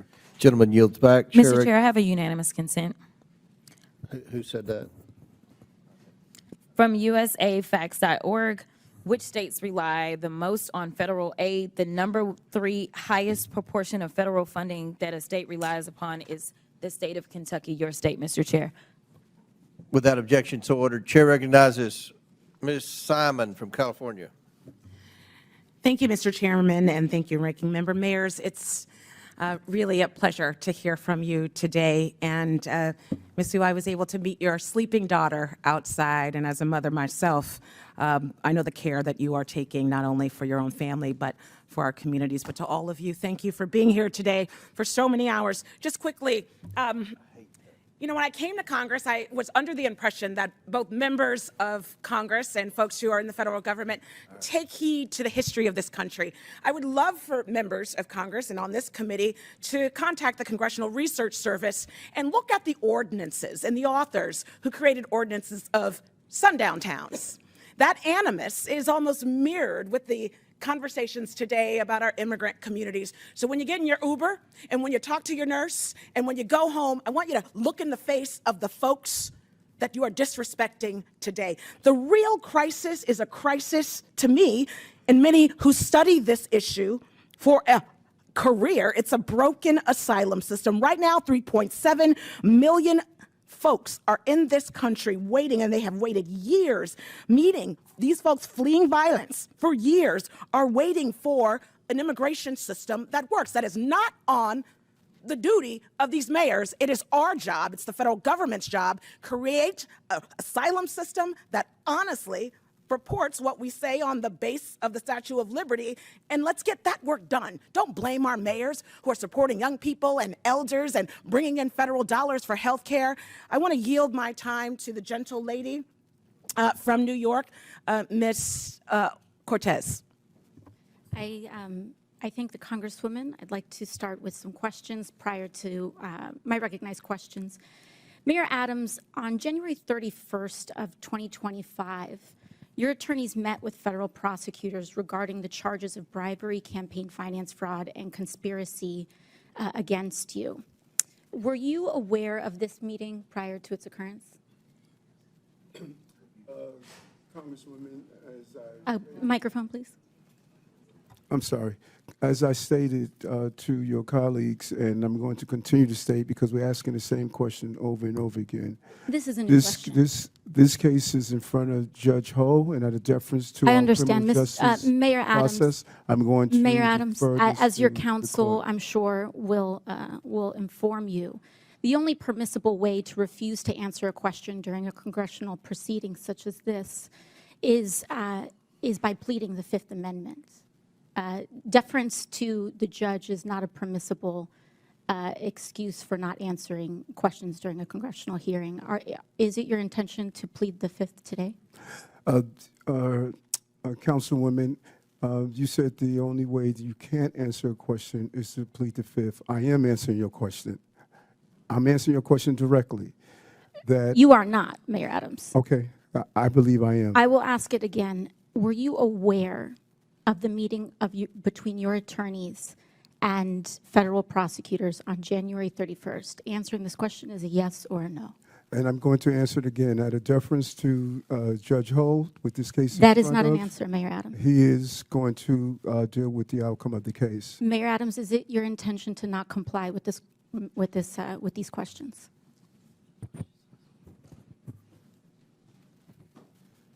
As I stated, I'm answering your questions, and what you're doing, let's be clear on, you're asking me about communications between my attorney and I. And I don't think I'll that move is on to the next appropriate question. If to it's be about- if asking a it's- question if it's between about- my attorney and I, because we are in a country of law and order. I understand. And your So, Mayor relationship Adams, and who communications is with your your attorney should be respected. Who is your attorney? Alex Spiro. Alex Spiro, thank you. Now, Mayor Adams, have your attorneys ever met with city officials? That is not covered. You know, I'm not asking about your conversations with your attorneys. Have your attorneys met with city officials, New York City officials? Any communication or activity between my attorney yes or and I no? is Have up to your- our attorney have and your I. You can personal reach out attorneys to, met with New York City officials? Alex Spiro, my attorney, to deal with those communications.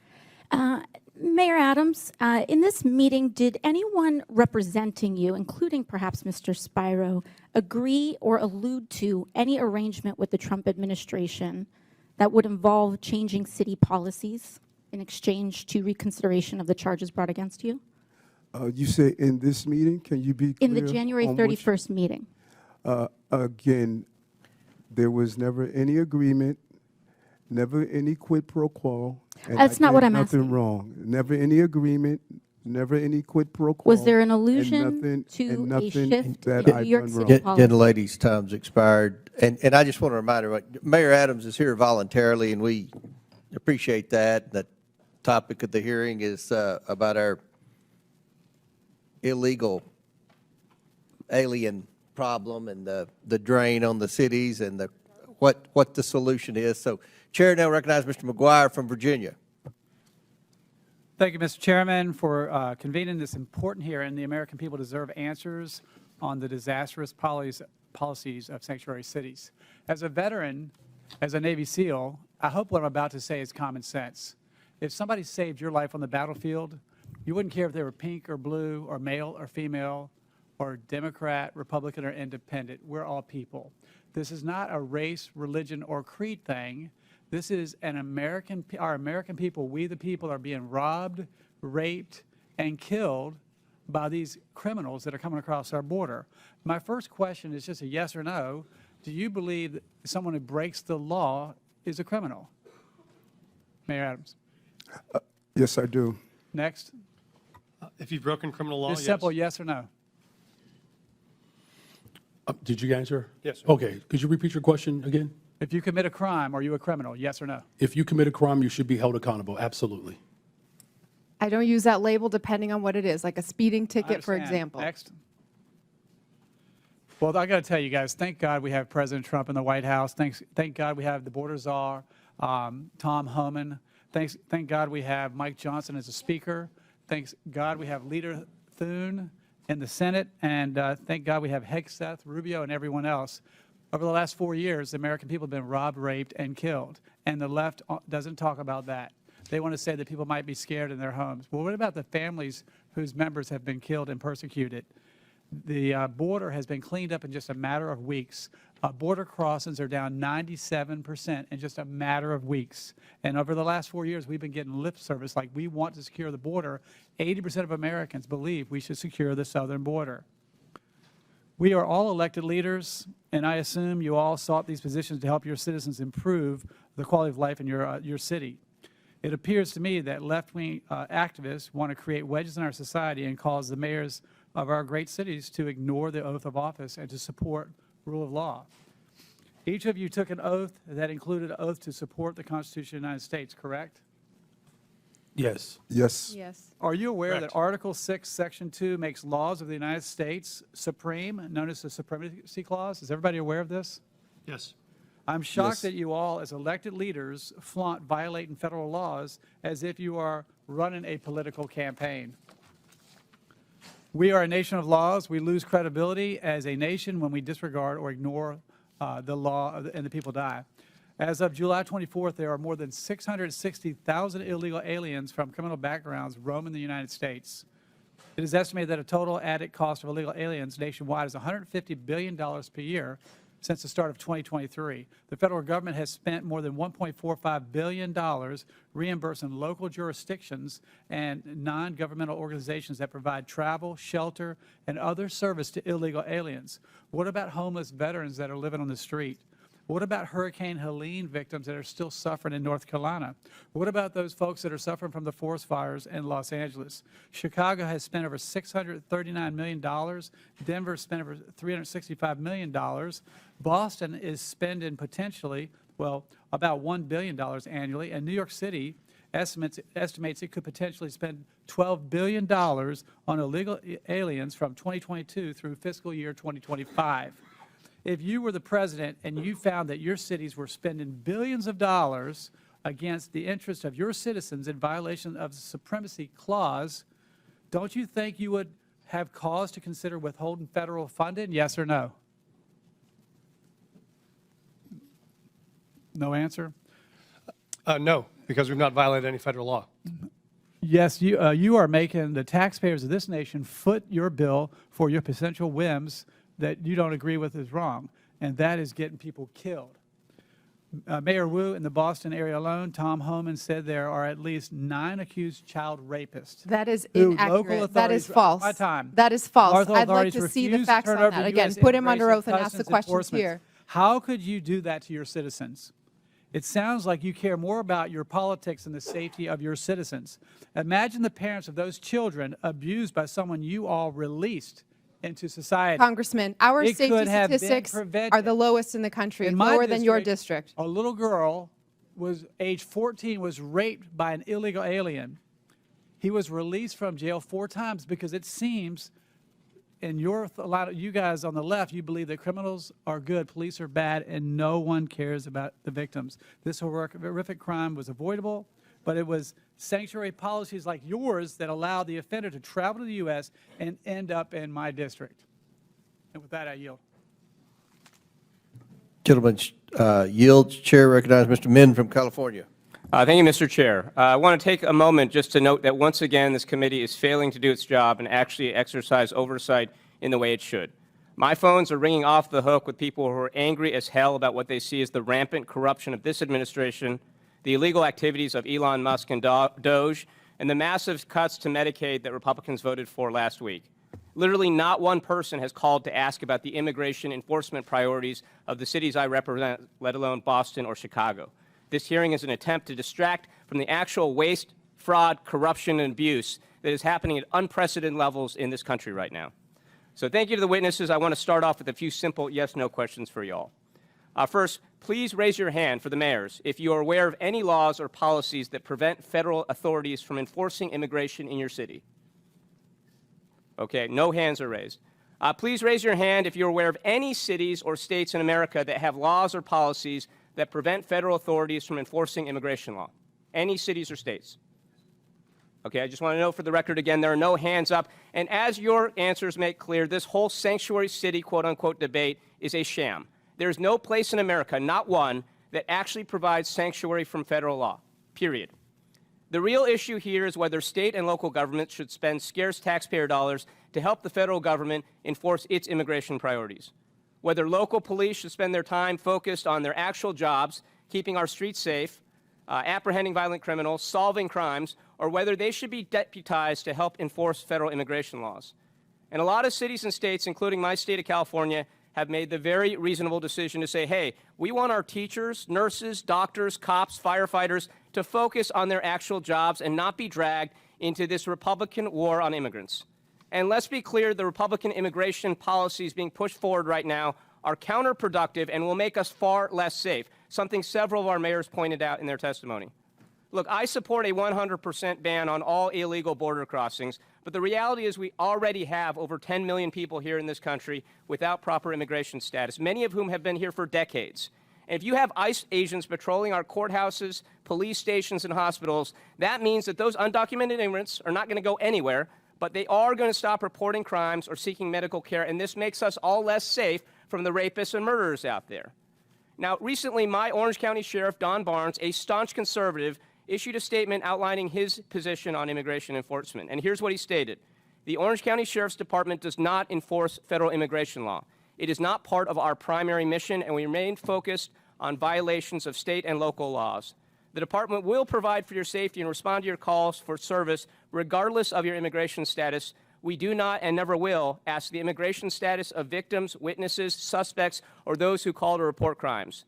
We enforce state and local laws equally without bias and without concern for your citizenship. Now, I actually think this is a pretty good summary of what each of you are describing happens in your cities, a situation where the federal government enforces immigration law while states and local authorities enforce state and local laws, and it makes a lot of sense. I don't know what my colleagues on the other side think, but I don't want my police focused on immigration status and asking people about that. I want them focused on preventing violent crimes. But with that, I want to shift gears to address Mayor Eric Adams. Mayor, as has been well discussed in this committee, you are the first sitting mayor in modern New York City history to be indicted while in office. Last year, of course, you were charged with numerous felony counts for soliciting and accepting bribes for nearly a decade from foreign nationals, businessmen, and others, including illegal campaign contributions and luxury travel. On February 10th of this year, the Trump Justice Department instructed federal prosecutors to drop charges against you. This decision caused 7 federal prosecutors, including a Trump appointee, to resign because they believed this was such an enormous miscarriage of the rule of law in law enforcement. Now, as some of my colleagues have pointed out, this was widely reported as a quid pro quo. I know you've denied that. I know you're probably limited in what you can say. But a lot of people out there, including a lot of people in New York City that I know, believe that these charges were dropped in exchange for a quid pro quo for your agreement to help the Trump administration enforce its immigration policies. So my question for you, Mayor Adams, is actually a very simple one. It's clear that whatever your intentions, whatever actions you take, whether on immigration or anything else, you do not enjoy the trust and confidence of the people of New York City. So my question is, why haven't you not resigned yet, and do you plan to resign today or anytime soon?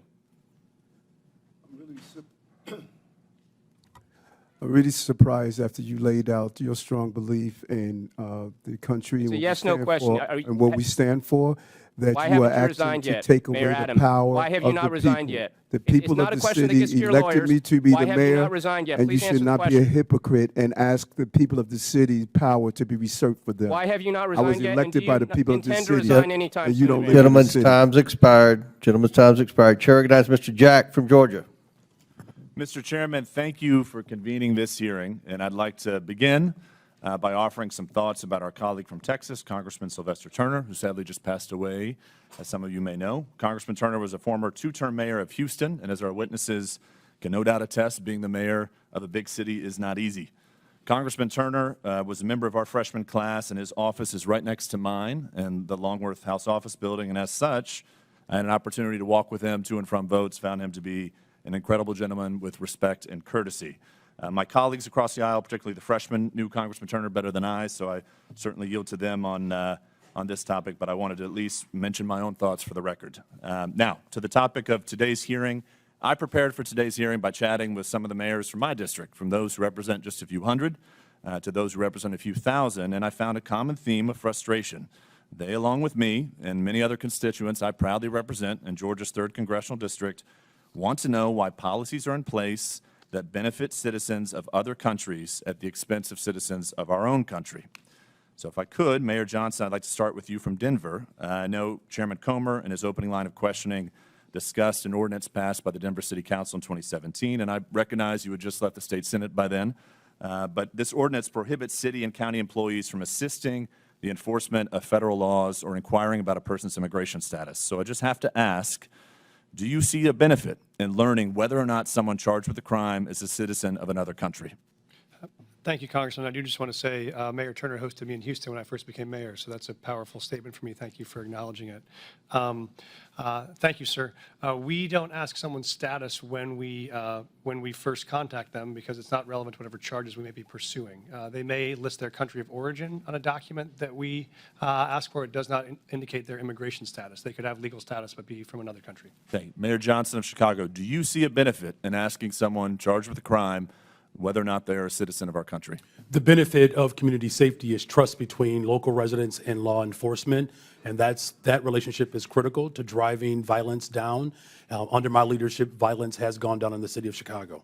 And Mayor Johnson, if I can ask, have you ever disciplined, fired, or arrested law enforcement officers or correction officers if they notified ICE or other federal immigration officers of an illegal criminal alien in lockup or courts in violation of your sanctuary city policies?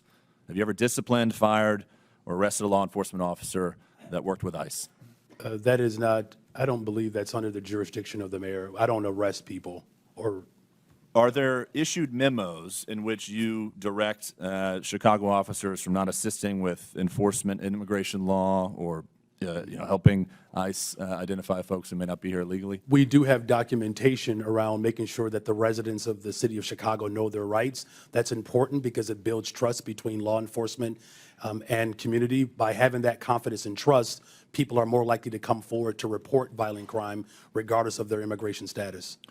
Well, I have to submit to the record, Mr. Chairman, an article from News Nation Now, January 21st, 2025, in which it says Chicago police reminded they cannot cooperate with deportations. And if I may ask, Mayor, are there any memos?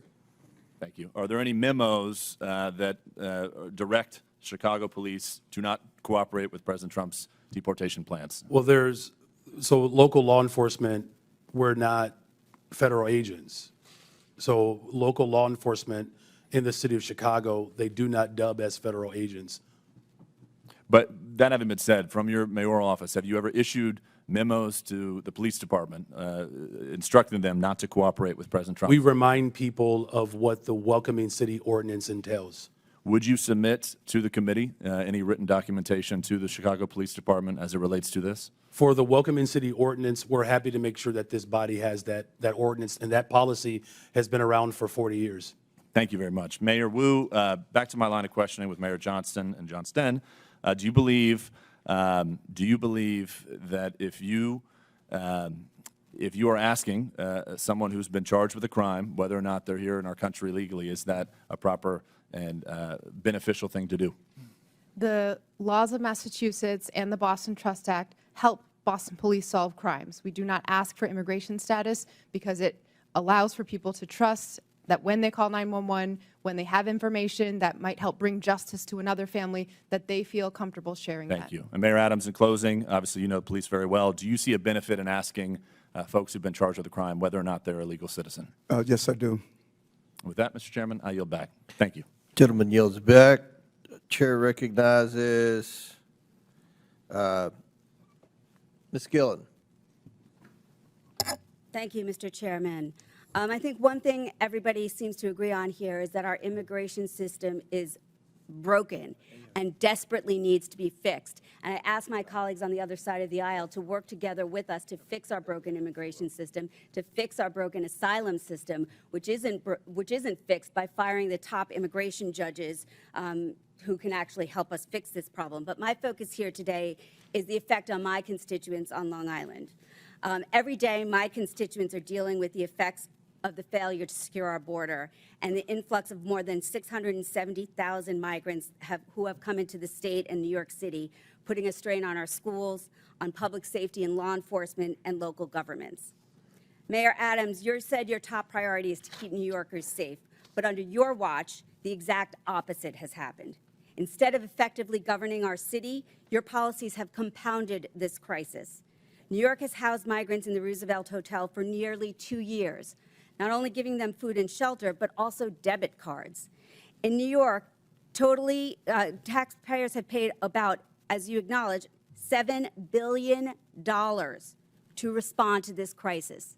That figure is outrageous.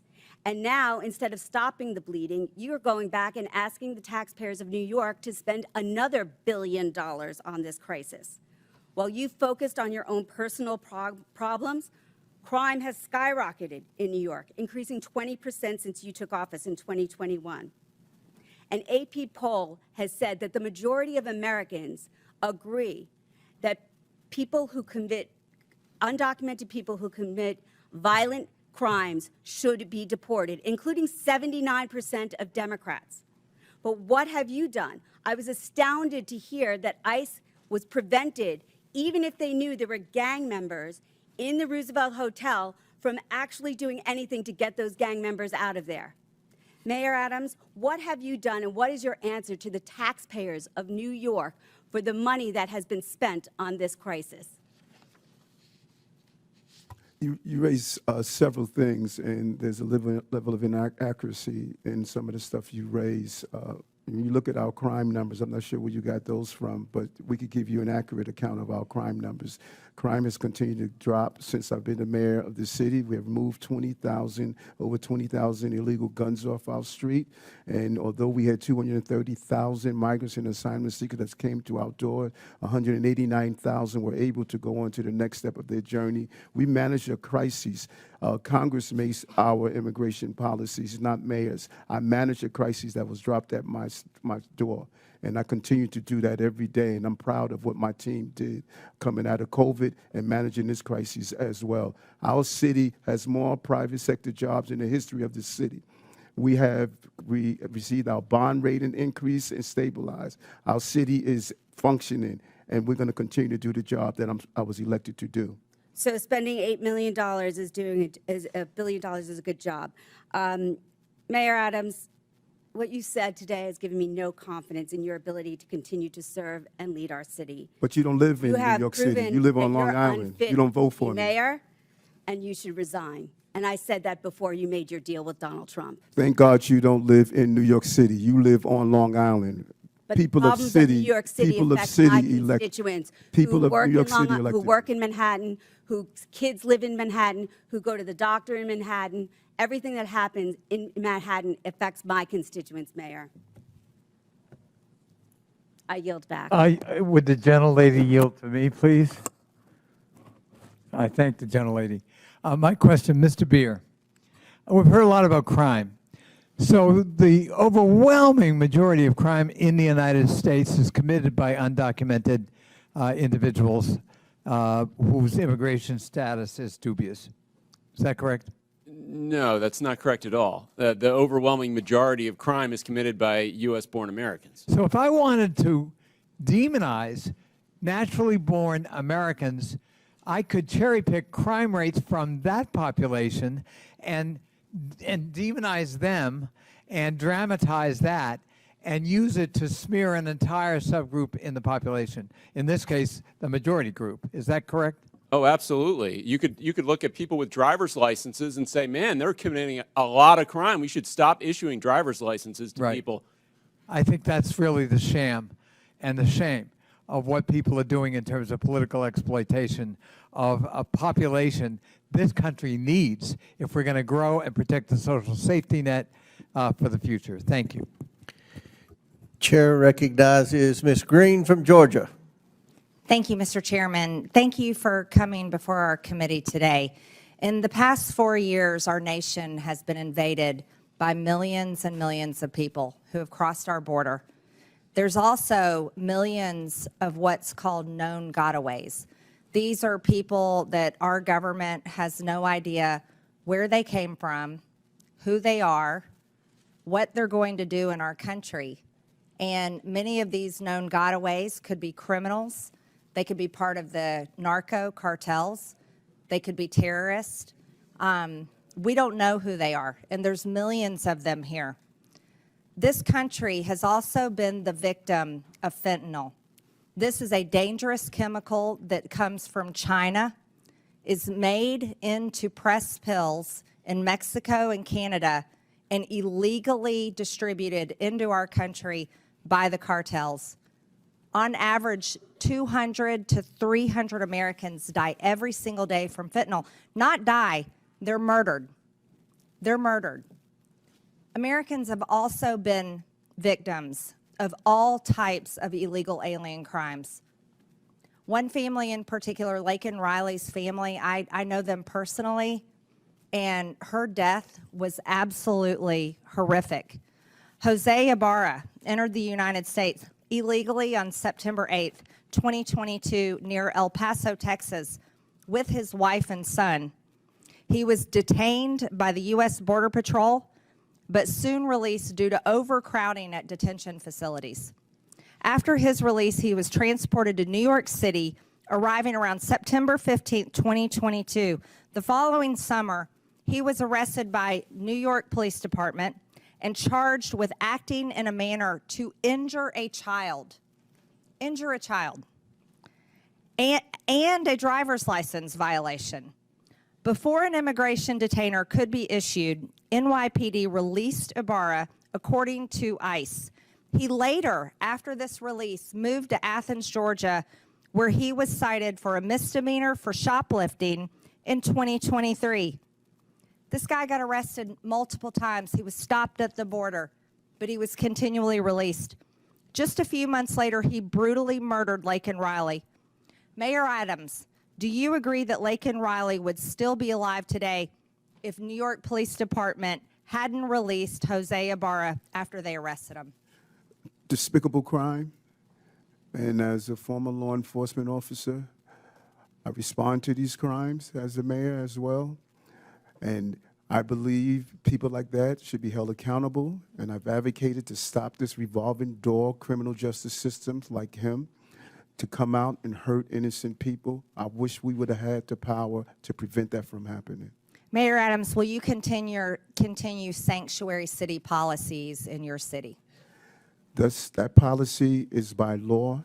I do not make the law. I must operate within the confines of the Constitution and the law. Mayor Adams, will you advocate to get rid of sanctuary city policies in the city of New York? I have made it clear on a portion of the sanctuary city policies that I believe we need to alter to prevent crimes like this from taking place.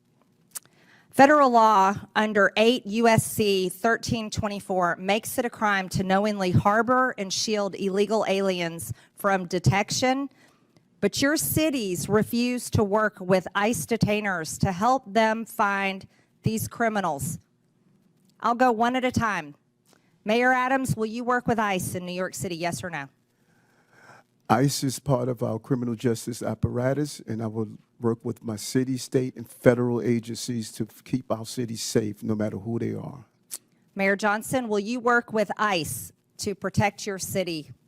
We do work with ICE right now, Congresswoman. When they send us information about someone they would like access to, we send them notice when and where we will release them, and they can pick them up. We've done that 1,226 times. We will keep doing it. Will you end sanctuary city policies? We think the policies that we have right now allow us to work with ICE and to stop crime, and we'll keep doing that. Mayor Johnson, will you work with ICE?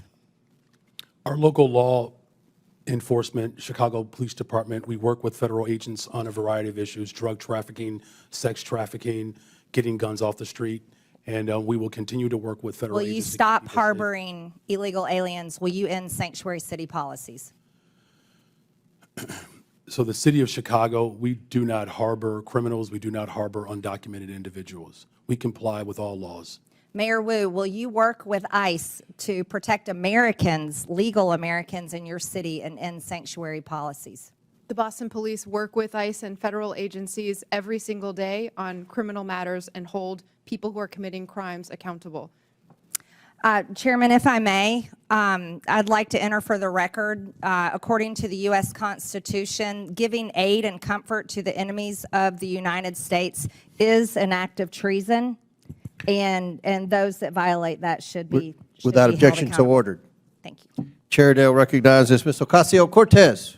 Thank you, Chairman. Now, Mayor Adams, are you aware that the former acting U.S. Attorney Danielle Sassoon was present at the January 31st meeting between your lawyers and federal prosecutors?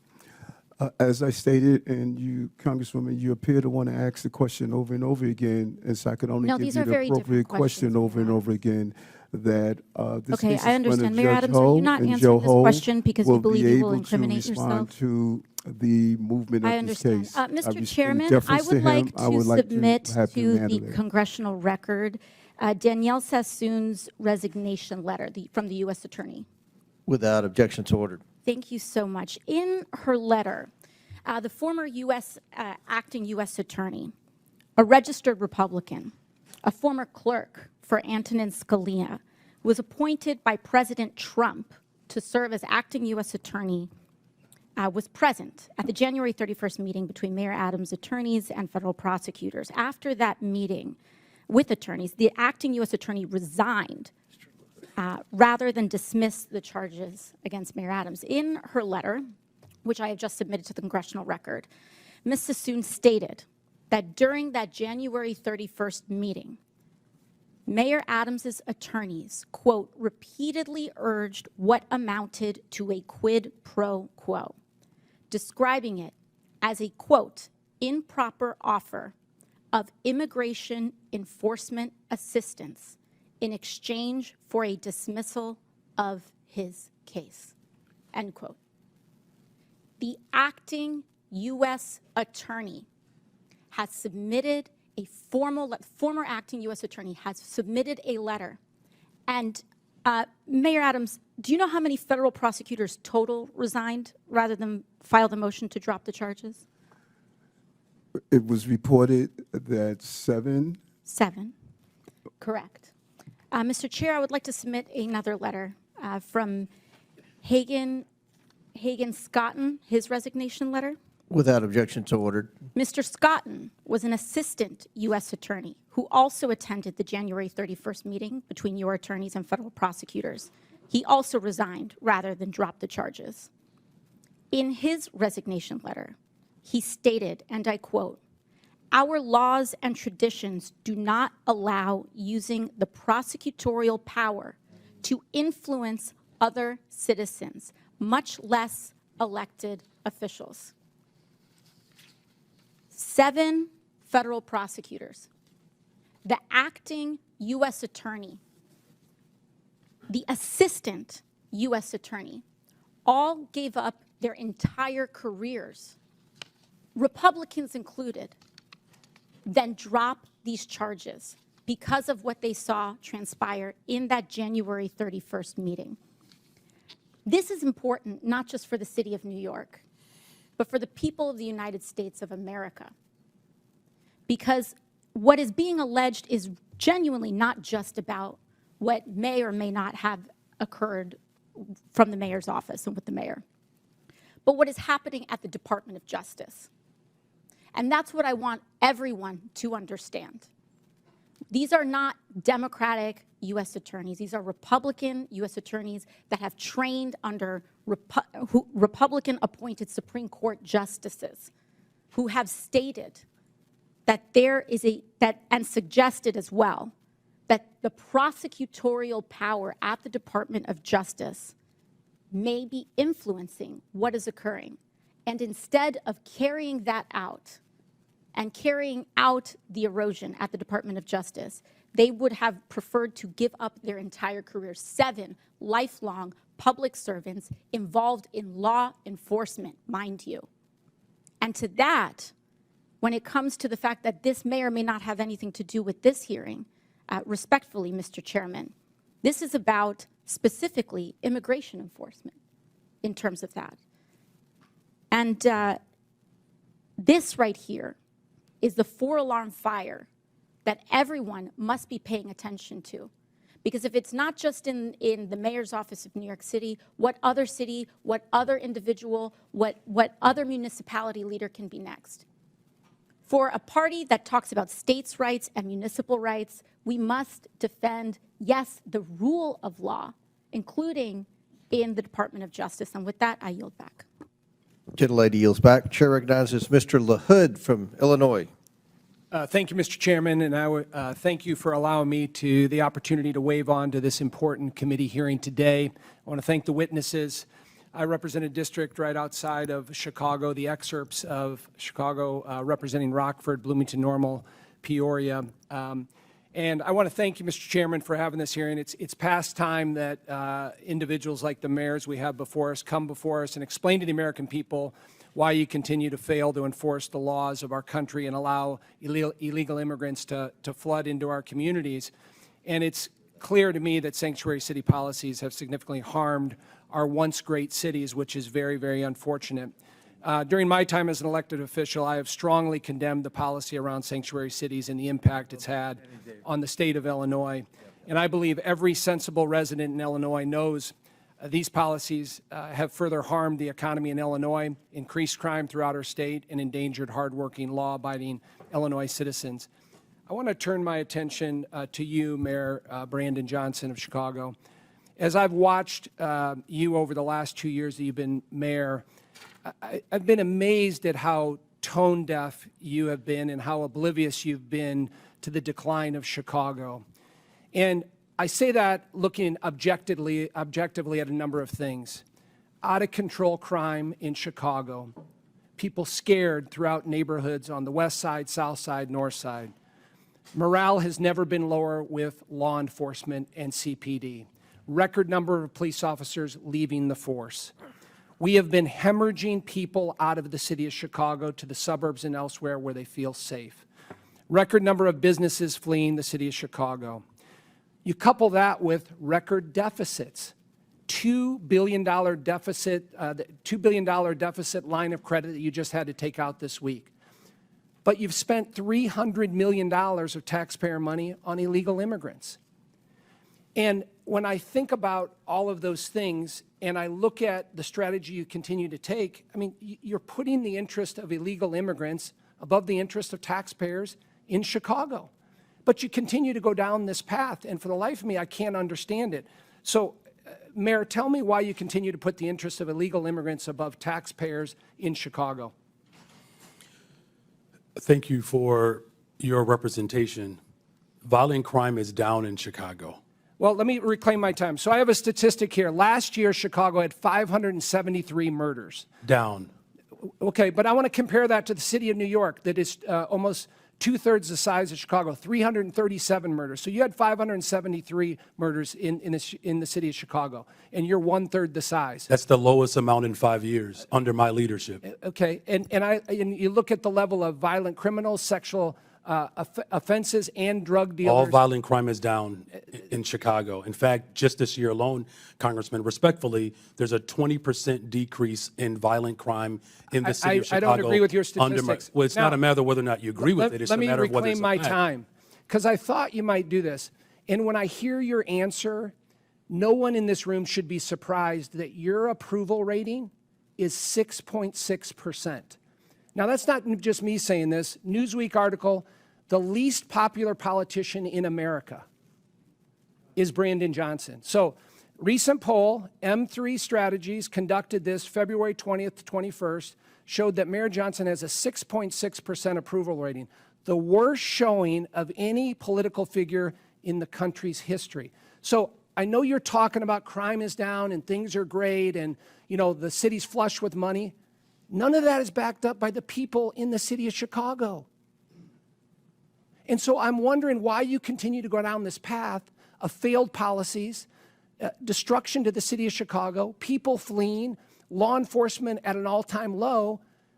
And I'm wondering if you have any remorse for that here today and can tell us why you continue to double down on these failed policies.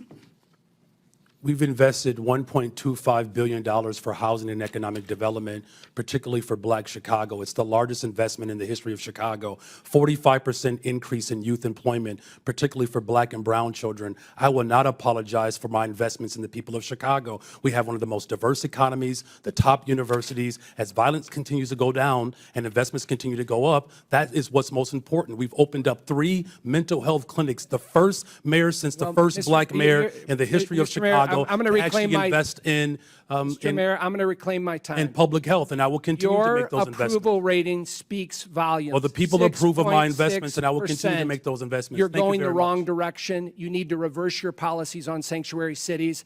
That's what the election results were last year. Crime and Is down in immigration Chicago. were the #1 issue in the election from Republicans, Democrats, Chairman, the Independents. gentleman's We time could has use your expired. help to actually help us continue to invest in these programs that continue to drive violence down in the city of Chicago, and I'm willing to work with you, and I'm glad I had a chance to finally meet you for the first time. Gentleman's time's expired. Chair recognizes Mr. Davis from Illinois.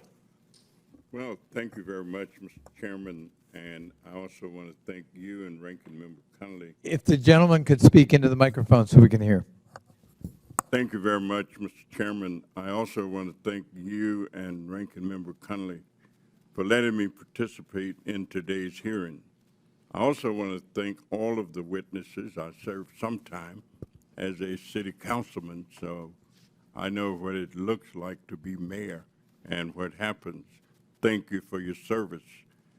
As a proud Chicagoan, I stand in support of our city's locally elected leaders, namely Mayor Brandon Johnson, who could be back home serving the residents of Chicago, but instead is here before us today, preserving and protecting the sovereignty of the city of Chicago as a welcoming and humane city.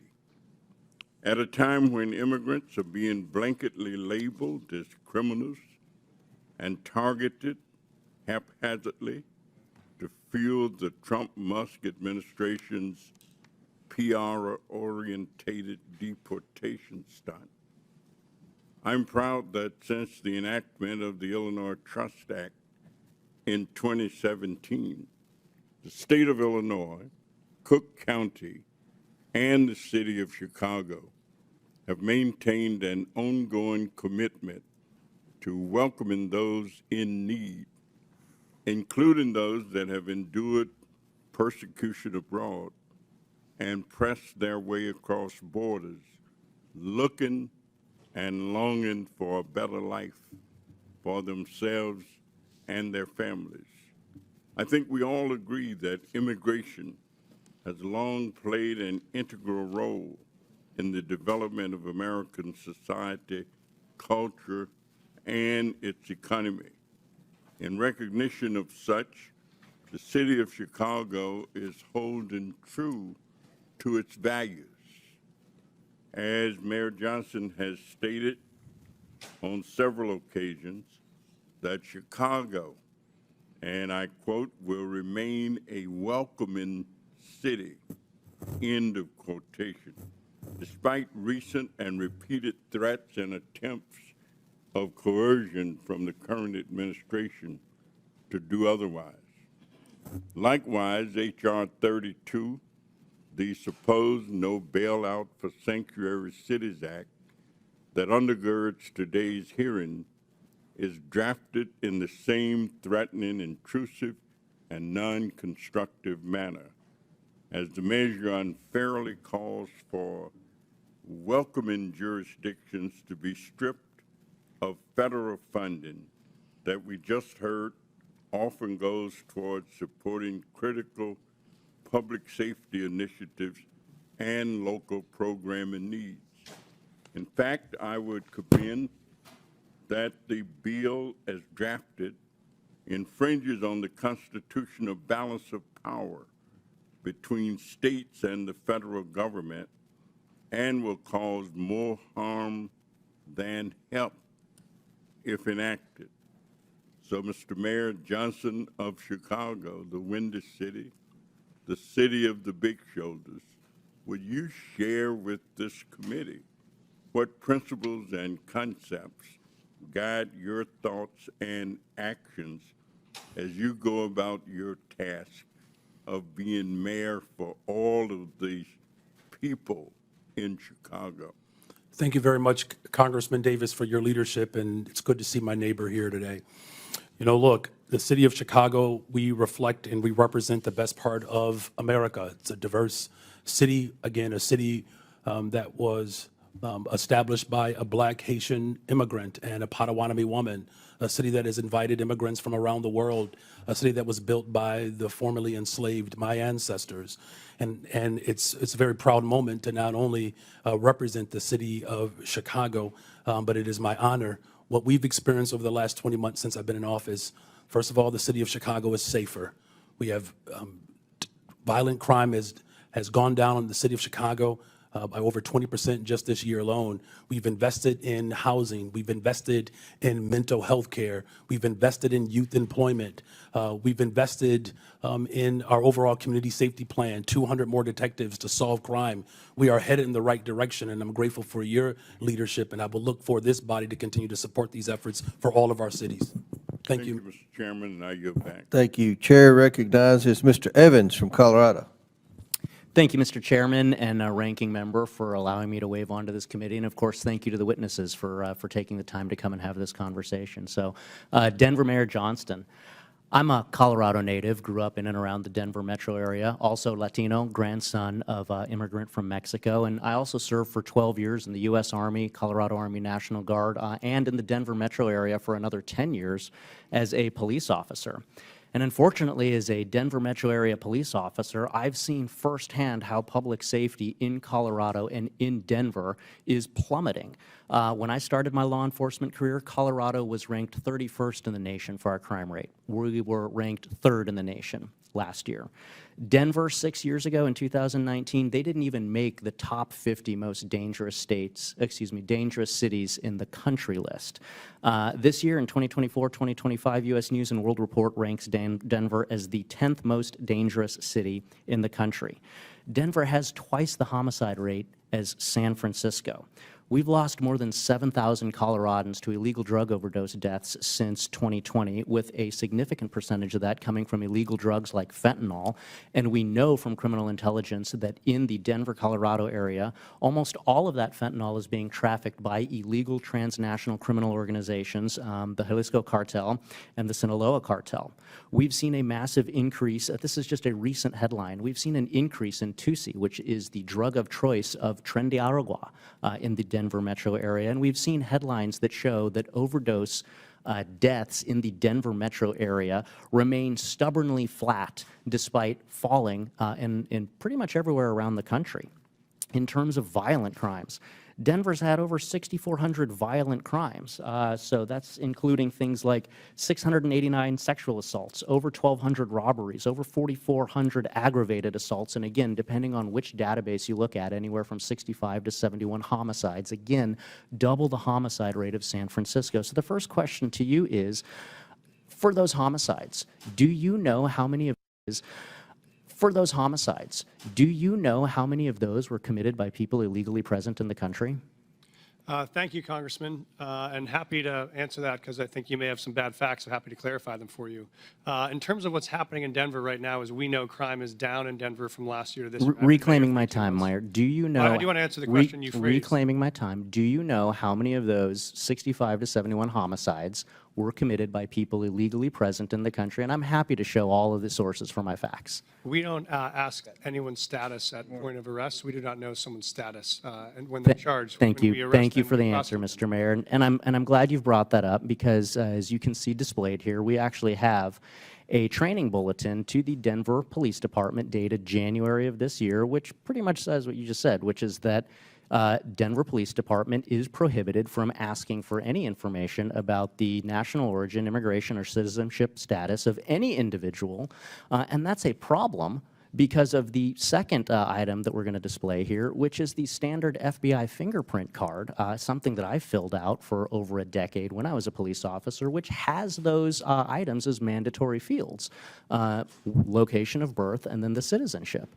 And so I've heard, being a cop in the Denver metro area, that police officers in Denver are being told not to fill out those mandatory fields in the FBI fingerprint card, which could potentially indicate why you're unsure of how many of these crimes are being committed by illegal immigrants in your city. So the second question is, will you allow Denver police officers to fill out all of the information on an FBI fingerprint card, to including asking for and recording the citizenship status?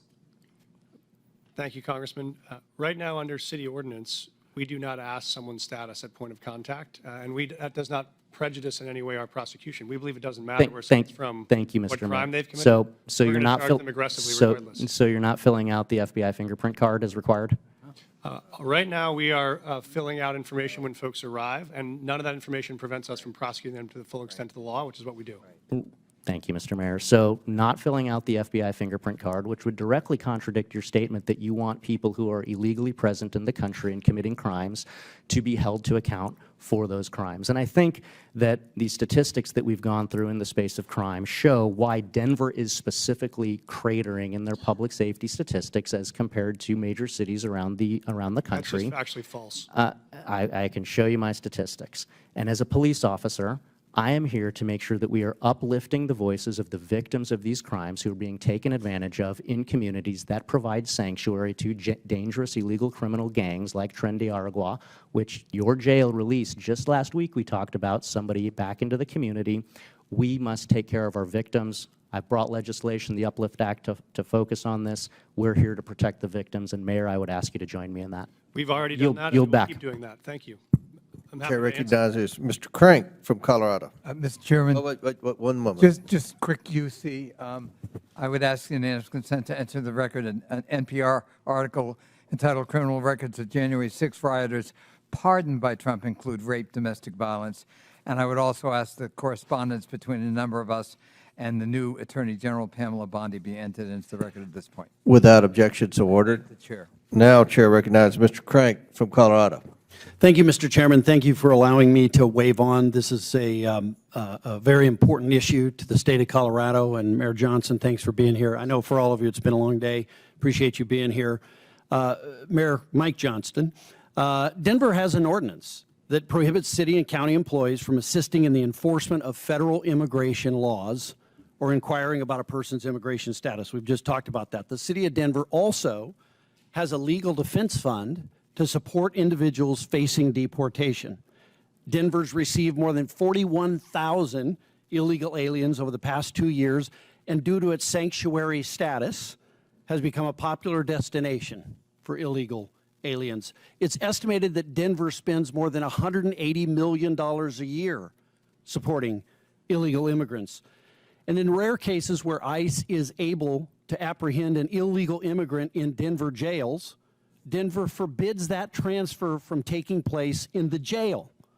Now, I just did a ride-along with El Paso County Sheriffs. That's my home county. Colorado Springs, just an hour away. I just did a ride-along with them for the safety of their officers, and the ICE officials. The community and the detainee do transfers in the jail with El Paso County officers present and with the handcuffs on. Now, that El Paso County method has never, ever resulted in the injury of an officer during the transfer. However, in Denver, you require that Denver Police Department release Tren de Aragua gang members to the quote-unquote streets, uncuffed, and hope that ICE agents aren't able to apprehend them on their own. That's the hope. Let's just be honest. With no Denver Police Department officer there to assist if the situation turns violent, that's irresponsible. And to be clear, there's no federal law that forces you to do it this way, Mr. Mayor. This policy and the danger that it creates is wholly a result of your policy as the city and county of Denver. Just last week, it resulted in an illegal Tren de Aragua member assaulting and biting an ICE agent because he was uncuffed and he was released by Denver to a parking lot. Now, you're putting police officers who you're sworn to help protect as their mayor at risk to score political points. And I think it's outrageous. It's unbecoming to your office, and it's a danger to the people of Colorado and the citizens of Denver. Now, we have this case, and I know you've talked about it today. Abraham Gonzalez, suspected TDA gang member, released from Denver County Jail, as I mentioned, due to Colorado's sanctuary policies. This is a post by ICE. Was forced to arrest him in public. ICE was forced to arrest him in public where he assaulted officers, sanctuary policies, endanger communities, and law enforcement. That's their post. I'd ask that this be entered into the record, Mr. Without Chairman. objection, so ordered. Mr. Mayor, yes or no? Would you feel safe if you were alone in a parking lot with a Tren de Aragua gang member? We did not put a situation where someone Just was yes or no? Would you feel safe if you were in a parking lot alone with a Tren de Aragua member like you make your police officers do, or like you make an ICE agent do? Yes or no? There were 6 ICE agents on the scene. Could you answer when my he was question? released Would you feel safe without in any weapons? Would you in feel a safe? secure location Reclaiming my time, thank you. with Would a fence around Coloradans, reclaiming my time, Mr. Mayor, you're not going to answer the question. Would Coloradans be safer if ICE had full cooperation from Denver to remove Tren de Aragua gang members, yes or no? We currently honor those notification requests. We've done it 1,226 times. This is the first time I've ever been aware of there being an incident, which is why I reached out to ICE yesterday. Full cooperation would be allowing them to come into the jail and doing it in the jail, not in the parking lot. Will you change that? For the safety of your officers and those ICE agents, would you change that? I reached out to the ICE officers as soon as I heard about this. I have a meeting with them in the coming weeks to talk about the procedure. We have 2 jails. 90% of the pickups are from the other jail where we've never had an occurrence Would you like this. change it? And so I'm going to sit down with the ICE officers and see if they're It's just common sense. You don't do a transfer in the middle of a parking lot when you can do it in a jail. It's common sense. It's common sense. It's been common sense 1,226 times it's worked, and so we're going to figure out what happened. Mr. Mayor, is your highest Figure out how to- priority as mayor the citizens, the safety of the citizens of Denver? My priority as mayor is to protect public safety for all of our Okay, residents. last question. Have you apologized to the federal law enforcement agent who was assaulted by a Tren de Aragua gang member because of your failed leadership? Yes or no? I reached out to the ICE officers yesterday, and I've asked to sit down with them to talk about this procedure and how we can align systems to make sure no other officers get injured. Thank you. Chair recognizes Mr. Burleson from Missouri. Thank you, Mr. Chairman. From what I gathered from this hearing, the term sanctuary cities seems to mean a sanctuary only for criminals. Throughout this hearing, we have heard countless examples of illegal immigrants with criminal histories being allowed to roam free in these cities and continue to commit crimes and violence against American citizens that should never have happened.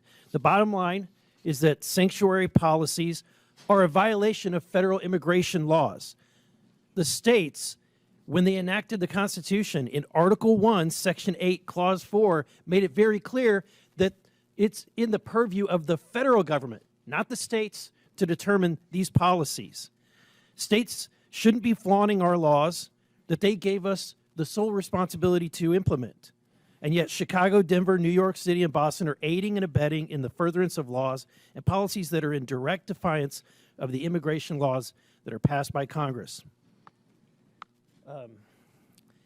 This hearing is important for us as Congress to determine ways in which we can use our constitutional powers, such as the power of the purse, to force these and other sanctuary cities into compliance. My first question, I want to ask Mr. Byer. You haven't had a lot of questions today, right? Not enough. I want to ask, okay, so are you aware of how much it costs the American taxpayer per illegal immigrant in the United States, roughly? Not on a per capita basis, no. Okay.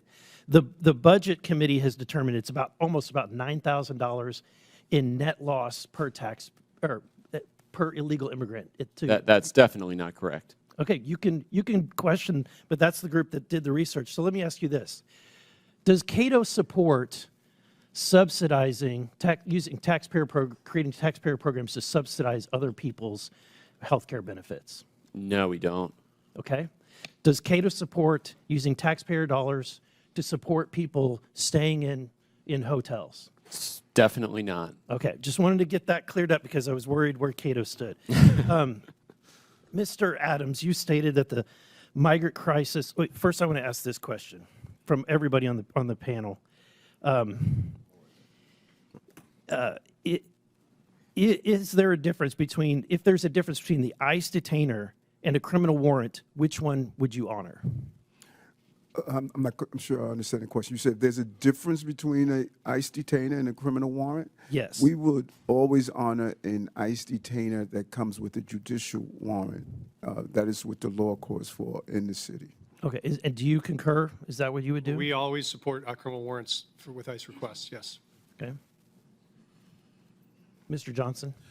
With a criminal warrant, our local police department, with a criminal warrant, will collaborate and cooperate with federal agents. And Mrs. Wu? Whenever there's a criminal warrant from any agency, Boston Police enforce it. Okay.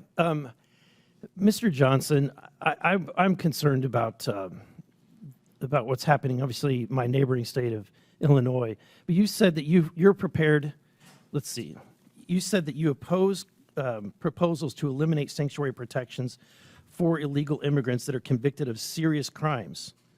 Why do you think it's important to protect even violent criminals?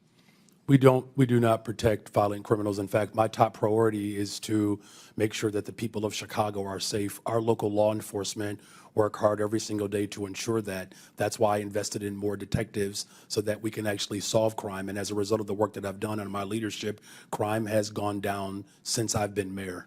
Mrs. Wu, you've said multiple times, you made it very clear that you're a welcoming city, knowing that there is a cost to the taxpayer. What's the acceptable number? Is there any acceptable or reasonable limit that you would consider before your city is overrun? We are a city that is the safest in the country because everyone feels connected to city services. Everyone can So call there's 911. you have no answer. There's no capacity. That's too much. Congressman, respectfully, I'm the mayor of Boston. I don't get to decide who comes into our country and where they go after that. Our job is to keep people fed and healthy and safe when they arrive in our city. And we do that in order to make sure that everyone across our community is safe. Resources are strained, but I would ask you to please do your job and be part of passing bipartisan legislation that would allow us to do what we passed H.R. 2, but what's been made very clear is that we don't need to pass laws. All we need is a new president. My time has expired. Gentleman's time's expired. They've called for votes, but we have one last question. Mr. Hurd from Colorado. Thank you very much, Mr. Chairman. Good afternoon. Mayor Johnson, it's nice to see you. Thanks for coming. I have a question about Denver's policies that I fear have made it a magnet for migrants and have drawn tens of thousands to Denver in a short amount of time. Given the strain that's being placed on city resources, can you, is there a limit? And this might be similar to a question that was just asked before. If another wave of arrivals begins, does Denver have a contingency plan? Or is the commitment to being a sanctuary city truly open-ended no matter how many come? Thank you, Congressman. And we have adjusted our policies when we were facing some of the fiscal crisis around this. We were hoping for the Senate bipartisan immigration bill to pass, which would have provided some resources to interior cities. When that didn't, we had to make adjustments. And so what we've done now is we've really focused on connecting people to work. So those folks that arrive, we think the most important thing is for them to be able to work and support themselves, pay their own taxes, pay their own rent. And so we've run work authorization clinics to help people get legal work authorization. If this body could help us accelerate the rate of work authorization, we would not need to spend any public resources at all because folks want jobs they could support themselves. So that's been our real focus.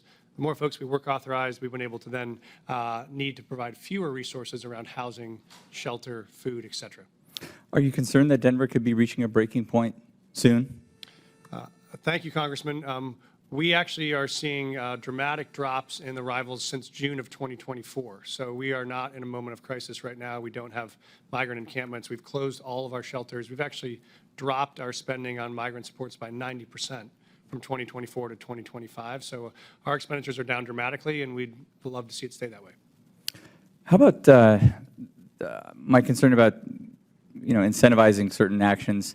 Do you have any concrete evidence that sanctuary policies have not made Denver more vulnerable to crime? Thank you, Congressman. We do have concrete evidence that even as 42,000 newcomers have arrived in the city over the last 18 months, crime has gone down in Denver. And so shootings are down 24%, homicide is down 17%, auto theft is down almost 30%. So we've seen all those major drivers go down at the same time we've had new folks arrive. And that's because of the sanctuary policies or in spite of them, or what would those numbers be absent the policies in Denver that incentivize these behaviors?